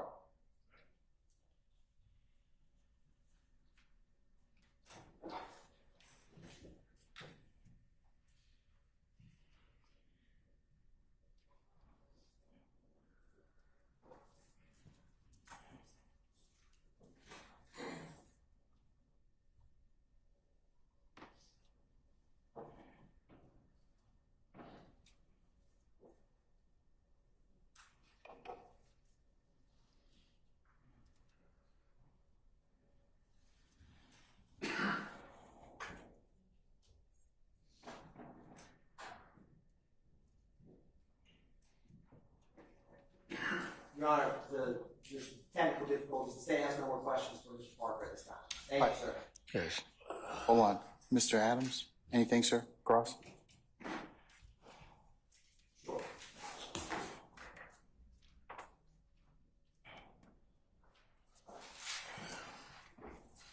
I apologize, Your Honor, I didn't hear. That's okay. That's all right. All right, Mr. Parker, good afternoon, sir. How you doing, sir? I am doing well. My name is Keith Adams. Yes. I represent Mr. Williams, the gentleman who's sitting right there. Sure. All right, you are owner or part owner of the barbershop that we've been talking about, right? Yes. Okay, and just a couple questions about what you know about what happened on the evening of January 10th, 2015, okay? Sure. You were there that night. Yes. There were other people in the barbershop, right? Yes. There was a game on. Sure. Football game. Probably wasn't a Super Bowl since it was early There was January. some, yeah. One of the playoffs, I guess? Playoff, probably, yes. Okay. All right. Probably a game where Dallas is probably losing or something like that. Okay. All right. But there were people, it was a regular evening where things were going on there in the barbershop. Sure. Right. In terms of what you saw, first you heard what sounded like firecrackers. Correct. You thought someone's outside playing with some firecrackers or something like that. Exactly. All right. But then I think I heard you say that you started to see people running. Right. Now, was that outside that you kind of saw some movement, people running, or are we talking about inside the store? Outside and then start inside. Okay. You didn't see what was going on. You heard the noise. Yeah. You saw the people running. Correct. And I think I heard you say that you hit the ground. Exactly. Okay. Other people inside kind of ground as well. Took cover. Right. Did you ever go outside when, I presume things kind of subsided after a while. You stopped hearing any firecrackers or shots or anything like that? Yes. You didn't go outside, though, No. did you? Okay. It is fair to say that you heard your voice. Okay. All right, we're good. All right. You heard your voice on that 911 tape. Sure. Short, you called the police, and I think I heard you say, look, send the police. Somebody done got shot. Yeah.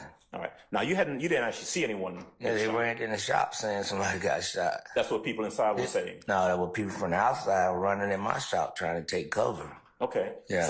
So that's a question. That's a question that I got for you. Yeah. Step over here, maybe this. There's a lot of commotion. Correct.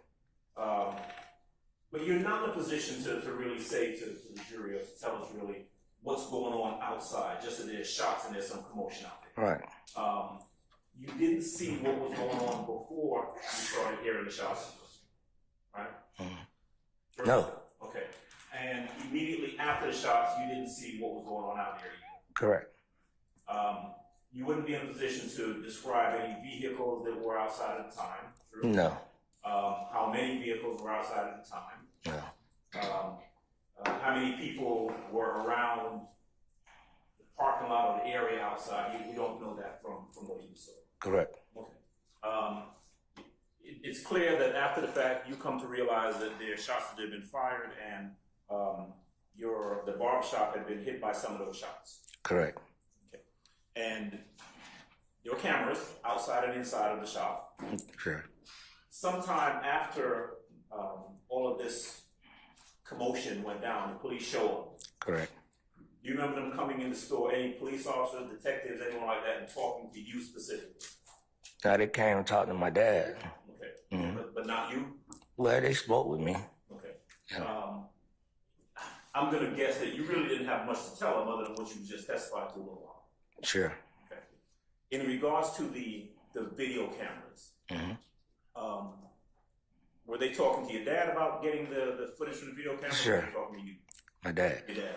All right. Sounds like your dad was really the one who was kind of interacting with the cops the most. Yes. Okay. The person that the prosecutor asked you about, you referred to him as Peanut or as Nut. Did you know that person is Donovan Thomas? You know his name? No. Okay. All right.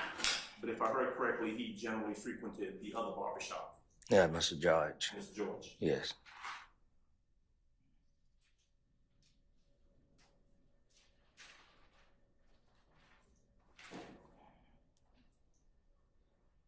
Okay.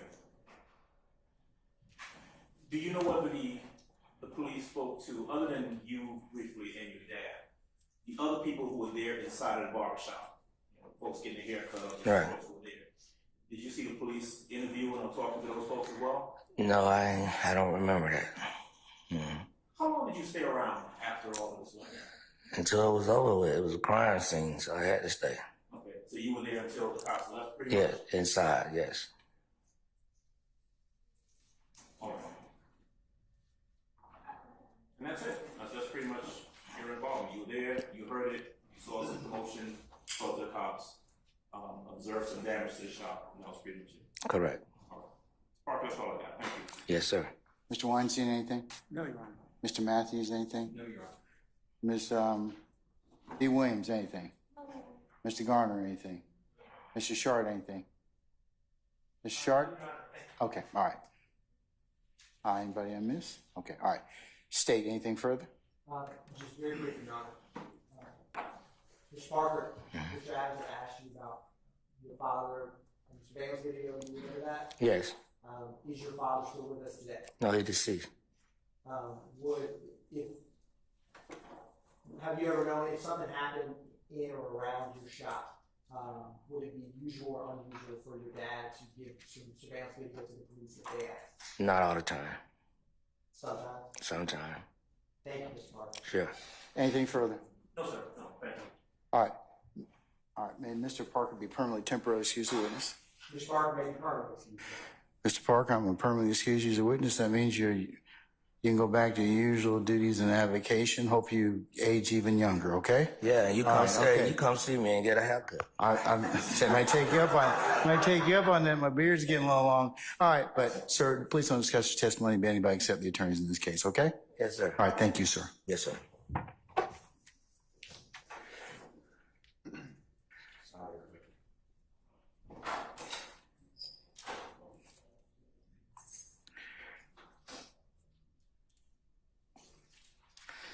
All right, state and need a representative from the defense, please.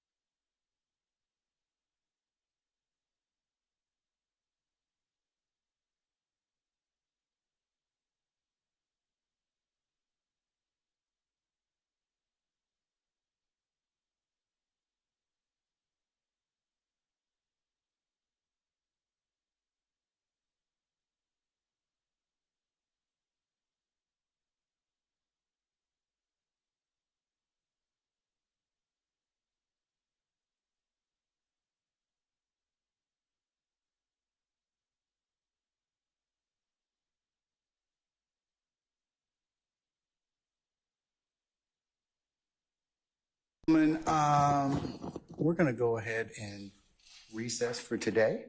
We've come to a natural stopping point. So,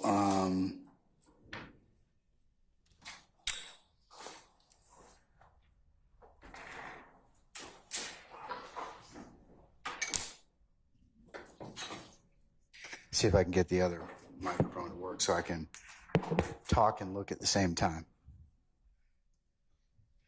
All right, ladies and gentlemen, tomorrow morning we're going to start at 12:30 for an anticipated 1 o'clock start time. All right. That's Wednesday, the May 29th.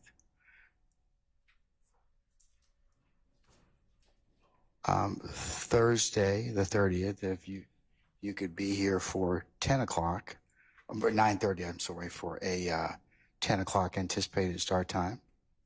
And then Friday, the last day of the month,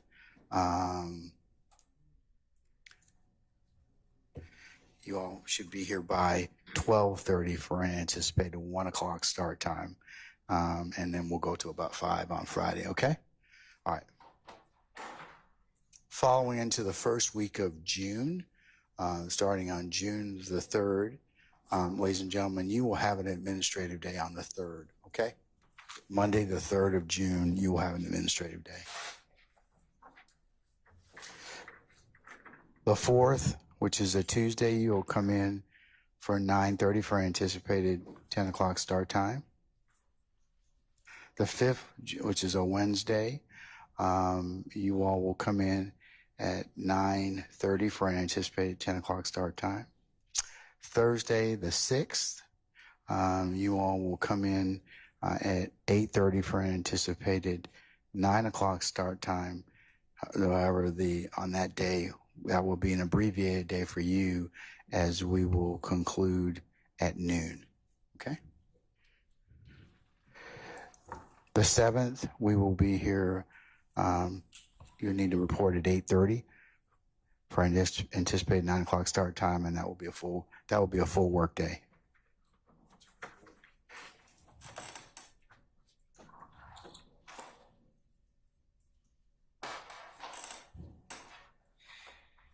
And ladies and gentlemen, I'm going to go through the 14th, but the 10th of June, 8:30 it's Monday, for an anticipated 9 o'clock start time.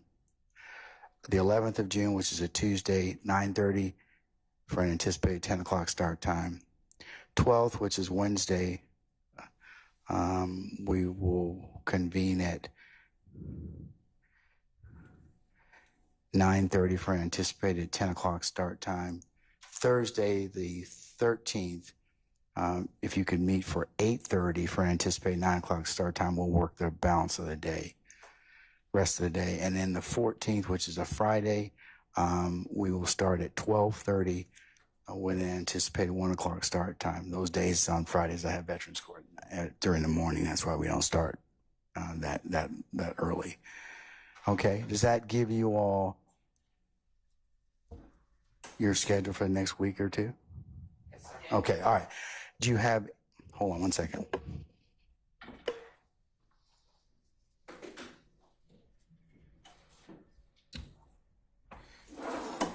Any ministerial inquiry of me at this point in time? No. No, sir. Okay. Juror 187, can I get you to stand fast? Just a minute. But ladies and gentlemen, let's go through unless you all have some have some questions for me, let's go through the admonitions as usual. Okay, remember, as we leave this place, you are not to discuss this matter amongst yourselves in onesies and twosies with any third parties as you are going and coming, or even when you get back to your homes. Remember, if anyone should try and discuss the matter inside your presence and hearing from any media necessary, either in person or by email or other means of communication device, you need to let myself and Sergeant Ingram know immediately. Also, remember, you can only consider what is presented in the four walls of this courtroom. You are not permitted to use any outside sources, Google, any other reference materials, any other resource materials, because remember, you can only consider what's lawfully presented within the four walls of this courtroom. Remember, ladies and gentlemen, as well, you cannot go by any of the scenes that you may have learned in this particular trial, or any pictures, or any other methods or means of evidence that's submitted in this trial. Also, when you go back there, remember to leave your notepads in the basket. Do not bring those outside your headquarters. You can pick them up the next morning for your, or when we meet tomorrow, when you come in at 12:30 for an anticipated 1 o'clock start time. And ladies and gentlemen, as usual, please accept our thanks for your extreme patience and the attention that you've given to this case and will continue to give to it. Unless you have any other inquiry of me, then we will see you tomorrow. What time? 12:30. Okay, for anticipated 1 o'clock start time, and then we'll see where the day leads us at that point. Okay. All right. Okay, ladies and gentlemen, we'll see you tomorrow. All right. All rise.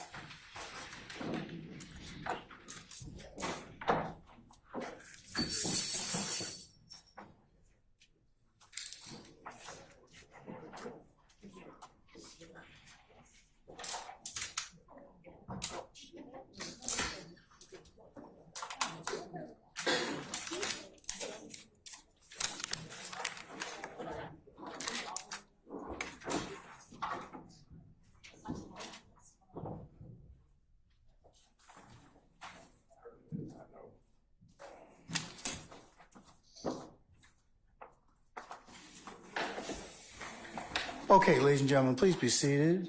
Juror 187 is remaining with us. Juror 187, good afternoon, madam. Can you use your outside voice? Can we give her the microphone, please? Sure. Thank you. All right. Madam, I'm going to read the note that you gave to Sergeant Ingram, okay? And I shared this with the lawyers, but just for purposes of the record, it'll be marked as the next court's exhibit in order. Dear Judge, I'm Juror 187. I know you said we don't suppose to go to the crime scene, but I'm right there in the middle of 330 McDaniel Street. It's so much I can't put into words. Right across the street from there is a clubhouse where I had my grandson repassed at 369 McDaniel Street. That's what you wrote me, correct? All right. Yes. Madam, just want to remind you, as we said, that during the admonitions, okay, you live near there, right? So you can't help the way that you, or can you vary your route to avoid that? No. Okay, so, and that's what we want to make sure. There's nothing we can do about that, but remember not to share anything. Don't take any pictures. Don't talk with your colleagues in the back about that particular location. Have you shared anything with them thus far? No. Okay, and you're not going to do that, right? No. Okay, all right. And remember, you can only consider what's presented to you within the four walls of this courtroom on any matter of this particular case. You understand that, right? Yes. Okay, all right. Okay. You have any questions for me? No. Okay, all right. And we appreciate you bringing it up to our attention, but at this point, bless you. There's, I'm not going to ask you to move. I can't ask you to move, and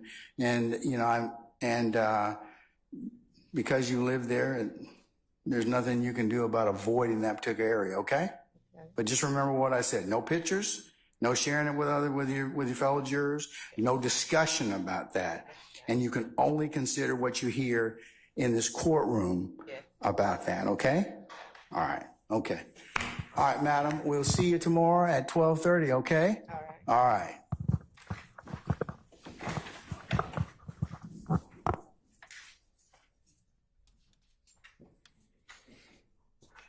Push. You got it.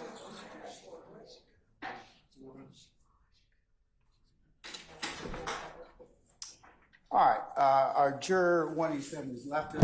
All right, counsels, do you all have any ministerial inquiry of me? Your Honor, for the time for the schedule that you gave for the days that we're not ending early. Is it safe to say we're going to 5 o'clock on those days? Unless I've specified otherwise, Oh, yes. thank you, Your Honor. All right, anybody else? Okay, all right.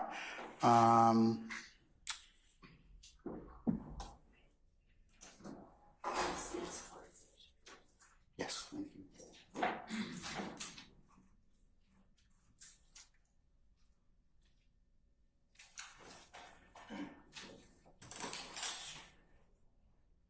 Yeah, I have an administrative question to ask of the state. I had a reminder on my calendar to ask you about the IAB file for Robinson.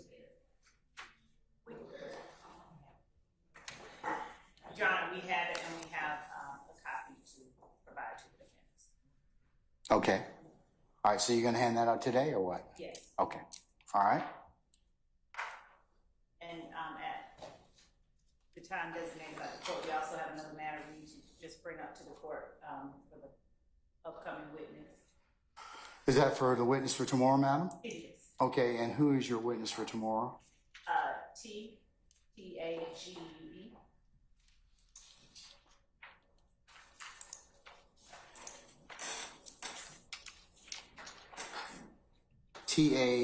T-A-T-U-G?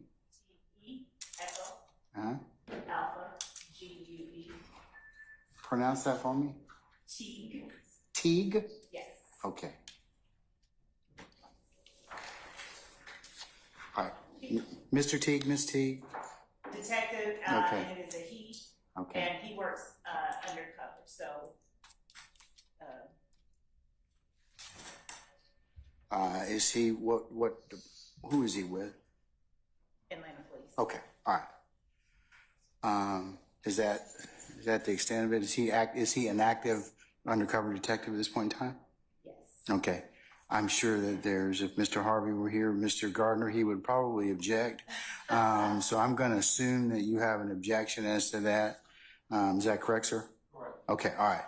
And consistent with our earlier discussions, he'll be permitted to. You can audio tape him, but you're not permitted to videotape him no more. So if you just remind who's over here from the media to do that, okay? Thank you. Okay. Anything else? All right. Anything else from any defense counsel?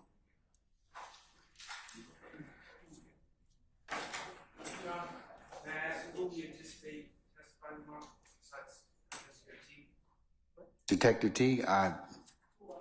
Yes.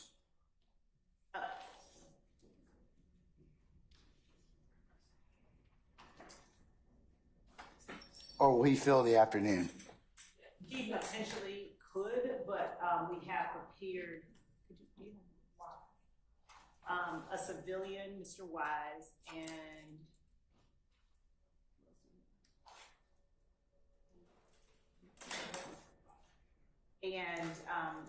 a victim from the scene, Mr. Hendrick, and Mr. Davis, potentially. Okay. All right. All right. We'll see how the day leads us tomorrow then. Anything further? Yes, Mr. Steele. Your Honor, I filed a motion previously. I have to get the number concerning Mr. Wise. I spoke with him with District Attorney Hilton, pursuant to your court's order to make people available. He did not wish to speak with me, but he also said to me, I don't have any information. There's nothing that I know or saw, etc. I put it into writing in a motion because if the state's calling him, then I assume that that's an inconsistency.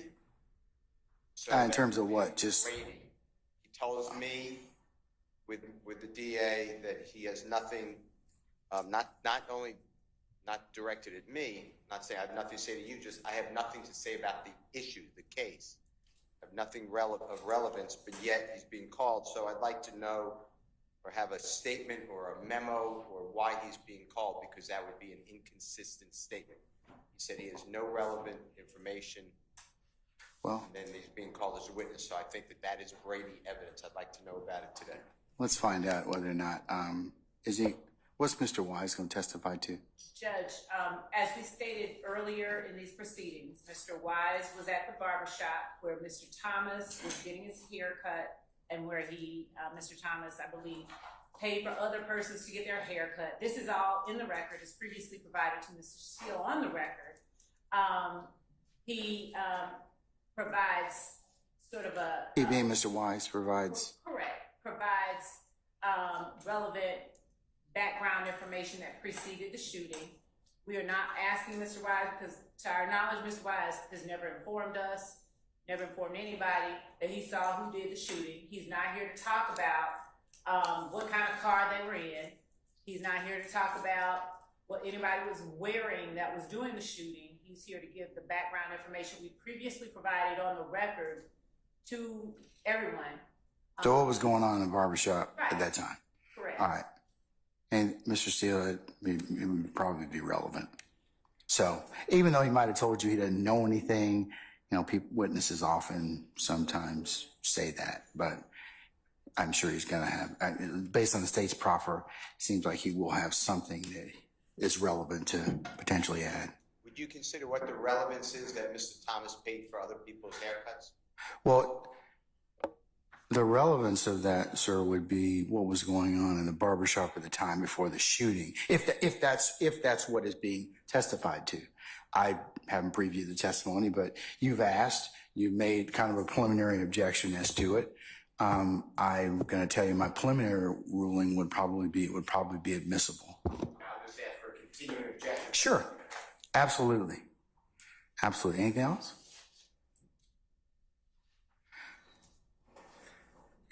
Yes? No, not.